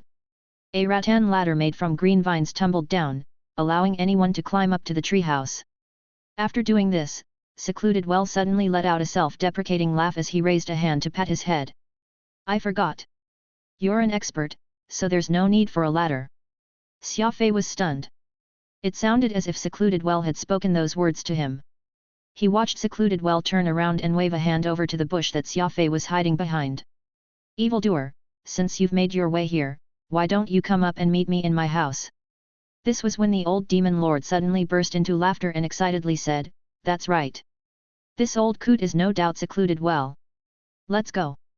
He already knows that we're here." Chapter 838, Insta-killing secluded mess. The old demon lord suddenly burst into laughter and excitedly said, "That's right. This old coot is no doubt secluded well. Let's go. He already knows that we're here." Carefully looking around, Xia Fei confirmed that there was no one lying in wait for him before he made his way up to secluded well's treehouse. As for that skinny warrior and his mount, Xia Fei had tossed the two in a large plant containment box, which he kept in his spatial ring. This plant containment box could provide plant life with the nutrients and sunlight they needed, and a minor adjustment would allow it to keep these living beings alive. Secluded well was all smiles as he reached out with a welcoming gesture, "Visitor from afar, why don't you come in and take a seat?" Xia Fei lowered his head and stepped into secluded well's treehouse, only to find the room to have a very low ceiling. He needed to bend over a little inside when standing up, or else his head would surely hit the ceiling. Rows upon rows of bookshelves were in the room, and in the center was a mattress that had been woven from plants.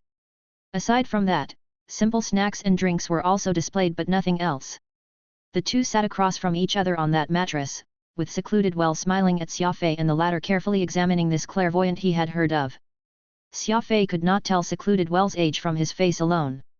He was short and squat. His two hands were very well maintained and looked as tender as a child's.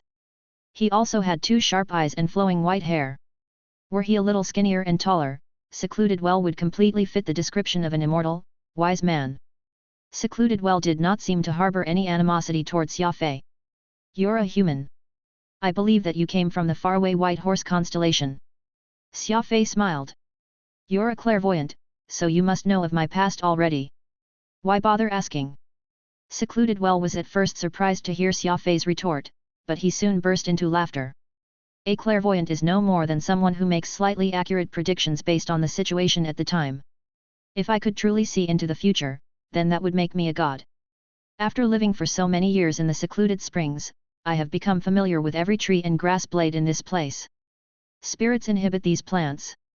No matter how skilled you are in terms of your physical agility, there's no way you can escape the eyes of nature, and I just happen to belong to the wood sprite species. The old demon lord had already told Xia Fei about Secluded Well being a wood sprite while they were making their way over.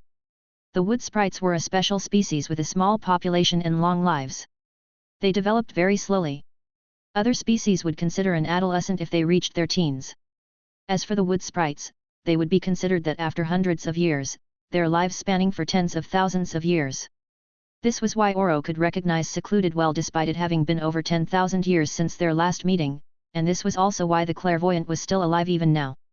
Aside from the very long lifespan and ability to communicate with the plants and trees, wood sprites were rather good when it came to predictions. No one knew if the wood sprites could do so by relying on their nature affinity or if they were truly capable of peering into the future. It was just that wood sprites had always been able to make predictions of the future very accurately. This had always been a secret of the wood sprites, and as a senior wood sprite, Secluded Well was of course all the more proficient in the art of clairvoyance. The greatest weakness of wood sprites was the fact that they were unable to cultivate law completely. They were living in the law realm but were unable to master any law power. They were a group of very special individuals. The corners of Xia Fei's lips curled as he flashed a strange smile. What a flawless execution of slowing down the enemy. You know that you couldn't completely stop me, so you pretended to invite me into your home, while you secretly called for reinforcement.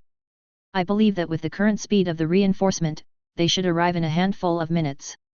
Still smiling, Xia Fei coldly asked, Clairvoyant, you should more or less predict just what calamity will befall after, right? Secluded Well was startled, his rosy cheeks draining of color. Xia Fei was not mistaken in the least.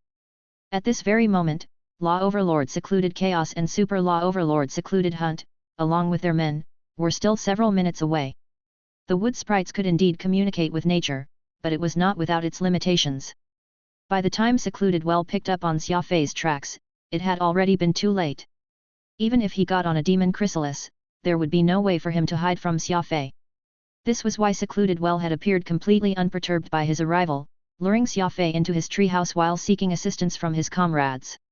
No doubt Secluded Well was brave, and his little scheme was decent, but a pity that Xia Fei had always been a cautious man. He always left an impermissible trace of spatial boundaries wherever he went. This way, Xia Fei could find his way back and also prevent enemies from secretly surrounding him to ambush him from behind. At that moment, those boundaries had finally come in handy. Xia Fei immediately became aware of the predicament that he was in the instant those secluded got near him. Sweat dripped down Secluded Well's forehead as he cried, Impossible! I actually failed to see through you? That's impossible! This was the first time I've actually failed to get a good read of someone's future. Why was that? Whoosh! Xia Fei lifted Secluded Well with one hand as he pulled out a suit of old-fashioned war armor from his spatial ring and put it on the wood sprite. He did this to prevent his super-fast speed from causing Secluded Well any injuries. Going in the opposite direction, Xia Fei quickly beat a hasty retreat at a speed well over 400,000 meters per second. He was thousands of miles away in the blink of an eye. Thud! Xia Fei tossed clairvoyant Secluded Well on the ground and nicked his left ear with the blood crystal. It was the barest of cut, yet it was enough to cause the wood sprite's ear to shatter like porcelain. Secluded Well, who had no martial arts prowess to speak of, loudly cried in pain. The loss of energy he had just experienced caused his heart to shudder immensely. Everything comes with a price, and that's the price for trying to trick me. Xia Fei uttered emotionlessly. Tell me everything you know about the Cosmic Gate and the Ark. Ark. Secluded Well's eyes went wide as his voice croaked with a hint of hesitation. However, this 1 second of hesitation only got Xia Fei to chop off the wood sprite's right pinky finger. Xia Fei knew very well just how clever Secluded Well was, and when dealing with a smart enemy like this, the best method was to keep up a constant pressure and make them lose their ability to think. He would never give this clever man the chance to think, for once that happened, Secluded Well may very well start concocting lies to Xia Fei, and lies were something he detested the most. Secluded Well was on the verge of collapse. Xia Fei was truly being barbaric to a wise man like him. Be it physically or mentally, Xia Fei's relentless probing gave Secluded Well immense pressure. Oro originally wanted to reproach Xia Fei for being too harsh in his methods but decided against this after giving it some thought. While Xia Fei's method was indeed a little vicious, it was indubitably the most effective way of dealing with an enemy with high intellect. The moment a smart person lost their cool, they would hardly differ from an idiot. Sure enough, Secluded Well, who was on the verge of losing his sanity, reached his tipping point as fear tightly gripped his heart. The Ark is a name used by the god race, but the demon race call it the lifeboat. Legend has it that there's absolutely no life in this universe, and it's the Ark passing through the cosmic gate that brought life to our universe. Xia Fei was stunned. The Ark was actually the origin of life? This was an idea that he had not once thought of. If the Ark had truly brought life, then it meant that the origin of life had come from beyond the cosmic gate. Then is this Ark still around, or is it parked in some place? Xia Fei asked sternly. Before Secluded Well could reply, something strange suddenly occurred. He saw as two black figures appeared at Xia Fei's two sides extremely fast, sealing off his path. The newcomers were a black fatty and an old man with a dour face. Both were two of the 6 kings of the Secluded Springs, Law Overlord Secluded Mess and Super Law Overlord Secluded Hunt. So soon? Xia Fei was in shock. He had a strong suspicion that Secluded Springs was hiding some shortcut, which allowed for quick travel.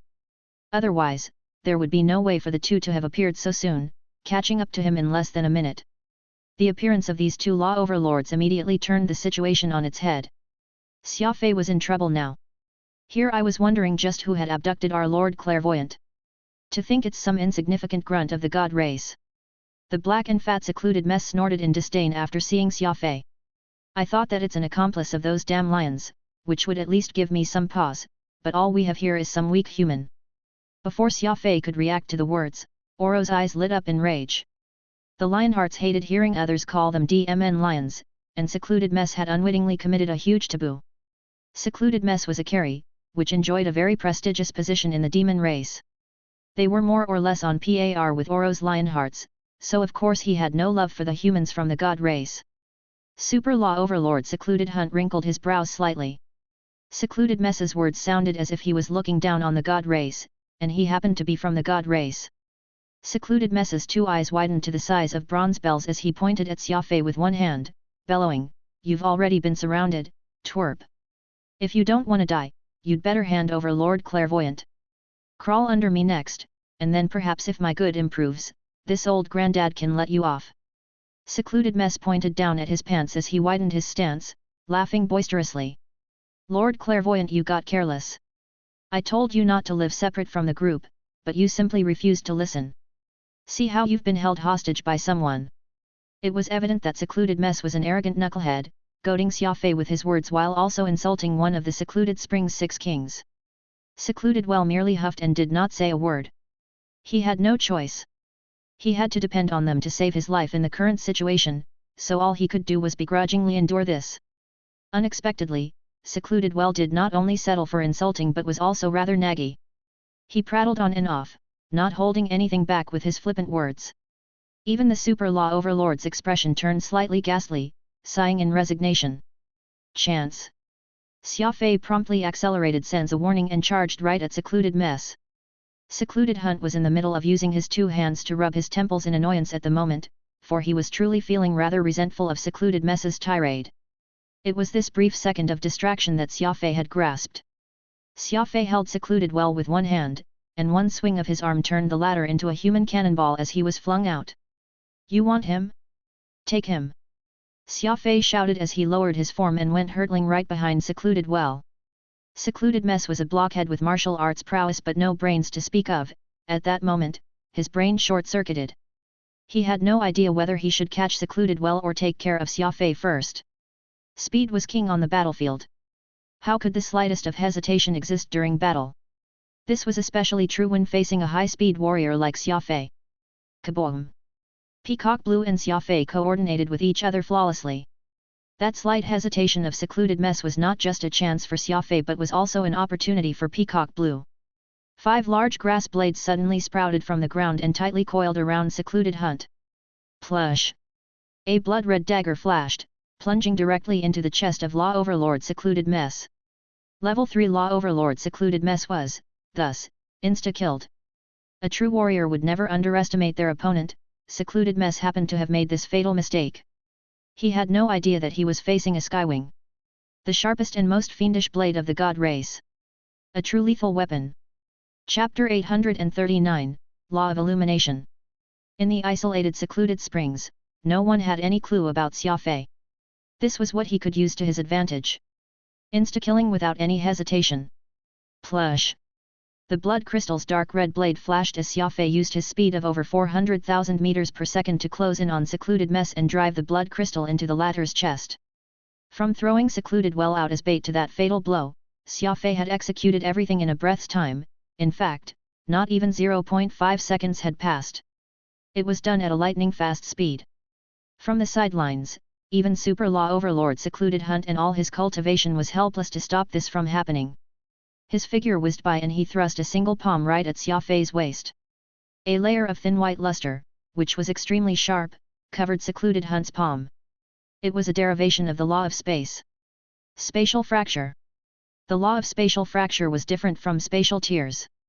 The space where this law power was exerted cracked like a broken glass and rapidly spread, creating an irregular line on a radius of several dozen miles. Anything that came into contact with this line of fracture got injured by it. What a tyrannical linear attack! Xia Fei was slightly stunned, and he abruptly applied strength to his arm. The blood crystal's blade split into 3, taking the shape of a trident. The blood essence in Secluded Mess's body had already been devoured by the dagger, turning very weak, so how could it withstand being dragged by Xia Fei forcefully? Xia Fei's burst of strength had instantly cut Law Overlord Secluded Mess into half. Law Overlord Secluded Mess was definitely dead now. Snap! While Xia Fei's left arm was finishing off Secluded Mess, his right arm had not stayed idle. He caught hold of Secluded Well in mid-air and positioned the wood sprite before him, right in the path of that spatial fracture that Super Law Overlord Secluded Hunt had unleashed. When experts clashed, they feared having reservations the most. Since clairvoyant Secluded Well happened to be what the two Law Overlords had misgivings over, there was no reason for Xia Fei not to exploit this further. Whomp! Xia Fei pushed forward, moving Secluded Well in the direction of that fatal spatial fracture, essentially pushing him toward death's doors. Super Law Overlord Secluded Hunt cursed at Xia Fei's craftiness there and then, for having actually used his old friend Secluded Mess as a meat shield. First, it was Secluded Mess whom Xia Fei had successfully solved, all because the former had underestimated him and exposed a moment's hesitation, costing Secluded Mess his life. Now, Xia Fei was attempting to use the same method to deal with him. Detestable. Absolutely detestable. Though he was seething with rage, Secluded Hunt truly did not wish to harm Secluded Well. This was because the Lord Clairvoyant was not just a good friend of his but also a close confidant of Law Sage Secludeless. If Secludeless ever learned that he was the one who had harmed Secluded Well, given the Law Sage's short temper, hell would certainly await him. With a twist of his wrist, Secluded Hunt forcibly took back the lethal spatial fracture. Crack! The fracture line turned away just as it came into contact with Secluded Well's body, cutting a gap on the war armor of Secluded Well. It was a really close shave. Just a millimeter more and the clairvoyant would have been killed off. That's what I thought. You're all afraid of harming Secluded Well. Xia Fei cried in his mind, energized after learning this. Taking one's life while they were handicapped. Xia Fei could tell that Secluded Hunt's fear of injuring Secluded Well could be further exploited, so with a forceful stomp of his feet, he did not retreat but raised Secluded Well like a shield and went pouncing on Secluded Hunt with the blood crystal, instead. The tip of the blade coiled around Secluded Well like an artful snake, striking Secluded Hunt's chest diagonally. Meanwhile, Secluded Hunt was like a rocket that had lifted himself into the air. In a series of dazzling motions, both Xia Fei and Secluded Hunt demonstrated their true strength amid all the dodging. The attack from Xia Fei was amazing, but so was the skill Secluded Hunt possessed to dodge this blow. Whoosh! Having to raise Secluded Well ultimately slowed Xia Fei's movement. He did not successfully in connecting this one blow, and Secluded Hunt deftly avoided it, but that was not the end of the assault. A single white light came hurtling at great speed like a bolt of lightning while cutting an oblique path from afar. It came streaking across the sky like a comet. This was the opportunity Furball had been waiting for. Secluded Hunt could not make out what was coming for him, so he of course did not neglect it. Crossing his two arms over his chest, Secluded Hunt attempted to block this one fatal collision coming from Furball. Kaboom! A loud explosion sounded as Furball and Secluded Hunt collided. The two of them rebounded off each other, now flying in the reverse direction of their collision. Whoosh! Secluded Hunt was indubitably someone with a super law overlord cultivation, for he had actually managed to block the kamikaze collision that Furball had attempted. However, this accelerated impact from Furball was simply too brutal that Secluded Hunt found himself being pushed back by more than 100 meters. The battle was intense. Xia Fei and Secluded Hunt eyed each other as they stood more than 100 meters apart. This round ended in a tie. Holy Beast Shatterstar stood erect on Xia Fei's shoulder, while Secluded Hunt glared daggers at the human. Immortal mystical armament Peacock Blue had slowly submerged itself underground once more, hiding deviously from plain sight. There was also that vampiric dagger, the blood crystal, which was actually supremely wild and abnormal while looking unassuming. Super Law Overlord Secluded Hunt furrowed his brows. At this moment, he completely understood that this seemingly normal human standing before him was not some trashy fish, rather a crazy super speed expert with the strength to insta-kill Law Overlords and even force back a Super Law Overlord. Xia Fei held with one hand Secluded Well, who was foaming in his mouth. This elderly wood sprite, who had no martial arts prowess to speak of, was about to pass out from being used as a meat shield by Xia Fei. Oro eyed the tragic sight of Secluded Well before looking at Xia Fei and yelling, "What are you going to do if Secluded Well gets injured? This old sprite hasn't even told us about the arc yet." "Shut up!" Xia Fei shouted with much savagery that Oro was left dumbfounded.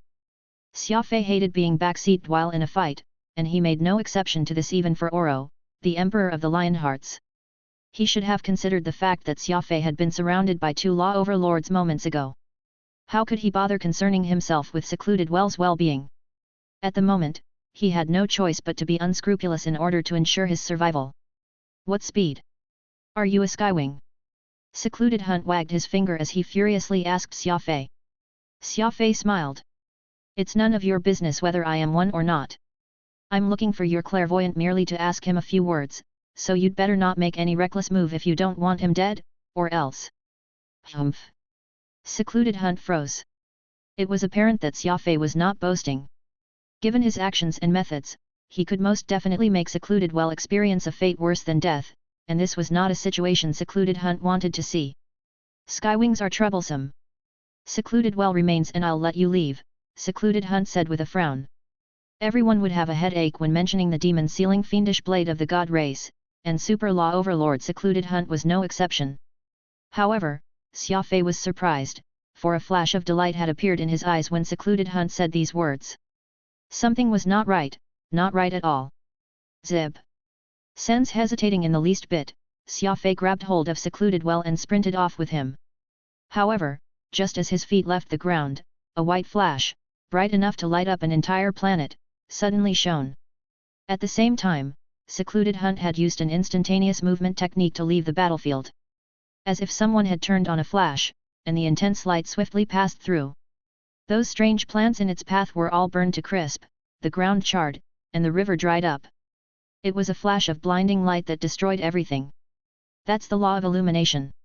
Law Sage Secludeless has arrived. Time to flee. Oro bellowed at the top of his lungs. It turned out that the Law Sage Secludeless was nearby. Because he was afraid of injuring Secluded Well, he had not made his move. It was also unknown just what reason caused Secludeless to change his mind suddenly, informing Secluded Hunt to back off while also dealing a lethal attack on Xia Fei. Though Xia Fei had beaten a hasty retreat at high speed after sensing danger ahead of time, his speed was still incomparable to that of the speed of light. As such, if he failed to get away in time, he would be enveloped in that ruinous light in a matter of seconds. Meanwhile, the law of illumination exuded burning heat that even the elite war armor, Monohorn Ogre, had problems resisting. Boom! Furball went crashing to the left, blowing up a huge side passage, while Peacock Blue subsequently began spinning wildly, trying to dig a path out to the side as if it were an excavation drill. Xia Fei darted right into this newly dug passage. The unique characteristic of light was its linear attack. While Xia Fei could not compete with it in terms of raw speed, he could take evasive movement to the side. Crumble! However, when Xia Fei entered the newly passageway, that scary light followed him inside. Secluded springs originally had many long channels filled with strange plants, their height and width over 100 meters both ways, but Secludeless' law of illumination passed through them all, increasing the size of the channel one time over. It was an insane attack. The law of illumination sounded very holy, but it was anything but in reality. Every law power existed solely for the sake of taking lives, and the law of illumination was not any different. To make matters worse, it was as if Law Sage Secludeless had abruptly gone insane. He no longer cared about Secluded Well dying to such large AoE attacks and seemed to think that killing Xia Fei trumped preserving Secluded Well's life. It must be mentioned that the law of illumination contained the power to manipulate light, and Xia Fei's speed was undoubtedly slower than light. Xia Fei was really in big trouble this time since Secludeless seemed to have steeled his heart and wanted Xia Fei dead more than anything else. Break for me. Xia Fei had no time to think about this. The situation was dire, and the only thing he could do now was to get as far away from this Law Sage and his law of illumination as possible. There was no way he could deal with an enemy at the Law Sage stage. Rumble. Peacock Blue and Furball were both very busy, doing their utmost to dig out passage after passage. They had to dig in an oblique path, or else the law of illumination's linear attack would make it impossible for them to outrun the light attacks from Secludeless no matter how long these passages ended up being. Sky Wings. DMN Sky Wings. Xia Fei heard this extortion behind him as it was as loud as a thunderclap. Xia Fei had not seen this Law Sage Secludeless, but he could already hear his voice, and the rage contained in his voice. Oro paled as he told Xia Fei, "Oh, no. Secludeless holds a grudge against your clan." Xia Fei was unfazed. As a member of the God Race's demon-sealing fiendish blade, the Sky Wings had garnered plenty of enemies and animosity from others with every achievement they attained in battle. In the past, the Sky Wings' reputation had helped Xia Fei aplenty, but this time, it had done the exact opposite. After learning that Xia Fei was a Skywing, Secludeless no longer held any scruples, wanting Xia Fei dead even at the cost of killing his close friend. This went to show just how deep the hatred he harbored against the Skywing clan. Boom! The front burst into fragments, as Peacock Blue dug out another passage for Xia Fei to dive into. Whoosh! Xia Fei accelerated once more. He was now moving at a speed close to 500,000 meters per second. Peacock Blue was trailing behind Xia Fei, the 1,000-meter-long grass blades dancing wildly, sealing up the path behind Xia Fei. It caused a great collapse in the passage behind them.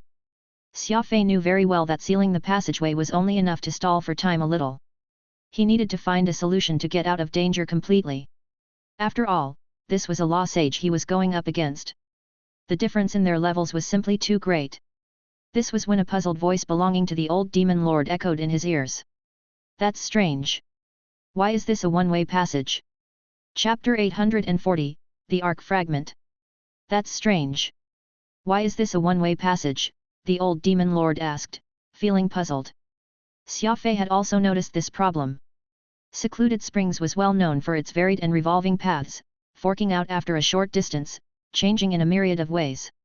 Even the natives had trouble identifying the right way around the Secluded Springs. However, this passageway he was now in had no forks even after several hundred miles, becoming a singular winding path. This was very abnormal and decidedly different from the channels Xia Fei had been in before. Furthermore, the number of plants on both sides of this passage they were on was shockingly plenty. In just a small area of 1 square meter, there were actually more than a dozen or so large trees crisscrossing over one another. These branches with lush leaves brimmed with vitality. Gritting his teeth, Xia Fei ventured forward. No matter how strange this passageway was, it was ultimately better than falling into Secludeless' hands. Seeing that relentless rage the Law Sage had for the Skywing clan, Xia Fei would surely suffer an unimaginable fate if Secludeless got his hands on him, the lone wolf of his clan. Peacock Blue was still resolutely executing Xia Fei's plan, exploding wildly alongside Furball as they brought destruction and ruins in Xia Fei's wake. As if Law Sage Secludeless had been blocked by the collapse passage, he was unable to catch up in time. However, Xia Fei did not dare to let his guard down. Reality had proven that there were plenty of secret passageways in the Secluded Springs aside from the usual channels. How Law Overlord Secluded Mess and Super Law Overlord Secluded Hunt had suddenly appeared before was a testament to this fact. Several minutes later, the way ahead suddenly disappeared. Xia Fei arrived at a boundless space. He saw a fairly large circular region in front of him, like a sea of stars spanning a diameter of at least 20,000 kilometers. He could not see the end of this space, but right in the middle was a planet. Yes. An actual planet. From afar, it looked like a full moon about 1,000 kilometers in diameter, glowing pale white. This glow came from the soft rushes. The whole planet was made up of intersecting plants, intertwined with one another as they grew together. Xia Fei frowned. He tossed the already unconscious clairvoyant, secluded well, to the side as he came to a stop. He brushed his finger lightly across his spatial ring and took out a green medicine. Pop! Xia Fei directly poured the medicine on Secluded Well's face, the strong minty smell pervading. Secluded Well jolted awake and, the next second, jumped to his feet. He was no longer the least bit lethargic, and his 2 eyes shone with a very exaggerated glow. The name of the medicine Xia Fei had administered was called the Refresh Inner. A single drop was enough to perk up anybody, not to mention a whole bottle poured on Secluded Well's face. Quickly wiping away the extremely cooling liquid off his face with his sleeves, Secluded Well did not dare to speak. The pain he felt from Xia Fei breaking his finger and ear had yet to subside, so he was extremely fearful of Xia Fei. Where is this place? Xia Fei pointed to the luminous moon far away and asked. Secluded Well merely glanced at it once before he began sweating profusely as he yelped, "How did we get here? This is the core region of the secluded springs." Whoosh! With a lift of the blood crystal, Xia Fei pressed his cold knife edge against Secluded Well's throat and solemnly asked, "What's with that planet and this space?" Secluded Well gulped before sighing. "Weren't you looking for the Ark? Here it is." Xia Fei was stunned. Never would he have imagined that the Ark that he wanted to investigate by all means was now actually right in front of eyes. After a brief pause, Secluded Well said, "The Ark exploded after passing through the cosmic gate, and one of the fragments fell into dark space. As such, secluded springs came to be here in the dark space from which no life should exist, and this piece is what provides a place for sapient life forms to survive." Secluded springs was formed by an Ark fragment. Xia Fei was shocked. "Look! That planet is completely formed of plants. How vibrant of a life force do you think is necessary to achieve something like that? It's said that the Ark was what brought life to the universe, and that's why." Secluded Well animatedly expressed, seemingly induced by the Refresh Inner. It was not just Xia Fei, even the old demon lord was utterly surprised. No wonder the ancients suspected the Ark of having brought life. This plant amalgamation the size of a planet was formed just from an Ark fragment.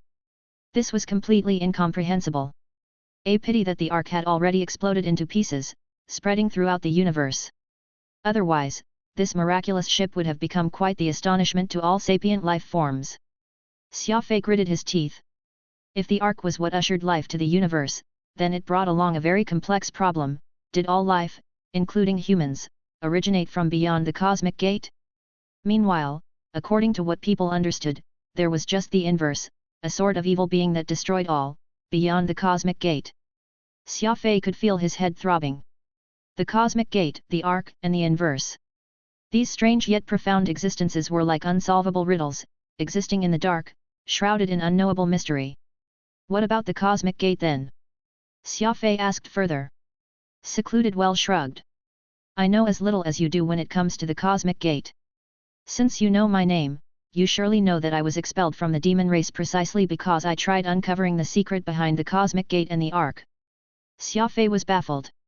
It seemed that seeing the future was not his sin, which resulted in his expulsion from the demon race, but rather his investigation of the cosmic gate and Ark. This was when Oro voiced, "While it may seem like my predicament was the result of having been framed by my nemesis, I've always felt that the matter isn't as simple as it appears. Perhaps it's got something to do with my wish to investigate the cosmic gate." Xia Fei was shocked yet again. Did looking into something as little as the cosmic gate really cause a clairvoyant to be expelled and the prolonged detention of the Lionheart Emperor? Associating this with how the black and white gods were being hunted down despite their profound cultivation and their choice to join the rebel camp, everything became very strange and completely illogical. Secluded Well focused his profound gaze on Xia Fei as he muttered again, "Strange. To think that there's someone whom I, Secluded Well, can't see through." Without a doubt, this someone he was referring to was Xia Fei. Secluded Well had said this before. It seemed that he had been greatly disappointed because he could not get a grasp of Xia Fei.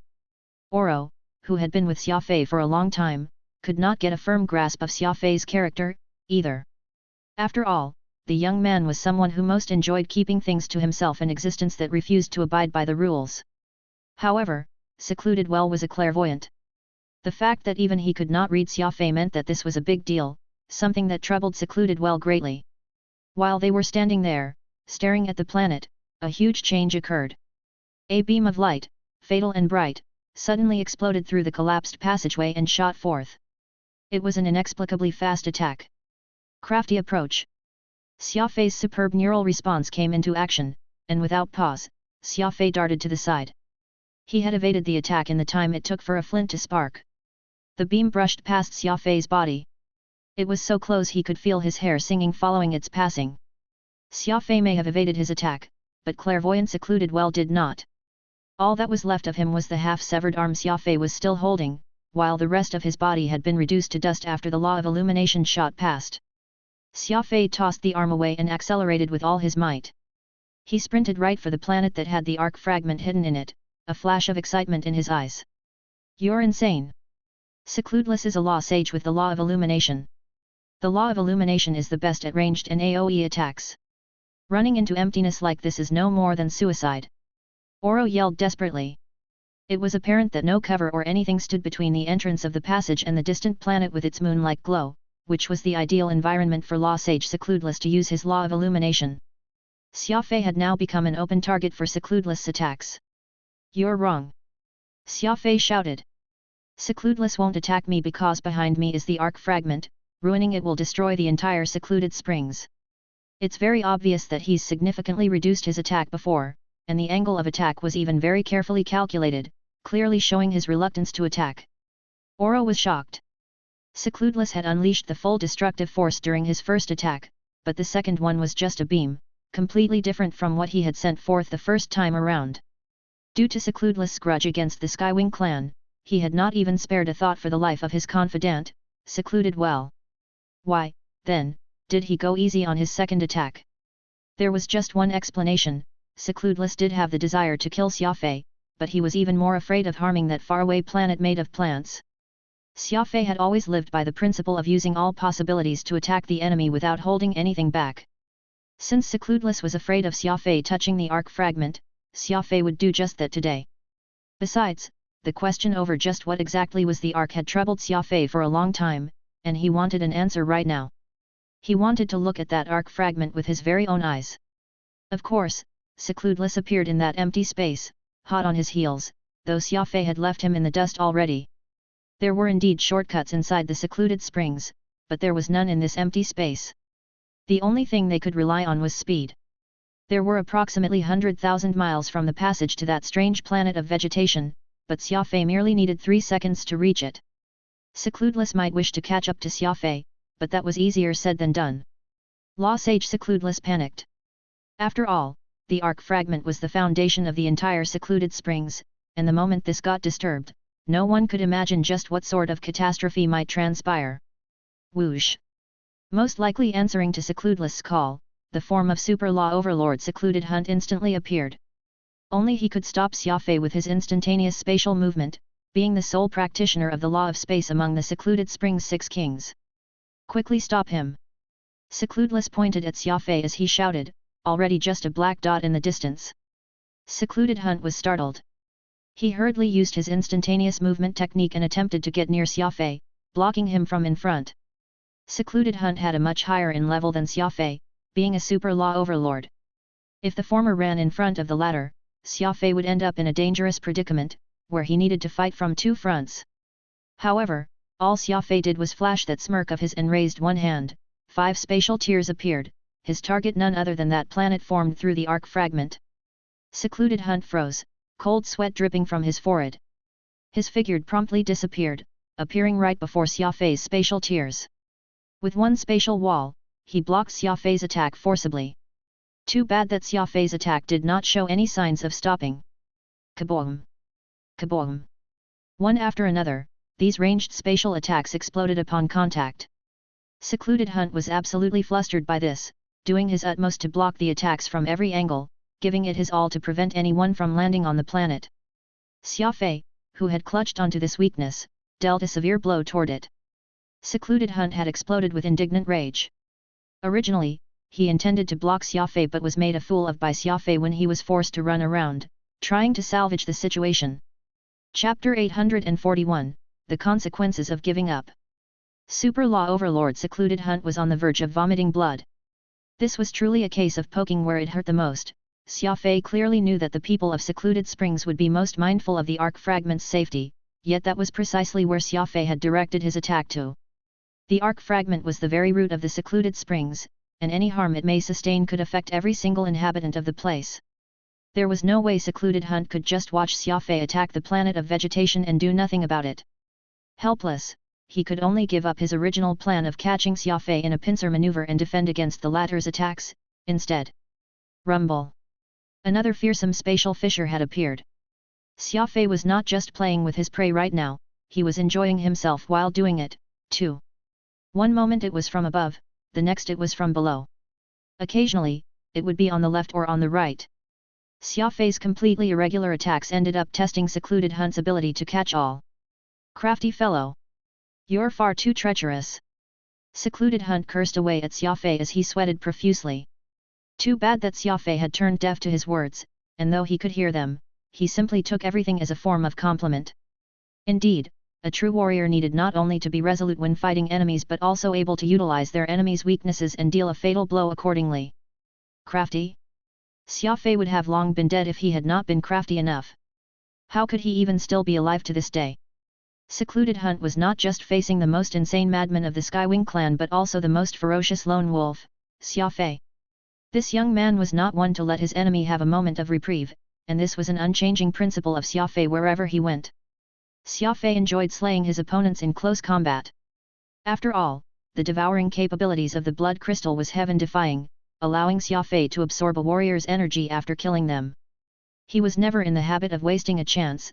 Xia Fei would hardly let an enemy go no matter how weak they were. Xia Fei's skyrocketing of strength was all due to the morbid plundering of energy that he practiced, and he was using this almost frenzied method today against this enemy, Secluded Hunt. Oro had once taught Xia Fei over 100 law of space martial arts techniques. Xia Fei hardly used any of these moves regularly, but this did not mean that Xia Fei had not mastered all of them. Kaboom! This became akin to a performance of law of space martial arts techniques, and the ranged techniques that he rarely used were all brought out to the stage. The space turned into a dazzling sight. Both Super Law Overlord Secluded Hunt and Law Sage Secludeless were nearly blinded by it. What sort of warrior could even master over 100 different martial arts techniques? Secluded Hunt and Secludeless could never have imagined that Xia Fei was someone who had achieved such a feat. His enemy's pain brought him the greatest delight. Xia Fei continued to advance at high speeds as he kept up his law attacks, forcing the distinguished superior Law Overlord to get his face dirted as he scrambled about. Moving at such great speeds, Xia Fei would soon enter the planet of vegetation in just another minute. In fact, he could already see this legendary fragment of the arc with his 2 eyes. Oro shook his head incessantly as he watched everything unfold. While it seemed like Xia Fei was in control of the pace of the battle, he was actually taking a huge risk. Given how much Secluded Hunt and Secludeless valued this planet of vegetation, even taking injuries upon themselves rather than let any of Xia Fei's attacks go through, the planet was clearly unstable and was hiding many dangers within. If Secluded Hunt failed to block Xia Fei, causing the planet to be attacked, an unimaginable catastrophe just might occur. Given Xia Fei's thinking ability, there was no way he had not considered the worst-case scenario of dying here as a result of his reckless actions, yet he still continued to rain down mad attacks on the planet. This was what it meant to have guts. Any opportunity always came with a risk. Xia Fei often found chances when he was forced into desperate situations, and it was precisely because he was brave enough that his enemies felt fear, making them all flustered and frantic. Suddenly, waves stirred in the calm. Almost at the same time, 3 experts at the Law Emperor appeared in front of Xia Fei through the use of an instantaneous movement technique of the Law of Space. Xia Fei was a difficult opponent, extremely cunning and absolutely unreasonable. As such, Law Sage Secludeless had enacted an emergency mobilization of all the experts that cultivated the Law of Space in the Secluded Springs. It was unfortunate that Secluded Springs was a place dominated by the demon race, so only a few warriors cultivated the Law of Space, and even fewer had the qualifications to appear before Xia Fei. Xia Fei's 2 eyes grew cold as a fiendish aura enveloped his body. In the blink of an eye, his enemies had increased to 4, this also meant that Xia Fei needed to ramp up his attacks. Boom! His 2 hands became similar to the legendary Shadowless hands, and the number of law attacks Xia Fei threw out abruptly increased by several fold. He was using his actions to tell everyone that even though they held the numerical superiority and he was alone, as long as his method worked, it would still leave them begging for mercy. On one side were the law emperors who had come forth to lend a hand, suppressing Xia Fei with their law of space. On another side was Xia Fei, who was rapidly closing in on his enemies. The franticness of his enemies meant a chance for Xia Fei. Whoosh! Xia Fei swiftly sprinted past a law emperor, but he did not make any move. This law emperor was just thanking his lucky stars for escaping a potentially fatal attack when he discovered that a bluegrass blade had already wrapped him up well before he even realized what was happening. Peacock Blue used a burst of strength, pulled this person to Xia Fei's side as its sharp white flowers proceeded to rend the law emperor into shreds. Squelch! The blood crystal was plunged into his body, and blood essence was ravenously drained, to be enjoyed between Xia Fei and his bloodthirsty dagger. In just a second, that law emperor who had come to assist in the defense of the arc fragment was turned into a desiccated corpse. It could not be helped. The difference between fighting with reservations and the decisiveness that Xia Fei demonstrated in battle was heaven and earth. The instruction these warriors got was to protect the arc fragment, and no matter where Xia Fei struck, these warriors would all have to block Xia Fei's attacks accordingly. Xia Fei had very cleverly used their passiveness to his advantage, aiming the direction of his attacks to right in front of him, so these warriors would be left with no choice but to grit their teeth and fill the gaps right in front of Xia Fei, which subsequently allowed him to utilize his super speed to its maximum effect. Get close and assassinate. It was simple and effective, and in a short time, Xia Fei easily dispatched the other law emperors. 3 law emperors had all been eliminated in under 15 seconds, each and every one increasing the energy reserves in Xia Fei's 7th brain region. These reinforcements not only failed to stop Xia Fei but ended up adding to the energy accumulation in Xia Fei's brain region, too. Roar!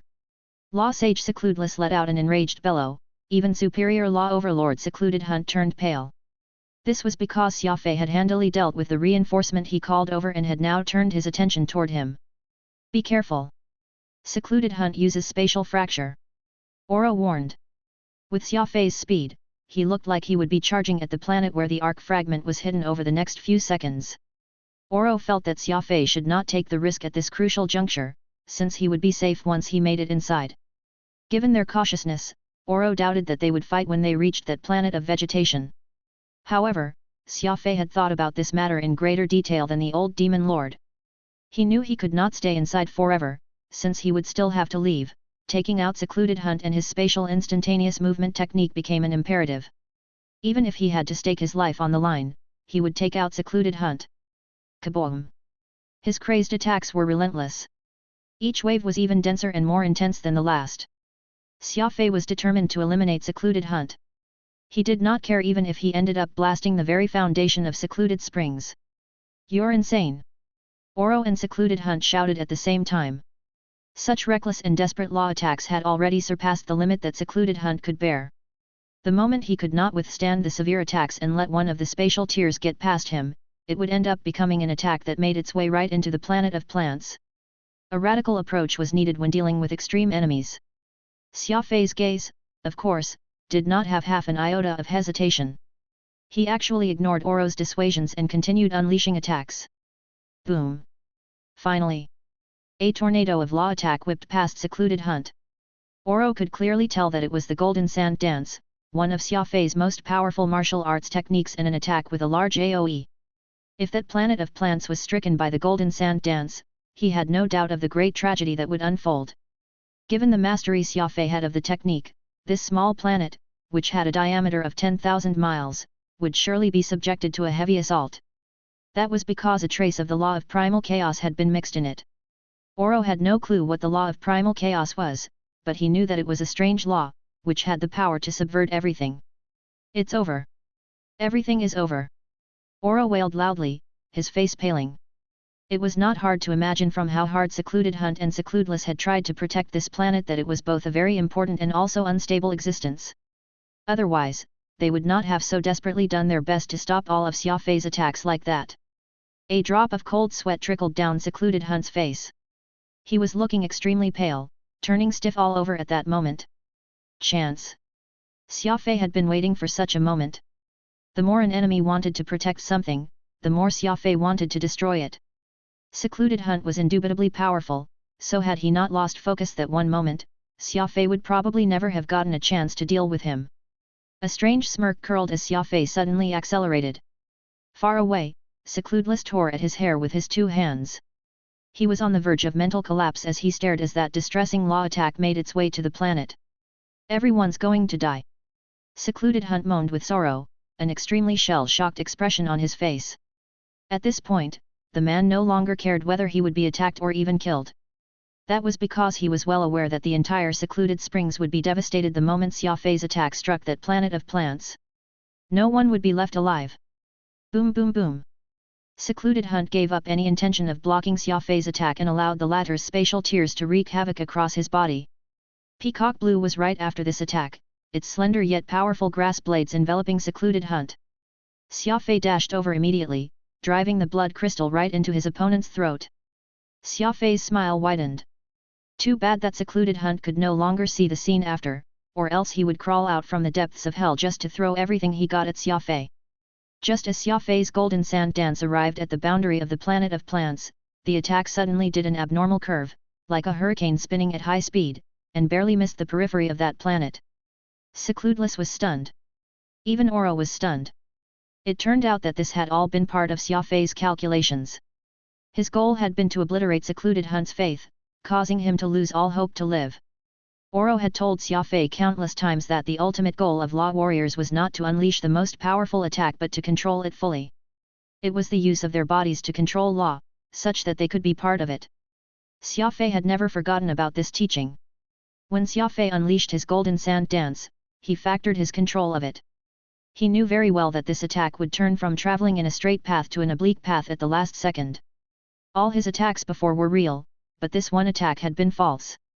However, it was this feint of his that tricked Oro and what eventually killed the super law overlord Secluded Hunt.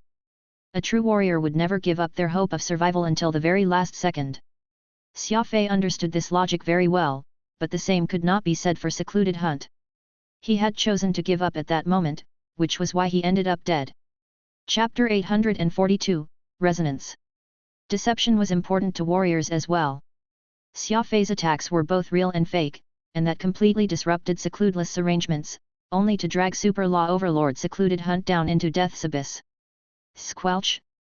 The blood crystal's dark red blade dug right into bone, and plenty of energy flooded into Xia Fei's seventh brain region, giving him the sensation of incomparable satisfaction. He was figuratively bursting with energy. With a swift kick, Xia Fei splintered Secluded Hunt's dried-up body. Xia Fei stood amid empty space as he turned to glare at Secludeless with eyes full of naked rage. At present, every warrior who had practiced the law of space was all but dead. There was no one else that could stop Xia Fei from entering Secluded Springs Foundation. Anyone who gets in my way shall die. Xia Fei arched both his eyebrows as he viciously spat the line. This insane aura of his that disregarded everything made Xia Fei appear to be very fiendish. Law Sage Secluded was dumbfounded. The old demon lord was also flabbergasted. No one would have believed that Xia Fei would actually slaughter 2 law overlords and 3 law emperors, forcing his way into the plant planet even despite being surrounded by so many warriors of the Secluded Springs. He was already very close to that amazing arc fragment. There was no doubt that the methods Xia Fei resorted to were both cunning and vicious. However, none of these mattered. What mattered was that Xia Fei was still alive and standing while his enemies were all dead. As long as he could kill his enemies, whatever method he used would be the best method. In order to survive, Xia Fei was willing to succeed by hook or crook. Holding up one hand, Xia Fei pointed to that mysterious planet of plants and declared with a menacing glare, "If you dare to play any tricks, I'll destroy the entire Secluded Springs." His tone was forceful and sonorous so that Law Sage Secludeless could hear it even from afar. Xia Fei's crazy personality was undeniable. With that said, Xia Fei began striding toward the planet, disregarding the formidable Law Sage completely. Secludeless was stunned. He gritted his teeth, his eyes almost spitting out fire. Xia Fei was obviously the more underhanded between them, and it was his cunning that had killed his 2 assistants, yet he was now threatening him not to get up to any treachery. What nonsense was this? When was a great law emperor able to threaten a law sage? What made it worse was Furball, who was perched on Xia Fei's shoulder, sticking his tongue out to Secludeless. He was acting as arrogantly as his master. Secludeless felt that he was about to explode in his rage. Being threatened by a human was already pushing it, but to be despised by an exotic beast, too? He had never been submissive all his life. He stared as Xia Fei made his way to that planet, which was of great importance to the secluded springs. Secludeless suppressed his anger and bewilderment by force, nearly bleeding from his gums at how hard he was biting down. This was when two characters appeared from afar, one tall and another short. They were the other two law overlords residing in the secluded springs who were in charge of guarding the entrance, Secluded Sephora and Secluded Toon. Secluded Sephora was short and squat, while Secluded Toon was skinny and tall. After Heathfield's elite Lionhearts had faked their assault on the entrance of Secluded Springs and proceeded to leave, these two law overlords were left feeling vexed and baffled, while their underlings had also suffered heavy losses from the clash. They had barely managed to make sense of why the Lionhearts would attack Secluded Springs for no apparent reason when news of Law Overlord Secluded Mess's death reached their ears. They were, of course, extremely shocked upon hearing this, anxiously making their way over to the core of the Secluded Springs. The moment they arrived, they happened to have heard Xia Fei threaten one of the 6 kings of the Secluded Springs with great disdain.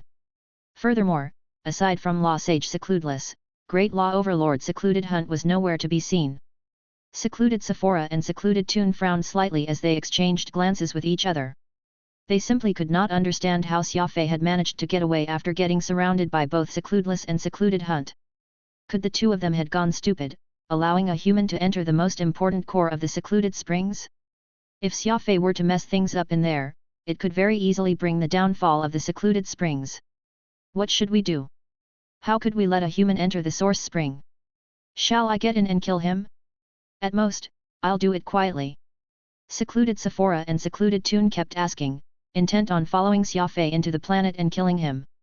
The core planet was what the Secluded Springs 6 kings called that planet of plants. It was this planet, or to be precise, this arc fragment, that had kept nourishing the Secluded Springs region for hundreds of millions of years. Calling it the core of the Secluded Springs was by no means an exaggeration. Don't do anything rash, Secludeless said with a stern face. That man is truly crazy, even crazier than the most villainous Skywings. Secluded Sephora and Secluded Toon were startled as they squealed, he's a Skywing. That's trouble. Skywings are known as the god race's demon-sealing fiendish blade. Each and every one of them is crazy, no matter their age. They're protective of their own and very unreasonable. Making a move against him isn't right, but not doing anything to him won't do, either, Secluded Toon said with knitted eyebrows. Secluded Toon instantly regretted speaking the moment his words left his lips, though. He had forgotten something in his hurry. Law Sage Secludeless was from the Ding clan, and it was the Skywings who had single-handedly eradicated his entire clan, which numbered well over in the millions. Secludeless was the sole survivor, changing his name and hiding upon his arrival at the Secluded Springs, not showing his face to the outside world thereafter. The animosity Secludeless had against Skywing was tantamount to a vengeance that could only be repaid with blood. Having managed it to the Law Sage in the hidden dark space, Secludeless had only achieved it alone in hopes of one day returning an eye for an eye to the Skywing clan. In the end, before Secludeless could even settle this debt with the Skywings, the lone wolf of the Skywing clan, Xia Fei, had come to him, and that lone wolf had even killed 2 superior law overlords under his wings in passing. Sure enough, enemies were fated to meet on a narrow road. It would be strange if Secludeless still let Xia Fei off this time. Secludeless' face was even more savage after hearing Secluded Toon mention his nemesis. Fiercely glaring at Secluded Toon, he turned and strode away. If not for the severe losses he had suffered today, Secludeless would not mind slaying Secluded Toon there and then. You two, stand guard here for me, Secludeless icily remarked. Don't think that you'll be safe hiding in the core planet, nowhere is safe here in the Secluded Springs. With these last words, Secludeless left with his fury still simmering inside him. Secluded Sephora and Secluded Toon looked around, and the latter gulped audibly. He couldn't possibly have gone to find those guys, could he? Xia Fei was making his way deeper into the core planet when Oro asked worriedly, you shouldn't have gloated after getting the upper hand back there. It's fine that you succeeded in killing both Secluded Hunt and Secluded Mess with your schemes, but why did you provoke the rage of that Law Sage still? Xia Fei smiled, unfazed. The enemy was very strong, I could only find a chance amid the chaos. I had to incite Secludeless' rage first so that he'd get agitated and mess up. That's also one of the tactics one can use to deal with a more powerful foe. Oro pouted. Another tactic? He had no idea just what was inside Xia Fei's head, always coming up with strange plans and schemes one after another. It would often seem like just normal action when, really, there was a greater goal behind it. This was practically a scheme calculated right down to the bones. No matter what, secluded springs must be destroyed, said Xia Fei after a momentary pause. Why? Oro was shocked. It seemed from Xia Fei's expressions that he was not telling a lie. It definitely looked like he had made up his mind to destroy the secluded springs.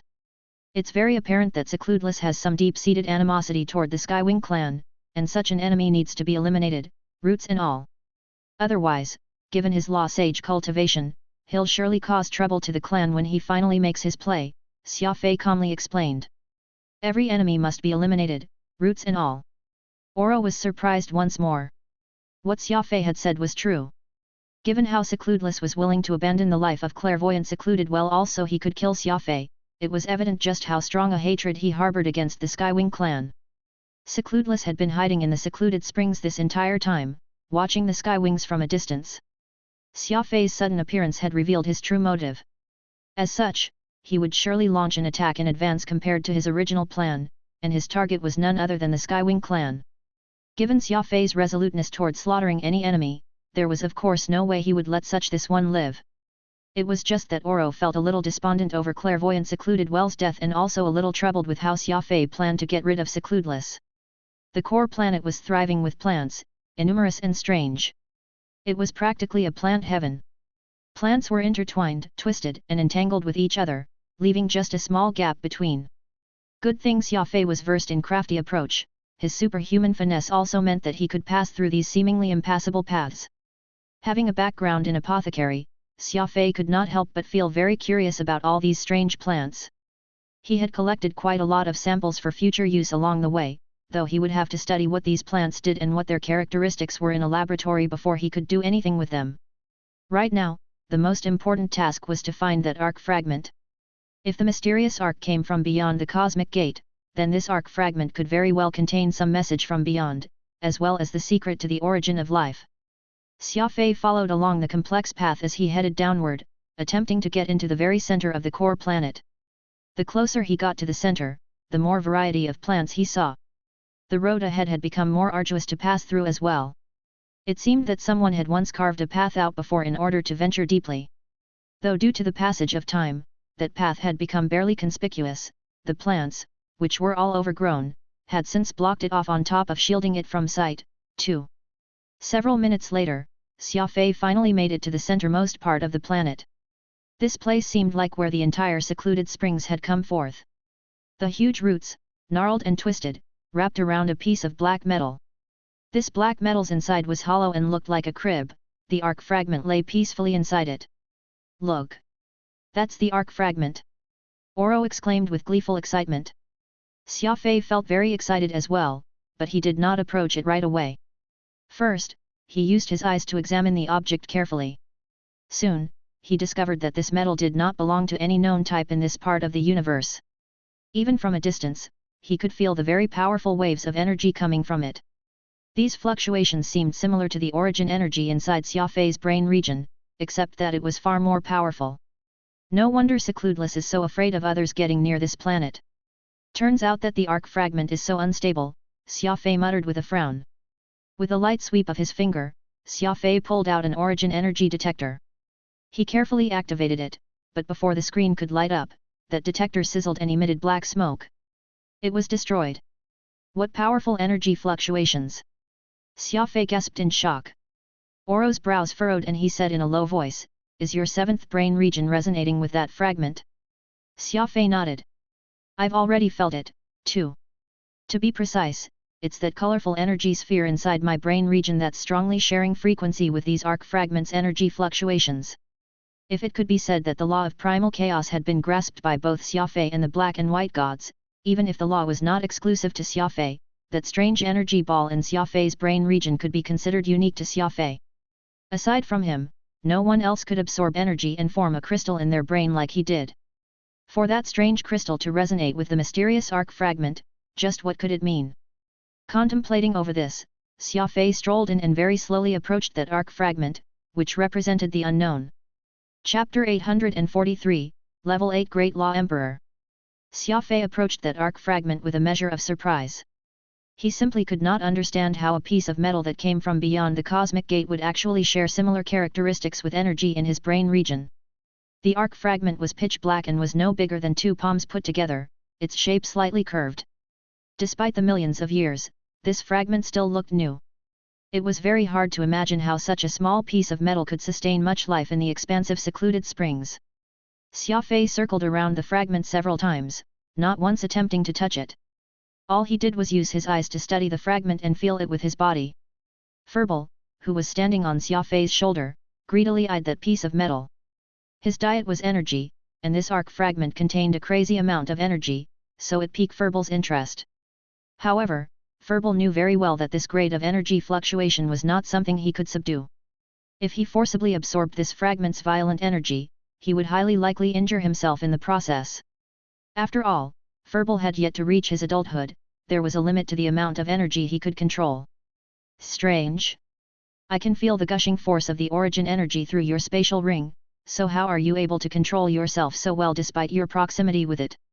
Most people will probably not even dare to get anywhere near it, Oro wondered aloud. Xia Fei pointed to his brain and explained, balance. That energy ball in my brain keeps fluctuating at a very close frequency with this fragment, since the two resonates at the same frequency, the risk is greatly minimized. Oro sort of understood Xia Fei's explanation but was also somewhat clueless. After all, he did not have an energy ball in his brain, so he had no way of affirming Xia Fei's words. It seemed like this was an issue with Xia Fei's constitution and his heaven-defying ability to control origin energy, allowing him to remain unshakable even when faced with such energy fluctuations. This fragment has plenty of energy contained within.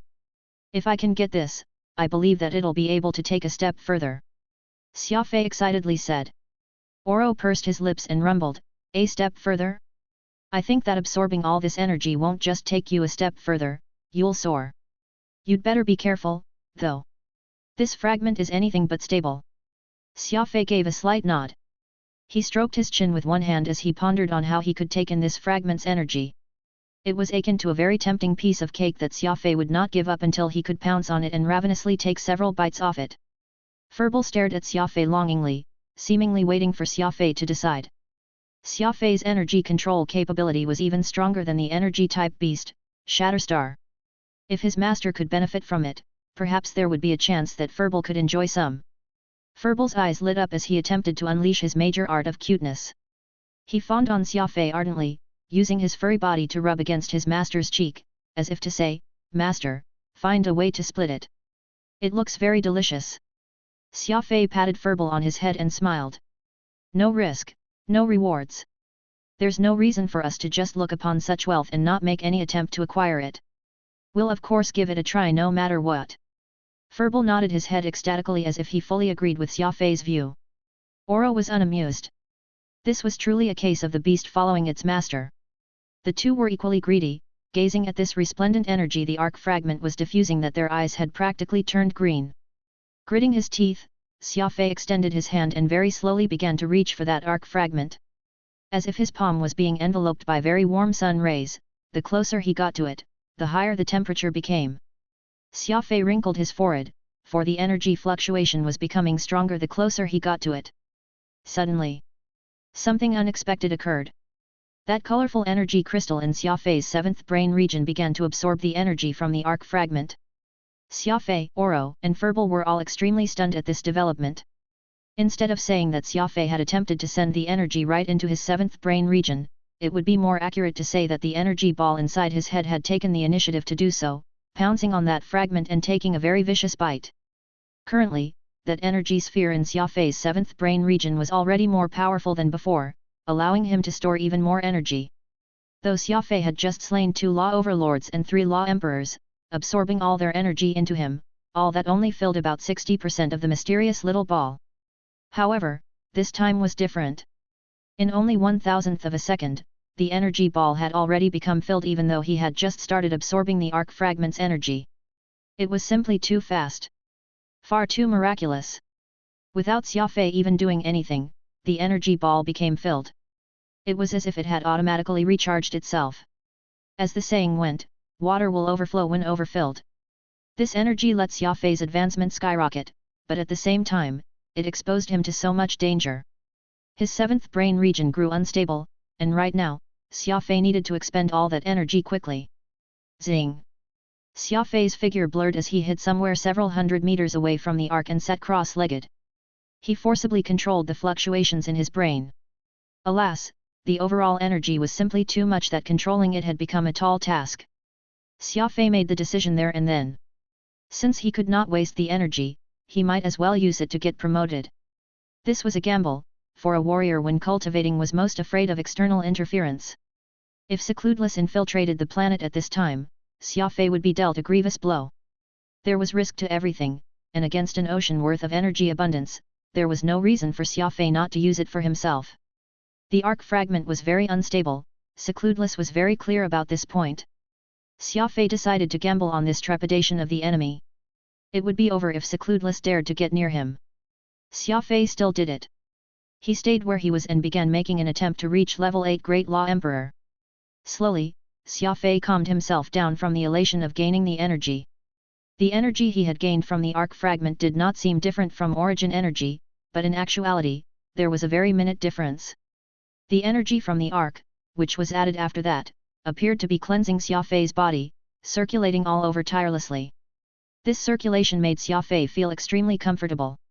Of course, this was all based off Xia Fei's superhuman control of energy. If others were in his shoes, they might be tormented to death by the repeated energy circulation. What would normally cause pain to others actually brought pleasure to Xia Fei. Not many in this world would understand this. Just what was it that gave Xia Fei this overpowered energy control? As he continued cultivating, the hidden danger of the energy abundance gradually came to be.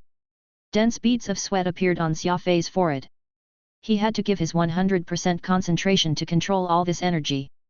Though Xia Fei very much wanted to use all the energy, he understood the concept of taking a bite more than one could chew even better.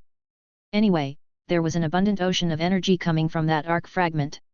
Xia Fei had practically arrived in energy paradise, and he was not at all worried about not having enough energy, so he decided to release a portion of it. After all, energy fluctuations were not just very dangerous but were also some sort of interference, making it hard for Xia Fei to concentrate on cultivation. Rapidly working his mind, Xia Fei eventually came up with an idea. Furball watched Xia Fei absorb plenty of energy and could only sit at the side, looking at him blankly. Seemingly very much wanting to get a share of this boon, he appeared all too pitiful to anyone looking that their heart would surely ache. This was Furball's crafty nature. When facing an enemy, this creature would become craftier ever, but when in front of Xia Fei, he would maintain this pitiful yet lovable image. Xia Fei could not bear to see Furball drooling like this, and since he could not use all the energy, why not give some to Furball? With this thought in mind, Xia Fei slowly extended one hand, and as if Furball had long been ready, he hopped right onto Xia Fei's palm, his eyes wide with expectation. Release. As if he had opened a floodgate, Xia Fei released all the extra energy inside him. Awoo! Furball's eyeballs went red from all the excitement as he opened his big mouth and happily guzzled all that energy. This was energy that had been stored in Xia Fei's 7th brain region. After refining, it tasted even more delicious than any of those energy crystals. To Furball, who subsisted on a diet of energy, it was a delicacy that trumped everything else. Furball had a voracious appetite, and ever since he used the singular Shatterstar strike to defeat the Moonwards, he had never once reached full capacity. Every time he managed to store some energy, the subsequent battles would consume it all. Xia Fei cherished Furball a lot. Since he was getting inexhaustible energy from the arc fragment, Xia Fei was ready to let Furball eat his fill this one time. Level 8. You've reached level 8 Great Law Emperor, the old demon lord exclaimed with wide eyes. The speed of Xia Fei's advancement through the levels was becoming faster and faster, so Oro was beside himself at this point. That energy ball in Xia Fei's 7th brain region had been completely used up. A portion had been absorbed by Xia Fei, used for his promotion, while even more entered Furball's stomach directly. Anyone could see the fat belly of a satiated Furball who was lying in Xia Fei's bosom, snoring away. Such pure energy truly sated Furball after pigging out on it. Oro glanced at Furball and said, "Your pet is truly fortunate to be with you. Most would have a hard time making holy beasts recognize them as their master, and even when they did barely get them to do so, they wouldn't have much energy to help their pets get promoted so fast. He's only been with you for a handful of years, yet he's already close to reaching his 5th form. The day when he attains his full adult form is just right around the corner. Xia Fei felt very happy to hear that. Not only Furball, even he had benefited greatly from this arc fragment. After just several hours, he had actually managed to make it across the level 7 threshold and become a level 8 Law Emperor. Xia Fei had never been so excited before. The energy coming from the arc was simply too amazing. It was as if Xia Fei was driving on a broad expressway, for the speed he was experiencing now was incomparable to the speed he got promoted in the past. Several hours. All it took was several hours for him to break through. Such a speed of promotion was truly monstrous. With a slight smile, Xia Fei once more approached the arc fragment. Furball also perked up anew. The little creature was very clever. He knew that such an opportunity was hard to come by, and given how strong the energy fluctuations coming from the arc fragment, Xia Fei would probably have a hard time taking it with him. What he wanted to do was have his fill this time and then store all the energy he needed for several years to come right in his belly. Xia Fei did the same thing as before, absorbing all the energy from the arc fragment into his 7th region, instantly filling up that colorful energy ball in his brain. Xia Fei suddenly frowned. The last time his brain region had energy left over, yet this time he had managed to absorb the arc's energy completely. Suddenly, he felt that his brain region was also a lot more stable than before, and the volatility had greatly been alleviated. He had no idea if this was because of the energy's purity or his brain region had become even better at controlling energy after having been nourished by the arc fragment's energy. In any case, the difficulty of this second round had decreased a lot rather than increased. Just charge all the way. One more level and you'll reach peak Law Emperor. After that, it will be the heavenly threshold of Law Overlord, said Oro excitedly. An encounter with a piece of mystical arc fragment had allowed Xia Fei, Furball, and Peacock Blue to benefit greatly. Cross the Law Overlord threshold in one move. Xia Fei froze ever so slightly as he muttered this. Chapter 844, Golden Puppet of Weeping Blood plus Peak Law Emperor. Dark Puppet Species, Bane's Family. In the main hall, 2 Law Emperors and 1 Law Overlord had gathered. The 2 bald men were of course Bane's Sen and Bane's Dine. They were twins, one with a tattoo on the left side of his face and another on the right, both possessing level 8 Great Law Emperor cultivation. Baldness had always been a Bane's iconic tradition. Even their father, Holian Baines, was bald, except that he was a higher level.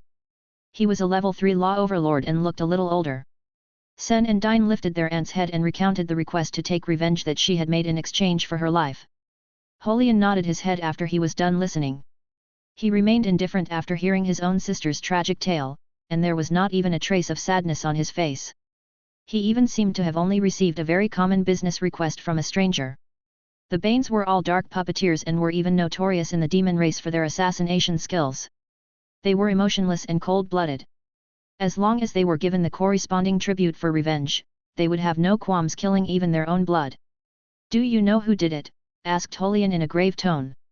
Sen and Dine exchanged glances before answering in unison. The Moonwards were slain by the Skywings. Aunt's son, who was under the care of Moonward clan's Galson Ward then, had always maintained a low-profile existence. He hardly had any existing enmity with others, so the Skywings were the most suspicious. As for the specific details, we'll have to wait till the investigation with our peers from the god race is concluded to know more. The killer profession was very well organized. Those in this line of work in both peak races often exchanged information with one another. When they came across a target that they had trouble handling, they would even invite the other race to help them settle it. At the moment, Sen and Dine had already gotten the word out, so their peers in the god race were helping them investigate the identity of who killed Wu Yuming. Holian expressionlessly nodded his head. "I see. The both of you will personally avenge your aunt once we have the results. We won't let that person off, even if they're a Skywing. After all, your aunt already paid us the deposit. Taking payment to eliminate disaster for others is an unchanging rule of the Baines family." A simple exchange of words and the deal was settled. Not a peep was uttered regarding how their aunt's head would be put to rest or if it needed a burial. It even seemed like the one who had committed suicide was some stranger that they had no relations. This was when the aged steward reported from the entrance, "Patriarch, Lord Secludeless from the Secluded Springs has come to visit." Holian immediately furrowed his brows and muttered, "Secludeless? What has he come here for?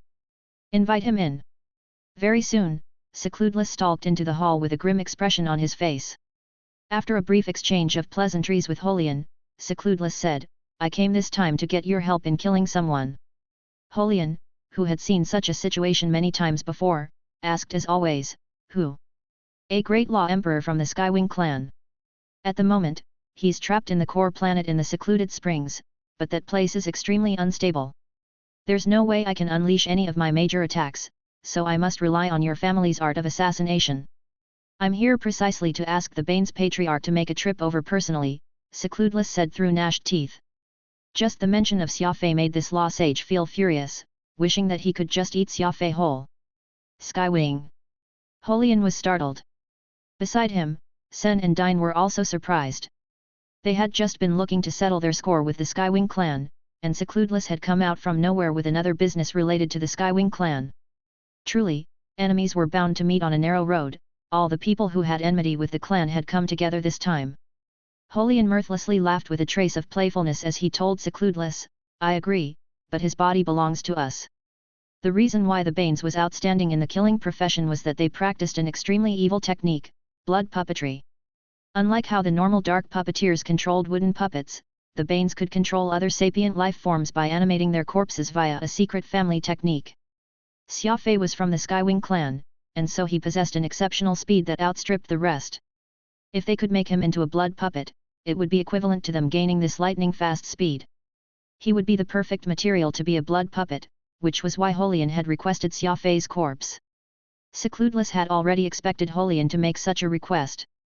Though he would much rather shred Xia Fei's corpse into pieces, he felt that paying this price to hire the Banes was worth the trade. Secludeless nodded and coldly remarked, Okay, the price is as before. The corpse shall belong to you. Holian waved his hand to Sen and Dine and said, You two shall take care of this business. Be sure to do this cleanly. Understood. Sen and Dine got up and answered in the affirmative. Secludeless appeared to be slightly dissatisfied with this. He had witnessed Xia Fei's abilities with his 2 eyes and knew that he was not an average problem. Sen and Dine were both level 8 Great Law Emperor. Though they were twins who shared one mind and had that advantage, Xia Fei was ultimately a Skywing. He was also a Great Law Emperor, a Skywing Great Law Emperor that could definitely insta-kill people from other clans and belonged to the god race's demon-sealing fiendish blade, meaning that his combat prowess should be at a level his peers could not compare to at all. Great Law Emperor Secluded Hunt was powerful, too, yet he still got slain by Xia Fei after falling for his schemes. Secludeless felt that sending Sen and Dine alone may not be enough to ensure the death of Xia Fei, and it was best if Holian himself stepped up to the plate. This was when Holian uttered a single line that eliminated Secludeless' doubt over this matter. Bring our family's golden puppet of weeping blood. Stunned, Secludeless had had difficulties hiding the glee on his face. The golden puppet of weeping blood was the most prestigious puppet of the Banes. This puppet, which had been passed down through the family for many generations, was said to have been made using the corpse of a super law overlord and to have ended countless lives. Since the Banes twins would be bringing along the golden puppet of weeping blood for this assignment, success was assured. Peak Law Emperor. Just as Secludeless went to hire the Banes, Xia Fei broke through to level 9 Great Law Emperor. Great! You're now standing at the peak of Law Emperor after 24 hours. The heavenly threshold of Law Overlord is next. I'm afraid that everyone in the Law Realm will collapse if they ever hear about this crazy speed of promotion you've just experienced. The old demon lord was excited, his 2 eyes shining brightly. In truth, Xia Fei was a super genius when it came to energy control. The arc fragment's energy would possibly have no use to others, yet the amazing energy ball in Xia Fei's brain region could absorb some for its own use and help him soar to such heights. Law Overlord. What was once a powerful and distant form of address was now a hair's breadth away from Xia Fei's grasp. The Skywing clan only had 3 Law Overlords, including Wei or Gilai, who was not related by blood. If Xia Fei could cross this threshold, he would surpass the bespectacled Law Overlord Xia Tian, becoming the Skywing's 3rd expert. More importantly, Law Overlord meant that Xia Fei would take yet another step closer to the god race. The 2 peak races represented the pinnacle of the entire universe, and only the warriors who stood at the peak could get in. The moment Xia Fei joined the god race, he would have a chance to learn even more exquisite law powers, the Atlanteans' final inheritance, the mysterious cosmic gate, and the secrets behind the Mech King Radix. These were all things Xia Fei had long wanted to find out, and finally, he would have a chance to get in touch with them. Deep down, Oro was hoping that Xia Fei would improve even faster, for he had an agreement with the latter. The moment this young man joined the god race, Oro would be released and finally be allowed to be reborn. Oro began to feel much doubt after that moment of happiness, wondering aloud, how strange. Furball is an energy-type holy beast, yet even he is helpless when it comes to this arc fragment. Why are you able to use the fragment to get promoted so quickly, then? Is there perhaps some unknown secret behind all this? Xia Fei shrugged, clueless. I don't understand it, either. The energy in the fragment not only helps me advance by several levels but also cleanses my meridians. Even more of a mystery is that there seems to be some sort of message in that fragment. A message? Oro was quite shocked as he asked. What sort of message? Xia Fei lit a cigarette and shook his head. It's a very strange sound. Every time I absorb the fragment's energy to the brim, that sound will echo in my 7th brain region. Oro pouted. Could it be an auditory hallucination? A fluctuation created when you got filled with energy, perhaps? No, Xia Fei firmly disagreed. I know how to distinguish energy fluctuations. This sound isn't a noise frequency as a result of that. Looking at the arc fragment, Xia Fei postulated, I might be able to hear it more clearly if the fragment were just larger. Unfortunately, there's just this small piece, and I have no idea on what sort of metal it is to contain such abundant energy. It may also not be the metal itself that has this effect. Probably something happened to the arc on its trip that resulted in this. Oro chimed in. Xia Fei had nothing to say or any further questions. The arc was a very shocking existence. If even a small fragment could contain such abundant energy, what more of the whole ship? Whether it was because of the arc itself or something that had happened to it, this was Xia Fei's chance at the end of the day. A chance for him to improve. Xia Fei rubbed Furball's furry head with one hand as he examined his surroundings with his senses, to see if there was anything abnormal. Now that Xia Fei was deep in the enemy base, unable to escape, he must be careful with everything he did. Furball had benefited greatly this time. It was just too bad that, while Xia Fei had gotten promoted twice, Furball was still the same as before. Xia Fei could not understand Furball's promotion. Not only did the holy beast have a strange temper, his promotion differed from other exotic beasts, too. Sometimes, Furball would unexpectedly advance, at other times, nothing would happen no matter how much energy Xia Fei fed this pet of his. However, none of that mattered now. Since the arc fragment was still here, then there was simply no end to energy. As long as Furball still had the appetite to eat, Xia Fei would feed him as much as he wanted until he got promoted. This planet of plants was as silent as ever, almost as if Secludless and the others were afraid of getting near the energy fluctuations coming from the arc fragment. Xia Fei thought about it and decided to keep challenging the Law Overlord heavenly threshold. There were not many opportunities like this, so he needed to grasp onto each one tightly whenever he encountered them. Several hours later, the boundary of the core planet in the secluded springs. After 3 out of the secluded springs' 6 kings died, the remaining 3 received the Bane's assassins, the twins Sen and Dine. 5 pairs of eyes stared at the golden puppet of weeping blood at the same time. This was the most powerful blood puppet of the Bane's family. The 3 kings appeared to be very surprised. They were shocked by the appearance of the golden puppet of weeping blood and its overwhelming murderous aura. Sen was extremely confident. Originally, the cultivation of us brothers isn't high enough to control this puppet king. It's a good thing that we are twins. We share one mind, so our control over the golden puppet of weeping blood is even better than our father making an appearance personally. You all should just relax. Even though he's a great law emperor of the Skywing clan, there's no way that he can escape from our Bane's family's puppet king's slaughter. Dine added. With all that said, the Bane's brothers got into stances and demonstrated their law of puppetry at the same time. Whoosh! The golden puppet of weeping blood promptly opened its bloodshot eyes, and they caused everyone's heart to shudder. Chapter 845, 8 Blades of God and 8 Blades of Demon. The heavenly threshold of Law Overlord was not that easy to cross. After all, this was a major threshold. Besides energy and skill, it required a little luck. Xia Fei had come across this arc fragment with great difficulty, just like discovering a bowl of treasure, so there was no way that he would leave it that easily. Even if he could not promote himself, he would stand guard here and feed Furball. There was no doubt that Furball had struck it rich. On this one day of eating, he had consumed more energy than all the energy he had consumed in the past combined. His fur had become glossy and fine, and he appeared lazy and smug, his eyes brimming with dazzling light. While eating the energy Xia Fei was transferring to him, Furball did not forget to repay his master. He vigorously nuzzled against Xia Fei and used his tender, pink tongue to lick his master's palm. This was Furbal's method of sucking up to his master. Although Xia Fei was very familiar with this ticklish fawning, he still could not help but like Furbal even more because of it. This fellow was always so cunning and obedient, so it was no wonder that Avril had taken a liking to him at first sight, constantly playing around with him in her hands. Unfortunately, Avril was always trying to feed Furbal snacks, so he was torn between liking and being wary of his master's beloved. As Xia Fei's other powerful aide, Peacock Blue remained proud and aloof. The wood-type immemorial mystical armament was the most tenacious existence and possessed a strong independent streak. Peacock Blue could never imitate Furbal. It always quietly waited for Xia Fei's order and then used fierce and rapid attacks to complete its tasks. Furbal was very naughty.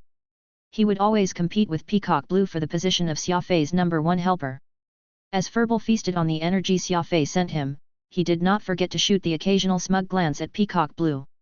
Alas, Peacock Blue was as proud and inflexible as a block of wood. No matter how loudly Furbal smacked his lips or gorged himself, Peacock Blue showed no reaction. Furbal saw that Peacock Blue was ignoring him and felt very disappointed. Turning around with a grunt, he continued cozying up to Xia Fei.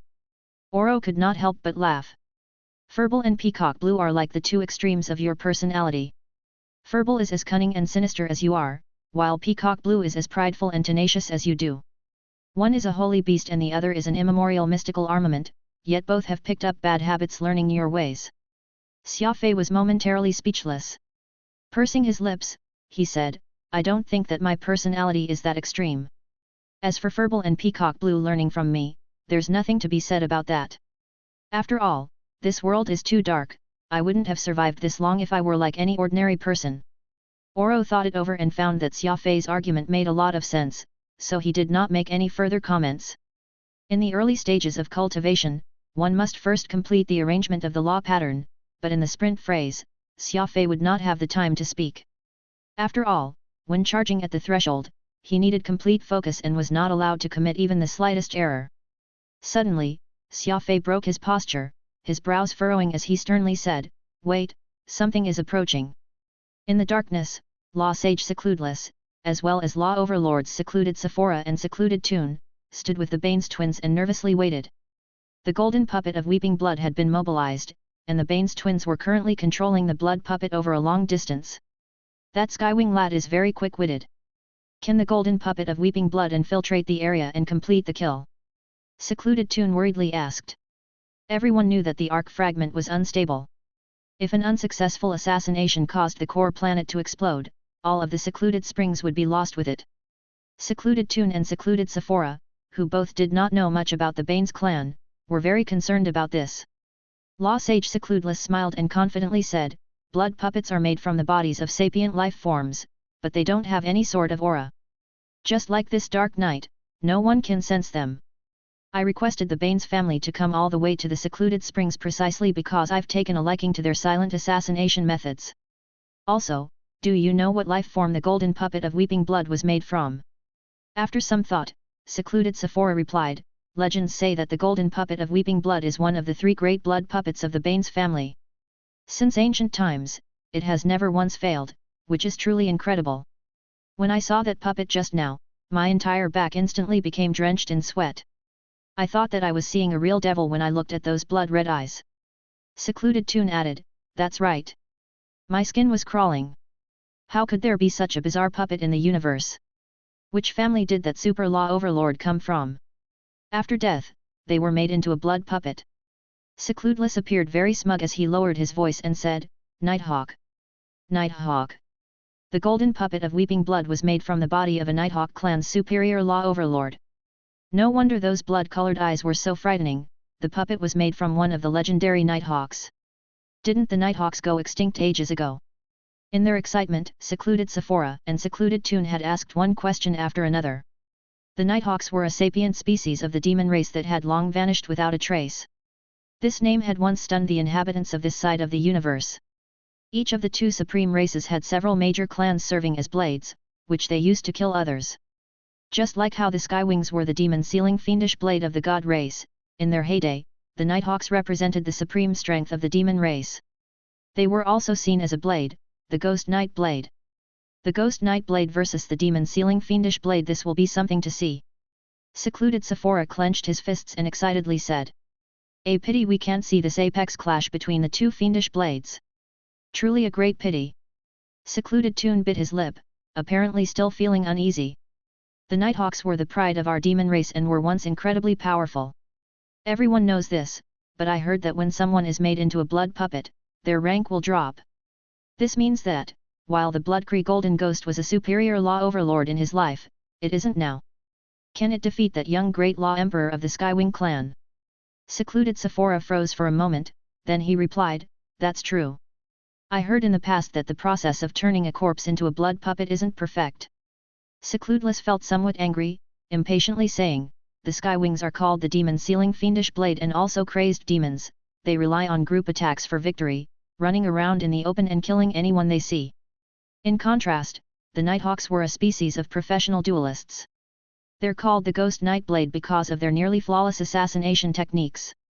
Every time night fell, the Ghost Knight Blade would take action.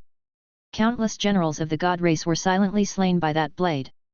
Back then, the god race sent all 8 blades of God to ambush the Nighthawks, and it was only at a grave cost that they managed to exterminate the Ghost Knight Blade completely. That just showed how powerful the Nighthawk race was. Secluded Sephora and Secluded Toon were both startled. What?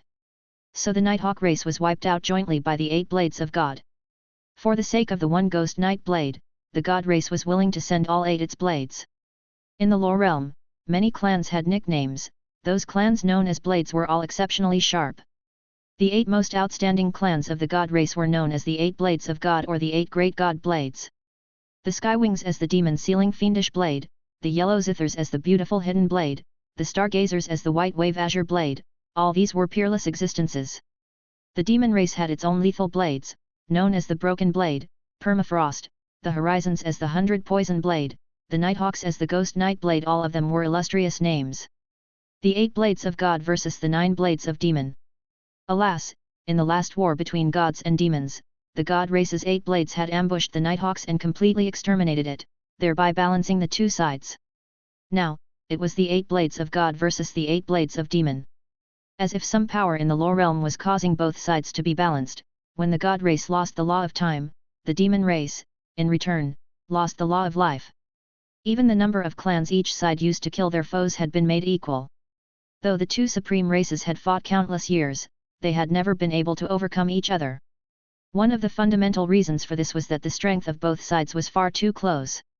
Now, the Assassination Clan, the Banes, had taken out a blood puppet, one made from a superior law overlord of the long-extinct Nighthawks. How could Secluded Sephora and Secluded Toon not be shocked? The little Banes family, which was not even one of the demon race's blades or a major clan, was in control of a blood puppet made from a Nighthawk expert. This made Secluded Sephora and Secluded Toon both surprised and suspicious. Secludeless patted Secluded Sephora and Secluded Toon on their shoulders. Secluded Springs had only these 2 law overlords left, so no matter how arrogant Secludeless was, he still had to show his concern for them for fear of ruining their relationship. Relax, you two. Naturally, I am sure that the Banes will succeed, so I have invited them, Secludeless said with a smile. Let me tell you another secret, while the Banes family is on the decline, its entire clan consisting of no more than 100 people, it's had its own heyday, even once leading the entire shadow puppet race. This golden puppet of weeping blood is a product made at the very height of the Banes family's golden age. Looking around, Secludeless dropped his voice to an extremely low level and whispered to Secluded Sephora and Secluded Toon, the golden puppet of weeping blood is alive, not a corpse. Ah! Secluded Sephora and Secluded Toon were so shocked that their jaws almost fell off. The golden puppet of weeping blood was made from a living body. A living and breathing Nighthawk superior law overlord had been made into a puppet. How was that possible? After all, the Nighthawks were once the Ghost Knight Blade, the lethal blade of the Knight of the Demon race. Using the living body of a Ghost Knight Blade's superior law overlord to make a puppet, the Bloodcree Golden Ghost would not be any weaker just because it had been turned into a puppet, on the contrary, it would get stronger. Secluded Springs, Core Planet. Breath Control. Xia Fei, who had noticed that something was amiss, immediately used breath control. He perked up his ears as he began inspecting his surroundings. What's the situation? Oro anxiously asked. It feels like something is getting closer, whispered Xia Fei as he frowned. That can't be. The arc fragment is so unstable. Is there still someone who will risk trying to attack you inside it? Aren't they worried about triggering an explosion and destroying all of Secluded Springs? Asked Oro in disbelief. Normally, Secludeless Group would be more likely to employ siege tactics. It was not like Xia Fei could stay here for the rest of his life. As long as Xia Fei left the core planet, he would inevitably fall into the numerous traps Secludeless had laid out. There was no need to risk an attack. It seems to be an expert. This expert is moving without a sound and is devoid of any life signs, completely integrating with the surrounding plants, said Xia Fei in surprise. After all, Xia Fei's earliest studies had been in assassination. If not for an unexpected turn of events that brought Xia Fei opportunity on top of opportunity, he might still be an assassin in the Pan-Human Alliance, which was a profession that had a lot of potential. I can't just sit around. Once Xia Fei confirmed that an assassin had infiltrated the core planet, he made up his mind. Leaving the innermost region, where the arc fragment was located, he began searching for his prey like a veteran hunter, moving without a noise. However, what Xia Fei did not know was that the golden puppet of Weeping Blood, which had infiltrated the core planet, was no mere killer. This intruder was part of a clan of the legends, the Ghost Knight Blade. Assassination versus assassination. The Ghost Knight Blade versus the demon-sealing Fiendish Blade. They were both evenly matched. Chapter 846, Murder versus Assassination. Xia Fei was very careful. As an expert of the assassin lineage, Xia Fei knew that an enemy who could conceal their aura to such a subtle level was very powerful. After all, this was the Lore realm. While killers used essentially the same methods of concealment, approaching the target, and killing, they could not be taken lightly. Xia Fei's breath control and crafty approach had both been modified by himself and were many times stronger compared to the initial techniques that had been passed down to him by the assassin sect. However, Xia Fei did not know if these skills could overcome an expert murderer of the Lore realm. The plan was very simple. Since he was dealing with a murderer, Xia Fei would return the favor. It was time to see who had the better cultivation, had the better strategy, and was the more restrained. Like an agile ape, Xia Fei attached himself to an unremarkable tree. This area needed to be passed through to reach the planet's center, and if this other party was looking for him, they would have to come through here. His mental senses spread around him in chain after chain of defenses. Xia Fei nervously and patiently waited. Just use the same old plan. Lure the enemy out and then kill them. What are you waiting for? Oro questioned. Someone who had not learned the methods of a killer would find it very hard to understand the importance of the ambush, but Xia Fei understood the mentality of a killer far too well. Without a cautious attitude and sufficient focus, one would never be able to become an outstanding killer. A standard killer would not be deceived by false appearances, for they needed to kill with one blow. Unless they were absolutely confident, a good killer would rather miss the chance to kill than act recklessly. In this profession, mentality determines success or failure. Only the most cunning and most patient killer could live the longest. Besides that, Oro was too confident in Xia Fei's strategies. Yes, in the past, Xia Fei liked conceiving plans, having trapped and killed countless experts with those, but these all depended on the kind of person he was dealing with. For cold and experienced killers, the risk of luring out the enemy with a trap was far greater than staking out the area for an ambush. Besides, Xia Fei did not even know who his enemy was. Danger was always presented by unknown enemies. Xia Fei understood this. His innocent appearance had deceived countless enemies, and all of these enemies had become ghosts under Xia Fei's knife. Frowning, Xia Fei ignored Oro and continued with his plan. His stubbornness on this point would make others cry for mercy. Once he was set on something, not even 9 oxen pulling at once could bring him back. The minutes continued to pass, and his opponent's methods verified Xia Fei's judgment. That unknown killer prowled around the perimeter but refused to appear in front of Xia Fei. It was clear that the enemy was a veteran and was also extremely patient. Xia Fei used 120% of his focus, preparing to keep up this struggle until the end. Trying to compete with me in terms of patience. I started out in this profession.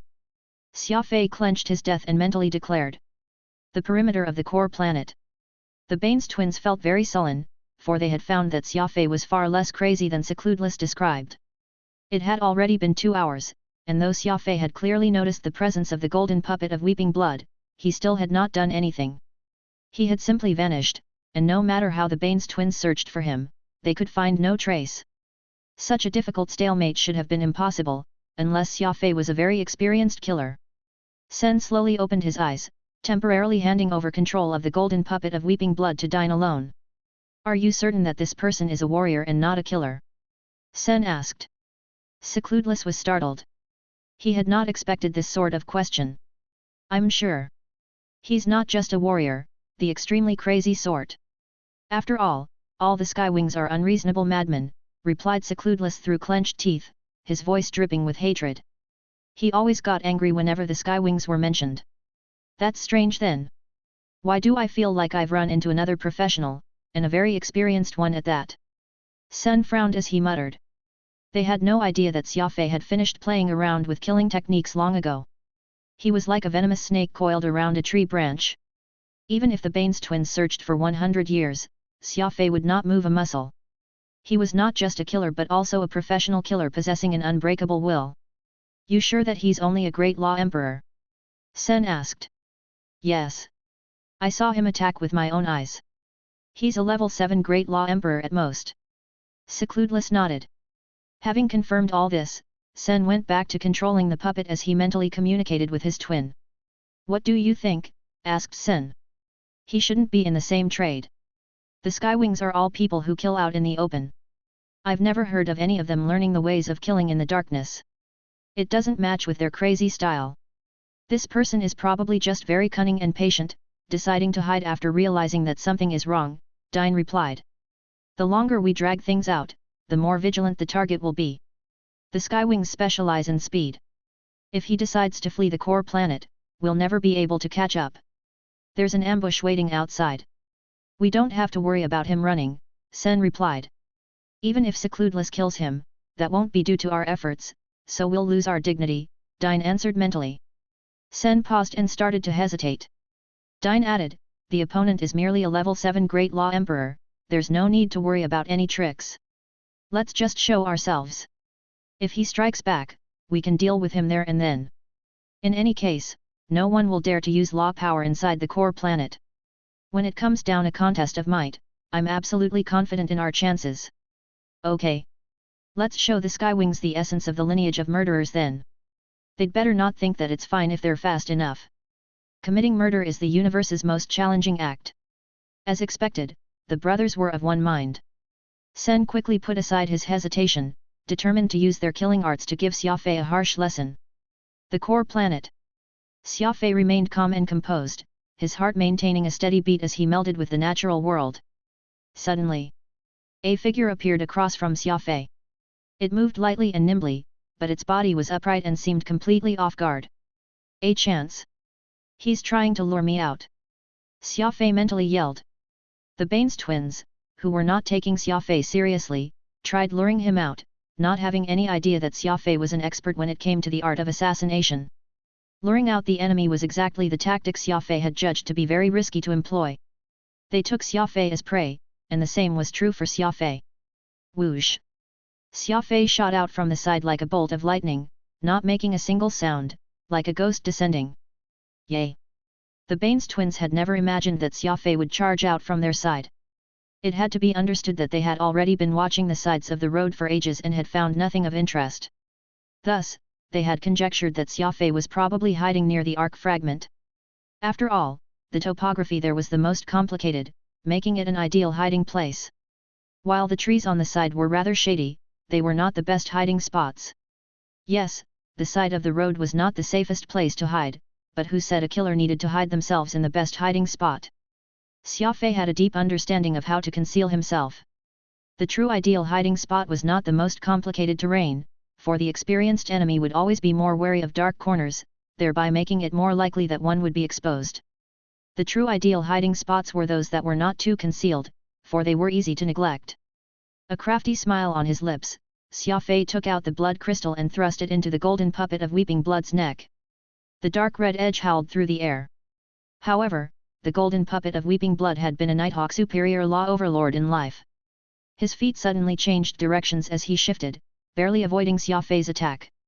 The blood crystal's edge had been less than 1 centimeter away from his neck. Xia Fei was startled, partially because he could now see the fiendish appearance of the golden puppet of weeping blood and because the footwork the enemy had shown was like his crafty approach, using different means to achieve the same effect. The lineage of murderers versus the lineage of assassins. Victory was decided the space of a few seconds when both sides collided. Xia Fei used crafty approach as he prepared to battle his foe. At this time, Oro realized with a start that this was a human-shaped puppet and one made from the body of a Nighthawk expert. After some thought, Oro decided not to tell Xia Fei this astonishing news. This was because Xia Fei had already started his barrage of attacks and would not care about anything Oro said. In addition, there simply was not any time to tell Xia Fei about the demon race's ghost Night Blade. Whether this was a blessing or a curse, Xia Fei would have to fight without this information. Whoosh whoosh whoosh. In a display of dazzling footwork, Xia Fei and the golden puppet of weeping blood engaged in a fierce battle within these narrow confines. This was a pure contest of footwork. The arc fragment was nearby, after all, using any kind of law force was liable to set off a massive explosion that no one could think of surviving. Even Furball and Peacock Blue could not help but be cautious. The fast tempo of attacks meant that no one else could interfere. He has the power of a peak Great Law Emperor, the Bane's twins said in unison as they sensed Xia Fei's true cultivation. That DMN secludeless. He said that this guy is a level 7 Great Law Emperor, the Bane's twins mentally grumbled, believing that secludeless had deceived them. The gap between peak Great Law Emperor and level 7 Law Emperor was huge. The latter was in the middle of the pack among Great Law Emperors, while the former meant that one was just a step away from crossing the heavenly threshold of Law Overlord. Little did the Bane's twins know that Xia Fei had truly been a level 7 Great Law Emperor a day ago and had only reached peak Great Law Emperor 1 hour before this hunt started. Before this, no one had ever been able to use the arc fragment to get promoted. On the contrary, everyone was afraid of the fragment, for the energy within it was too frenzied and unstable. Xia Fei had not just been able to advance using the arc fragment but advance at light speed, too. Before they knew it, the Bane's twins had been busy just trying to keep up. Xia Fei's rank was way higher than Secludeless described, and his methods left the brothers feeling shocked and startled. This was because Xia Fei knew things about assassination. Cleave. Stab. Hide. Seek. Flay. Every move was lethal. Crafty approach, breath control, and assassination. Xia Fei had modified all three of these major skills, making them far stronger than the original. All of his cultivation was unleashed. Xia Fei had the golden puppet of weeping blood completely suppressed. The Bane's twins could hardly breathe. Even without the law of primal chaos, holy beast Shatterstar, and immemorial mystical armament, Xia Fei was still a formidable opponent, who could not be underestimated. It was true that the Skywings were more skilled in group attacks, but the Bane's twins were dealing with the lone wolf of that clan's wolf pack formation. They wanted Xia Fei to taste the power of the lineage of murderers. Dream on. Chapter 847, Furball's Promotion. The edge of Blood Crystal's dark red blade was like a net, tightly enclosing the golden puppet of weeping blood, which was being controlled by the Bane's twins, and not permitting even a drop of water to get through. The golden puppet of weeping blood was made from a Nighthawk superior law overlord, so it possessed astonishing footwork. It shifted and dodged around as elegantly as a butterfly flitting through the flowers to avoid Xia Fei's knife. In this battle that did not involve law power, body movement and speed were the true keys. The Nighthawks had been known as the Ghost Nightblade of the demon race, and their physical agility was very profound, but Xia Fei was from the Skywings and had inherited the law of speed. He moved at a lightning-fast speed and an even more well-developed reaction time. With both sides using their ultimate skills, they fought to a draw. The golden puppet of weeping blood was unable to escape Xia Fei's encirclement, while Xia Fei was also unable to take the enemy's life. As such, he could only attack with all his might. However, Xia Fei did not immediately increase the force of his attack. Higher speeds meant greater control. He was currently trying to suppress the movements of the golden puppet of weeping blood, not kill it. There was no question that the Ghost Nightblade represented the highest standards of the lore realm in many aspects, or else it would not have become one of the demon race's blades in the past. Xia Fei did not care about the terrifying appearance of the puppet. He had seen far uglier things, so how could he be frightened by those bloodthirsty eyes? What Xia Fei truly cared about was the puppet's footwork. It was different from crafty approach, which relied on the body's flexibility and the joints' reverse movement to adjust the body's balance forcefully and achieve an unfathomable movement. Meanwhile, the golden puppet of weeping blood's body was rather stiff, and it dodged by relying on its footwork. It did not have Xia Fei's super speed or crafty approach and relied solely on the right position and time to dodge. This sort of skill left Xia Fei both curious and surprised. On the perimeter of the core planet, the Baines twins were so busy that they sweated profusely. Xia Fei was very different from what Secludeless described, which had brought them a lot of trouble. Secludeless, Secluded Sephora, and Secluded Toon stared in shock at the Baines twins. The sweat on their foreheads could only mean that the golden puppet of Weeping Blood was in the middle of a tough battle. What sort of ability did Xia Fei have that he could suppress the infamous golden puppet of Weeping Blood? The three kings of Secluded Springs did not know, nor did they want to know, but the Baines twins' actions had already shown them that Xia Fei was probably even stronger than they initially imagined. He learned the 800 night steps. Sen cried in alarm. The minds of the brothers were connected, so Dine heard what he had said. In the space of a few minutes, Xia Fei had somehow learned the long-lost footwork technique of the Nighthawk clan, the 800 night steps. Moreover, Xia Fei was using this footwork to deal with the golden puppet of Weeping Blood. This was using its own trick against it. Xia Fei's footwork was not as perfect as the puppet's, but he could learn. Although Xia Fei was not as familiar with the 800 night steps as the golden puppet of Weeping Blood and was even somewhat clumsy with them, he had already had an initial grasp of this top-class footwork technique. With just a little more practice, he could completely master it.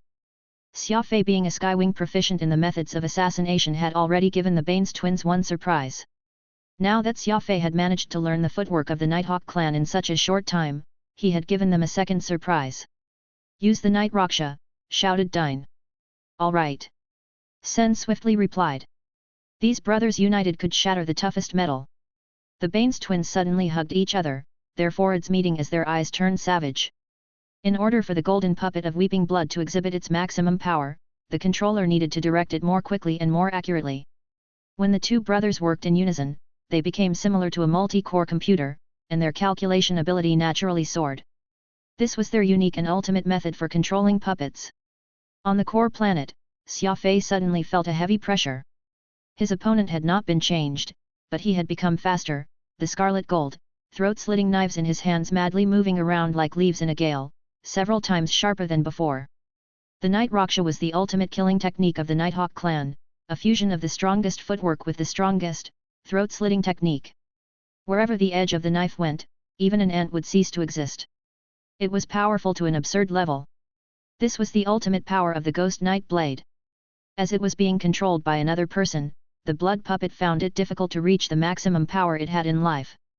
After all, there were too many interfering factors. However, the Baines twins were having their brains work in unison, and the strengthened control was causing the puppet's power to soar. The balance of power began to shift. Xia Fei went from offensive to defensive, the golden puppet of Weeping Blood pressing him hard. The human-shaped puppet appeared incredibly savage, like a human who had been flayed alive. Its skin was transparent, allowing one to see its blood vessels clearly. Those scarlet eyes were turning purple and were beginning to shine with a strange luster. Xia Fei did not know that this was a special sign that a Nighthawk was going all out. Even though it was a puppet, the golden puppet of Weeping Blood had a life force, and he was currently expending this life force the puppet had accumulated with great difficulty to improve himself. The Baines twins' brains were also suffering.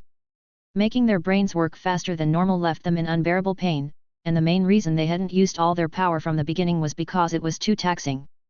Seeing that his master was falling behind, Furball began to urgently howl. He was a holy beast and specialized in energy attacks, and it was obvious that the core planet wasn't a good place for Furball to battle. His energy attacks were so powerful that they were liable to detonate the arc fragment. Even Peacock Blue could not use its power. Its grass blades were too long and broad, unable to keep up with the golden puppet of Weeping Blood's agile movements. Whenever it lunged out, its attacks would always miss.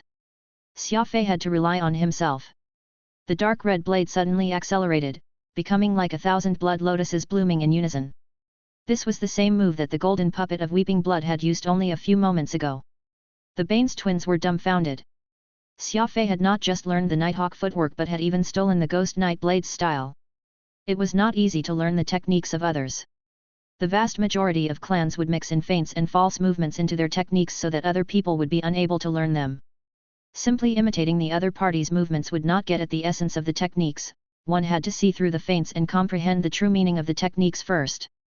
This was a systematic learning process, but Xia Fei had seen through his opponent in record time and stolen the true techniques. There were tales that told of people who could learn anything with just a bit of study and succeed at anything with just a bit of practice. Xia Fei was exactly this sort of person. This ability to improve himself in the middle of battle was simply heaven-defying. The Baines twins paled. This was because a warrior having their techniques seen through was incredibly dangerous. Xia Fei's attacks became faster and faster, sharper and sharper, his blade like a shadow. With a light smile on his lips, he saw through his opponent's next move, which was his chance. Plush! Plush! He stabbed 2 times into the chest of the golden puppet of weeping blood, and the Baines twins could only watch, unable to dodge. It was impossible to describe the despair in their hearts, because while the blood crystal was absorbing the life force of the golden puppet of weeping blood, it was devouring the minds of the Baines twins.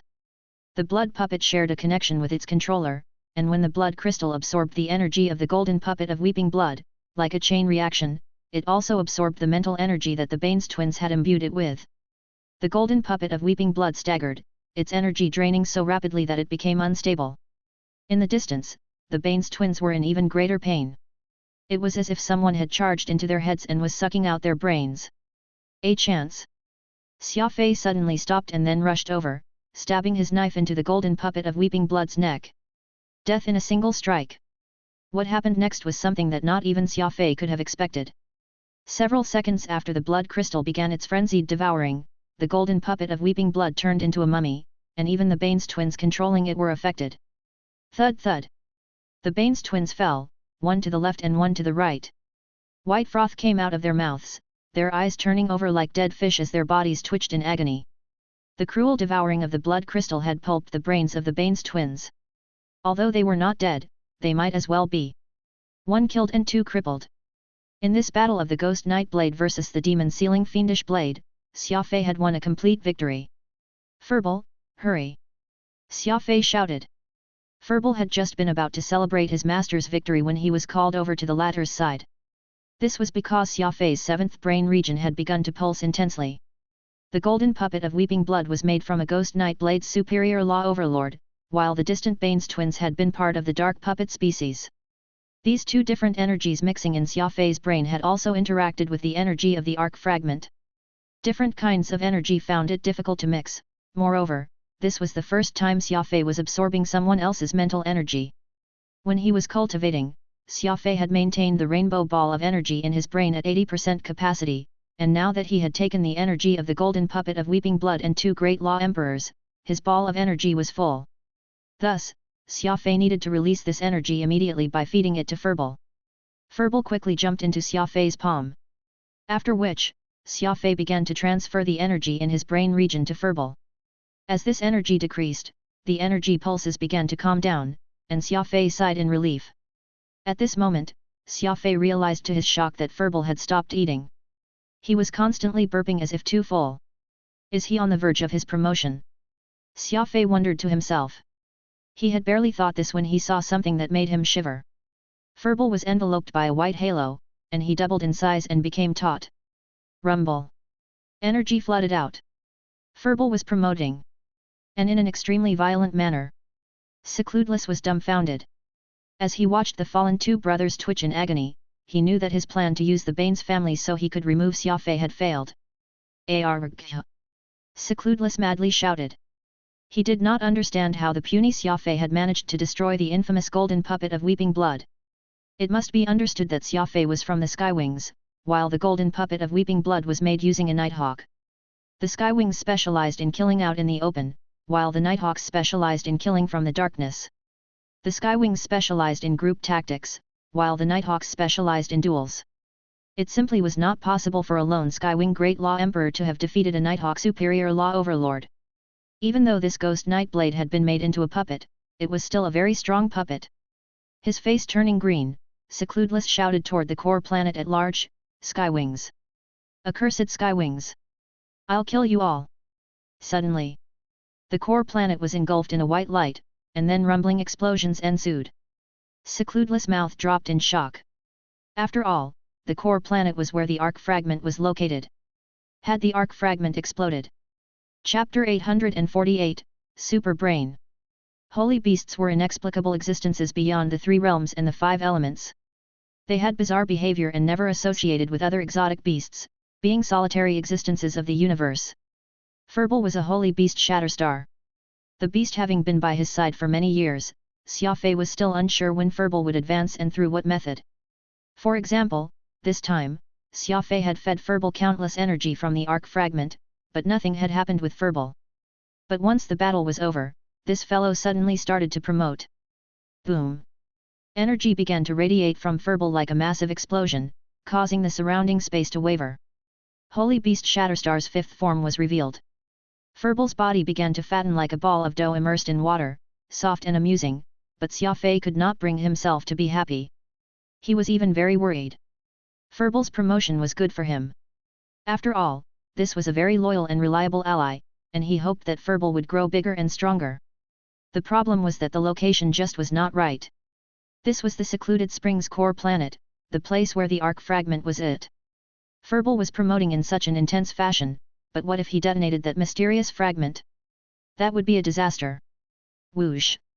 Xia Fei vanished as he burrowed into the earth to check on the arc fragment. Heavens! How did this happen? Oro shrieked. The arc fragment was no longer black. Rather, it was turning redder and redder, just like steel that had been placed in a furnace. The temperature was extremely high, and the plants around the fragment were beginning to wilt. It seemed that the arc fragment was no longer providing them energy. The surrounding energy pulses were so powerful he could hardly stand them. Xia Fei's eyes widened as he disbelievingly took in this sight. This entire matter had taken him by surprise, and it was developing in a direction he did not want it to go. Rumble! Another explosion. This was a sign that Furball was on the verge of breaking through. A white wave of light swept out from the core planet, and in only a few seconds, it had swept through the entire region. What Secludeless and the others on the perimeter were seeing was not actually the explosion of the arc fragment but rather the promotion of Furball. As Furball rose in rank, the stirs created by his promotion became larger and larger. Secludeless had no idea of Furball's power, so he shrieked, "Done for!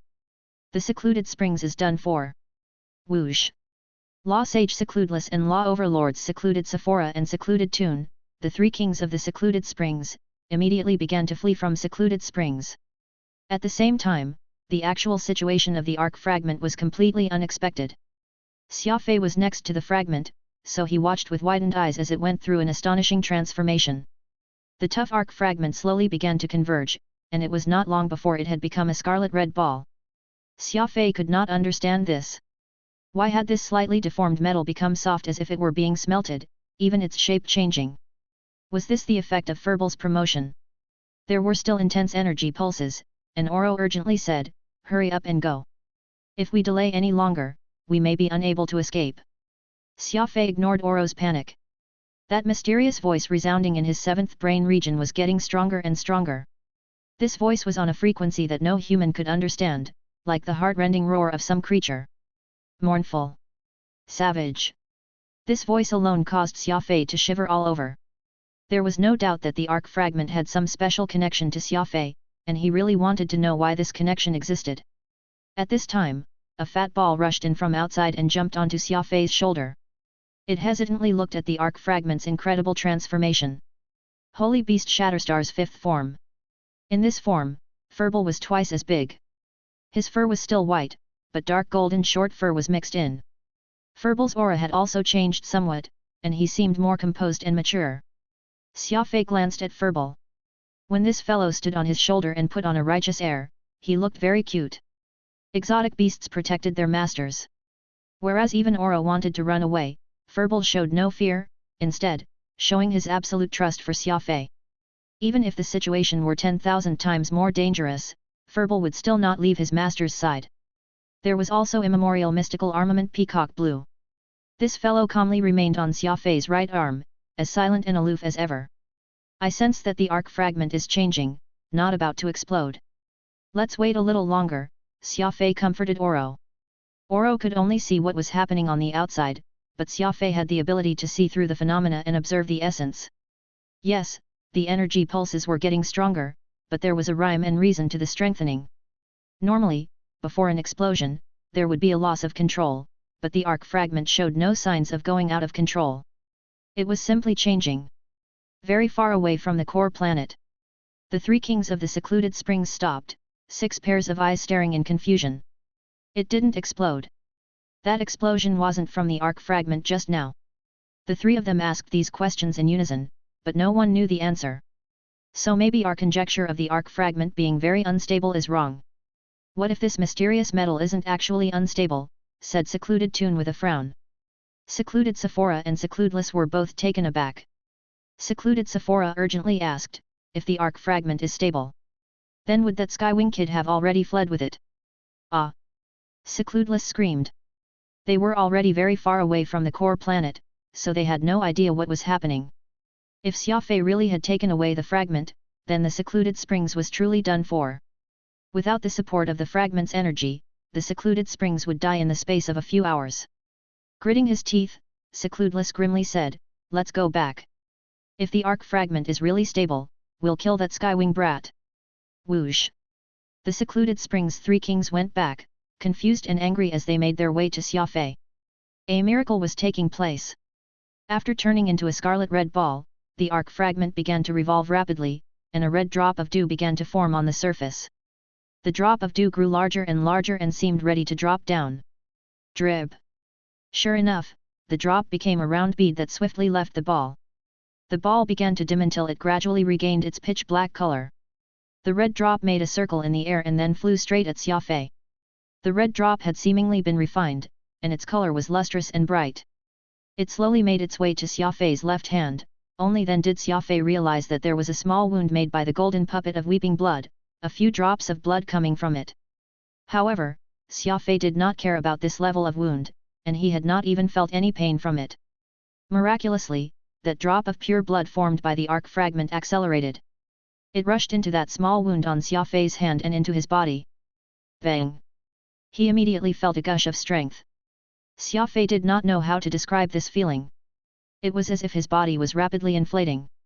Like a wriggling tadpole, that drop of blood from the arc fragment rapidly approached Xia Fei's 7th brain region. Xia Fei could hazily sense a power approaching. His 7th brain region was vitally important, and any damage to it would be a disaster of immense proportions. The blood drop from the arc fragment smoothly entered his 7th brain region and then sat there, slowly fusing with it. The strange rainbow energy ball grew fuller and fuller. He could sense that it was getting stronger and stronger, and that the openness of his brain region was being corrected. All of this happened very naturally, inflicting no pain to Xia Fei, as if this was how things should be. Once that blood drop merged with his 7th brain region, Xia Fei discovered that the openness of his 7th brain region had reached 101%. Only an extremely small number of people on this side of the universe could achieve 100% openness, but there were others besides Xia Fei. However, no one had 101%. Not in the entire universe. This 101% could not be underestimated. This number meant that Xia Fei had already broken the limits of his brain region capacity. The only warrior in the universe with more brain region capacity than normal had been born. It was an incredible event. Oro curiously asked, what happened just now? Startled, Xia Fei asked, you didn't see? Oro asked back, see what? The arc fragment's color went back to black, and the energy pulses have started getting stronger again. Let's hurry up and get out of here. Xia Fei was stunned. It turned out that drop of blood, which had condensed and strengthened Xia Fei's brain region, was something that Oro could not see. Furball was eyeing him with a shocked look, seemingly having also witnessed everything. Oro did not see it, but Furball did? Xia Fei was startled. If there was a difference, it was that Furball had a blood contract with him and was his personal exotic beast. As for Oro, he was just an expert by Xia Fei's side. This was the difference. It seems like my brain region has changed a little, Xia Fei said, testing Oro a little more. I can't tell the difference. Let's go already. Oro impatiently said. You may want to die here, but I don't. Xia Fei now understood. It was not just the arc fragment's drop of blood that Oro could not see but also the expanding of Xia Fei's brain region. This was actually a good thing.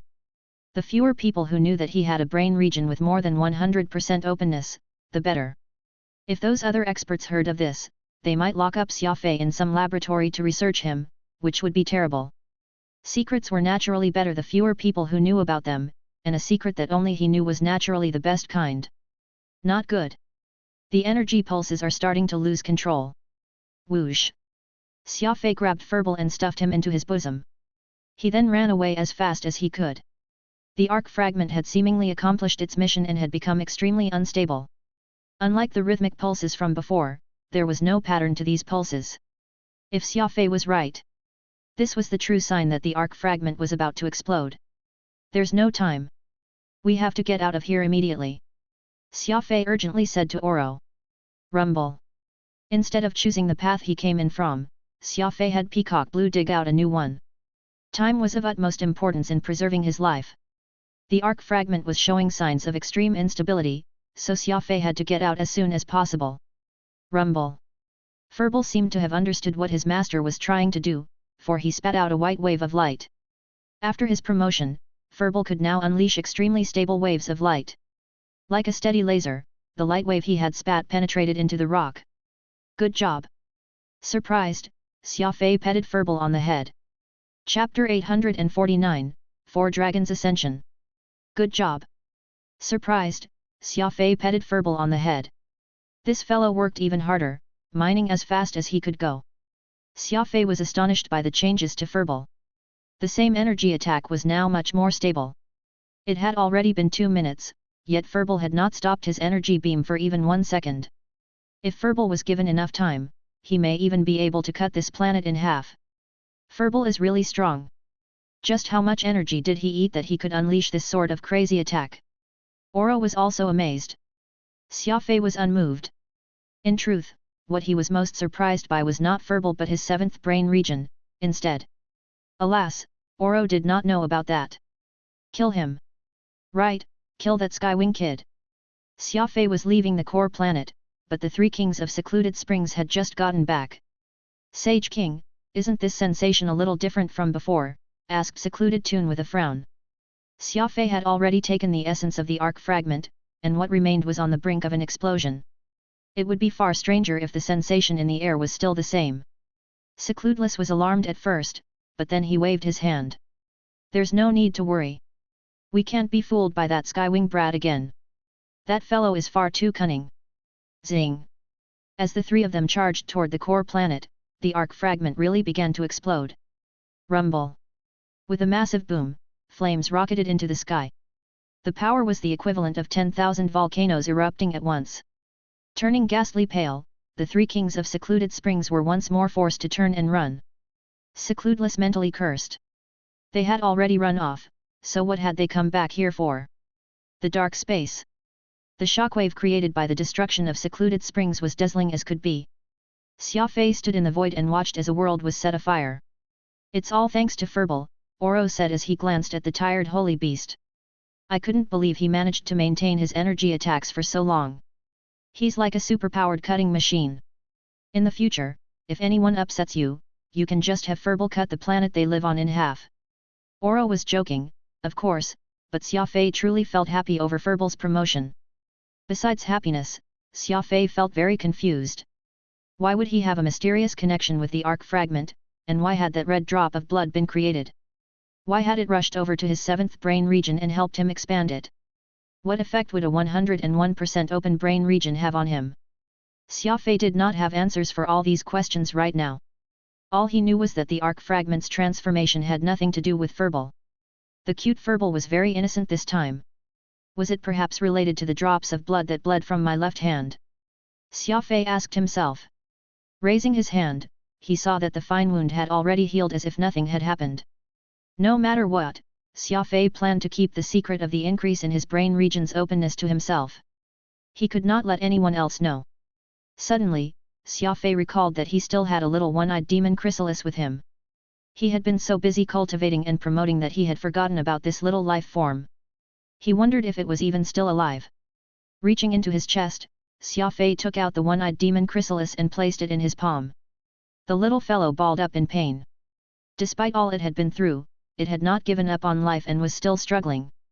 Such a stubborn life form. Oro remarked. This fellow has a truly admirable will to live. It's a shame that you have to leave the dark space. If you take it back to conventional space, you'll end up killing it. Though Oro had disliked this one-eyed demon chrysalis at the start, Oro had to admit that this fragile life form possessed a truly admirable will to live. Xia Fei pouted. He really wanted to save this demon chrysalis, but it had already been shown that his medicines did not have the power to revive the dead. His mind raced. Xia Fei then closed his palms together and slowly sent the disruptive force of the law of primal chaos into the demon chrysalis's body.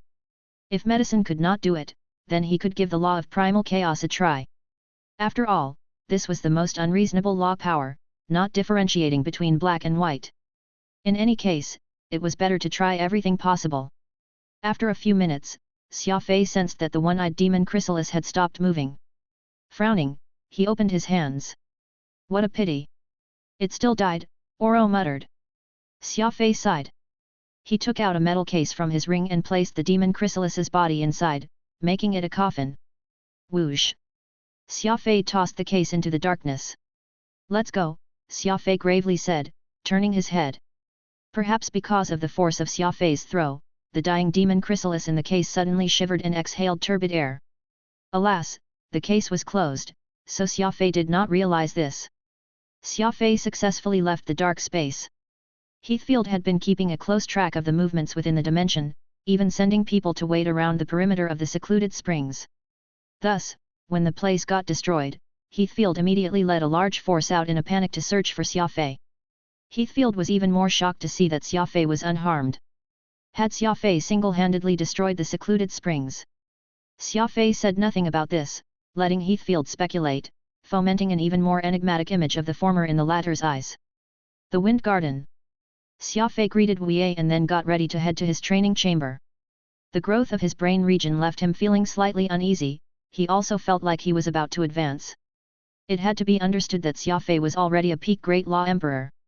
One step more would be Law Overlord, so he was impatient to try. Young Master Fei, Wei frowned as he called, the Feng family's young master came again, hoping that you'll come to Dragon Ascension soon. Even if you don't plan to study there, you should at least report in. Xia Tian nodded and smiled. I'm a little tired today, so I'll go and see Zanian Feng and register at Dragon Ascension later. Wei asked, have you been learning a weird technique again? Xia Fei was startled, asking in confusion, Wei, why would you ask that? When I was looking at you just now, I realized that I couldn't inspect your seventh brain region. As such, I'm wondering if you learned some sort of special technique. Stunned, Xia Fei managed to muddle through by saying that he really had learned a new technique that could obscure the brain region and prevent others from seeing. Wei tactfully stopped asking questions and simply reminded Xia Fei he needed to go and register at Dragon Ascension. Since the Feng family had sent people to invite Xia Fei more than once, they needed to be given a little face. The training room. Xia Fei and Oro discussed the changes to his brain region. It's truly very strange. Normally, warriors have a lot of ways of hiding their brain region and preventing others from inspecting them, but the vast majority of methods don't work as well on those of a higher rank. Your seventh brain region, on the other hand, is completely sealed and impossible to pry on. The technique used isn't even one I know, Oro said, a hand on his chin. Xia Fei smiled. Isn't that a good thing? I hate it when other people could read me whenever they wanted. This saves me the trouble, as others will no longer see through my power. Oro lightly nodded and said no more. Xia Fei could not help but be happy. After this modification, his brain region had been strengthened without attracting anyone's attention. This was the perfect secret advancement. The lore realm was very dangerous. When it came to secrets, the fewer people who knew, the better. Pa! He lightly prodded his spatial ring, closing the connection with Oro. Xia Fei then used his mental energy to inspect his seventh brain region. Xia Fei's brain region did not seem that different besides being a little larger. The rainbow ball of energy was also the same as before, but Xia Fei knew that the mysterious ball of energy had grown even more exquisite after this incident, able to hold more energy without leaking it out. Moreover, the energy ball was more stable, and this was seemingly all because of the drop of blood formed by the arc fragment. He had raised his cultivation to peak Great Law Emperor, his brain region had grown, Furball had advanced, and the energy ball had become even more stable. Xia Fei could not help but smile as he counted all the good things that had happened to him recently. This trip to the secluded springs had truly been too profitable. Putting aside everything else, the 101% openness of his seventh brain region was a huge boon to Xia Fei. A wider brain region allowed for more law patterns, and Xia Fei was making his way along the path of the Protean Master, so a larger brain region was exactly what he needed. That arc fragment was so mysterious, Xia Fei muttered as he lit a cigarette. It was truly a strange matter. The more Xia Fei investigated the cosmic gate and the arc, the stranger he found either to be.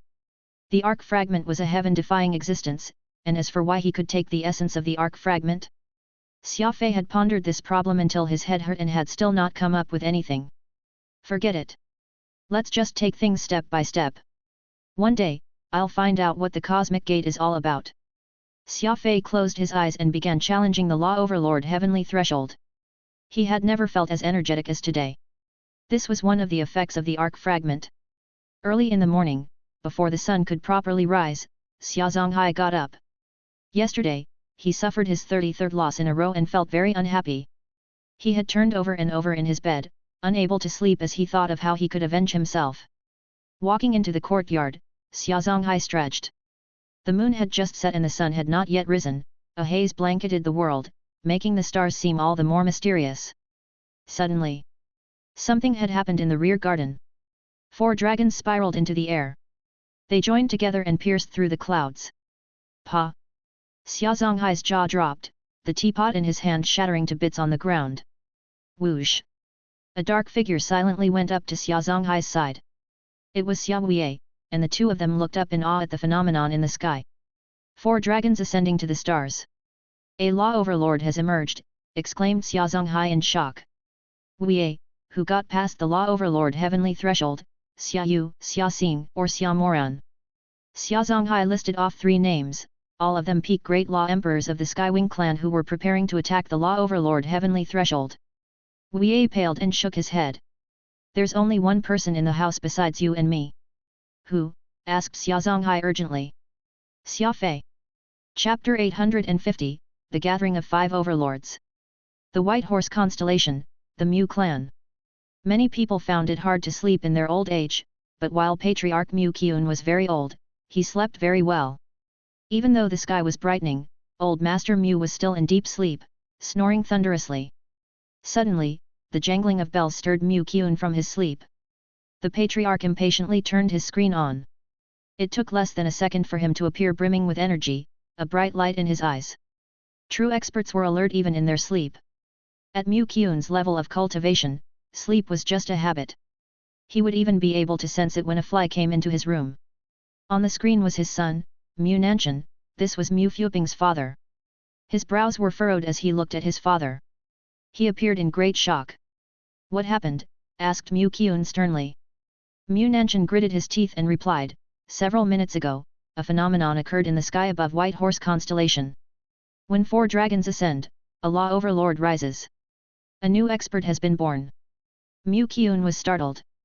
Bolting upright from bed, he urgently asked, which clan was it this time? Law overlords were the strongest fighting individuals in the law realm. One law overlord could fend off an army of thousands. While the great clans seemed united on the surface, they competed against one another in the shadows, and none of them was willing to fall behind. All the other clans would be very concerned whenever one of them produced a law overlord. For example, in the war between the Skywings and the Moonwards, the Skywing clan's hidden super law overlord Xia Wei had suddenly appeared and given the opposing side a savage beating. If not for Wei guarding the Wind Garden, the outcome of that battle would have really put in question. The Wind Garden was the stronghold of the clan, and it getting destroyed by the Moonwards would have badly damaged the prestige of the demon-sealing fiendish blade. It was thanks to Wei that the Skywings had been able to get a clean victory. Thus, the number of law overlords could directly determine a clan's status. It was a symbol of its rise or fall. Mu Nanshan pursed his lips and sternly said, the 4 dragons ascending to the stars phenomenon originated from the Wind Garden. It's the Skywing clan. That pack of lunatics again. Mu Qiun's eyes rolled over and he almost fainted. The name Skywing had appeared far too frequently as of late, and Mu Qiun felt like his ears were starting to develop calluses. It was as if the entire White Horse constellation revolved around the Skywings. This demon-sealing fiendish blade was also working rather hard, exterminating 2 religions and 1 clan at one go, and what was done was a complete extermination, rather cleanly and smoothly to boot. The Skywing clan's momentum was without par, and whenever the demon-sealing fiendish blade was brought up, the people of the White Horse constellation would turn pale. Mu Qian needed half a minute to compose himself finally. Sighing, he said, it was only the day before yesterday that news of Xiagu having advanced to Law Overlord got out, and now these crazies have produced another Law Overlord? It's truly absurd. Is the rise of the Skywings already foreordained? Mu Qian was not simply shocked because the Skywings had produced a Law Overlord, he was shocked because that clan of madmen had produced 2 Law Overlords in the space of 3 days.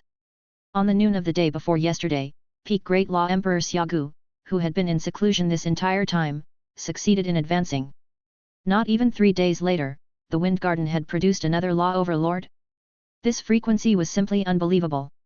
If Old Master Mu found out that the one who had advanced this time was the obscure Xia Fei, his shock would be even greater. Old Master Mu slapped his head, determining that he was not dreaming through the act, and said, the Skywings have 4 Peak Great Law Emperors. Xiagu has now successfully advanced, so which one is it this time, Xia Yu, Xia Xing, or Xia Mo? Mu Nanshan shook his head. We still haven't gotten the details.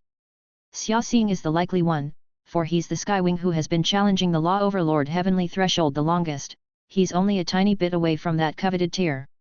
Mu Qian bitterly laughed. If you add Super Law Overlord Guli, the Skywings now have 5 overlords. No clan in the White Horse constellation can fight with them now. Even Dragon Ascension only has 5 overlords. Truly, comparison can anger a person to death. It's a clan with only 50,000 people, yet it has 5 Law Overlords. The percentage of talents in the Skywings is heaven-defying. Mu Nanshan nodded in agreement. The Skywing was a small clan, yet it had 5 Law Overlords. Let alone the White Horse constellation, it could be considered a first-rate power holder throughout the lore realm. Mu Nanshan paused and then said, I was thinking about Pinger. What's happened to Pinger? Asked Mu Qian anxiously. This old man always became extremely gentle and soft when it came to his precious granddaughter. Pinger is on very good terms with Xia Fei of the Skywings, and it's said that Xia Fei has a Godwing potential. Now that the Skywings rise is a done deal, why don't? Mu Nanshan hesitated, looking questioningly at his father, his meaning obvious.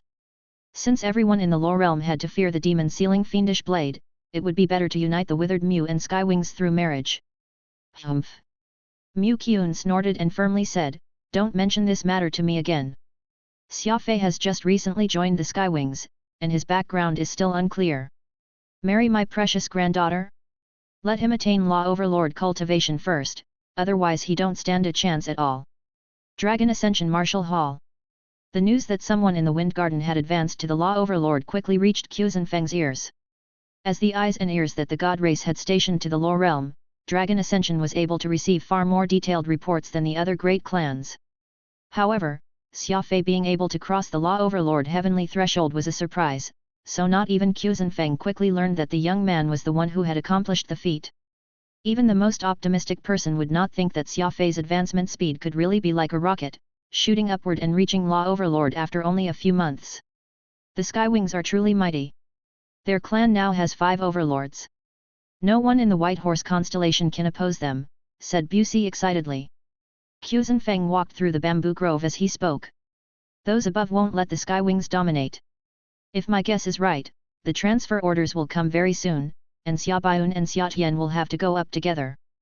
Busi frowned. Xia Tian will be leaving as well? Logic dictates that he should be next in line to take up the seat of Patriarch. After all, Xia Tian has been Xia Baiyun's assistant for many years and has the ability. Xiagu and that one who advanced today have too little experience and may be unable to take up the banner of the demon-sealing fiendish blade. Qian Feng smiled. The reason is very simple. The bespectacled Law Overlord Xia Tian has too violent a personality, and Xia Baiyun had remained behind in the Wind Garden in order to suppress him. If Xia Baiyun leaves, no one can hold down Xia Tian, so stay or go, they must do so together. Busi nodded. Hall Master's argument makes senses, but if this is true, then the next Skywing Patriarch will be one of the 2 new Law Overlords. The 2 of them have only advanced to Law Overlord in the last 3 days, so there's no telling if they can stabilize the situation. Qian Feng waved his hand. You're overthinking it. The Skywings are the demon-sealing fiendish blade, the inheritors of the Law of Speed, and their combat power isn't to be underestimated.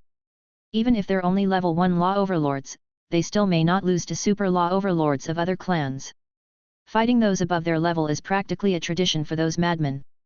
Thus, even if it's only the 2 new law overlords left to hold the fort, they should still be able to carry the Skywing banner. Moreover, the Skywing's old monster had even left superior law overlord Gu Li in the Wind Garden. When the times comes, no one will dare to touch that fiendish blade. Busey said nothing. The Skywing truly did have a tradition of fighting above their level. Opponents of the same level who ran into the demon-sealing fiendish blade would end up dead or crippled. After taking a few more steps, Qiuzhen Feng worriedly said, another war between the 2 races is imminent. The sudden ascendance of the Skywings is truly something to think about. Busey froze, and then he urgently asked, is it really going to start soon? From the looks of it, very soon, Qiuzhen Feng said indifferently. Xia Fei had just come out of his training room when he was assailed by Xia Huiye and Xia Zonghai, who began to interrogate him at once. The 2 could not understand how Xia Fei had managed to step past the Law Overlord heavenly threshold in a single night. Xia Fei naturally could not tell them about the arc fragment, so he could only assign it to coincidence. However, this explanation set Xia Zonghai off. Was a coincidence enough to make one a Law Overlord? Xia Zonghai, who had cultivated for many years, could not accept this. With a gloomy face, Xia Zonghai went into his training room. The matter of his chess game had already been hurled into space. It was Xia Zonghai who had first discovered Xia Fei's Skywing blood and brought him back to the clan. How many days had that been, and yet this unremarkable character now had a cultivation that surpassed his, even leaving him far behind in the dust. He did not even know if he could show himself in public anymore. Xia Fei took a short rest. After which, Zanian Feng and Wolf Shenyi paid a visit to the Wind Garden. Xia Fei could guess that they had come to bring him to Dragon Ascension Martial Hall for registration. As for whether he needed to remain there and cultivate, that was completely up to Xia Fei. After all, the Wind Garden's environment was just as good as Dragon Ascension Martial Halls, and Xia Fei was already used to relying on himself for everything. Getting a meeting with you really isn't easy. I paid several visits, but you were never around, said Zanian Feng with a smile. Brother Jigawolf grabbed Xia Fei and enigmatically asked, I heard that your clan had produced another law overlord. Who was it? Zanian Feng also perked up his ears. Xia Fei was startled. The news traveled rather quickly. It seemed like the cruel wolves and Dragon Ascension Fengs already knew. It's just someone crossing the law overlord heavenly threshold, what's there to be so nervous about, asked Xia Fei. How could you say that? Wolf Shenyi hurriedly explained. Law overlord doesn't just mean power, it also means that one has taken one step into the higher plane. You could be summoned up at any moment. Zanian Feng added, besides a chance to go up, law overlords get many benefits. It's a big affair for the entire law realm. We already know that Xiagu became a law overlord 3 days ago, so who was it this morning? Was it Xia Xing? It was me, Xia Fei indifferently remarked. Bang! Right after he spoke, Brother Jigawolf punched him in the chest and laughed. Keep dreaming. If you could become a law overlord that quickly, I would have crossed the law emperor threshold ages ago. Xia Fei chuckled. It seems like I can't trick you, but I don't actually know what happened this morning. Go and ask Huiye. He should know. Zanian Feng's mouth had already dropped in shock, but when he heard what Xia Fei said after, he immediately closed his mouth and bitterly chuckled, blaming himself for believing Xia Fei's lie. At this time, Oro suddenly commented, Xia Fei, have you noticed? It seems like your brain region has become obscured. Others can't tell what your cultivation level now is anymore.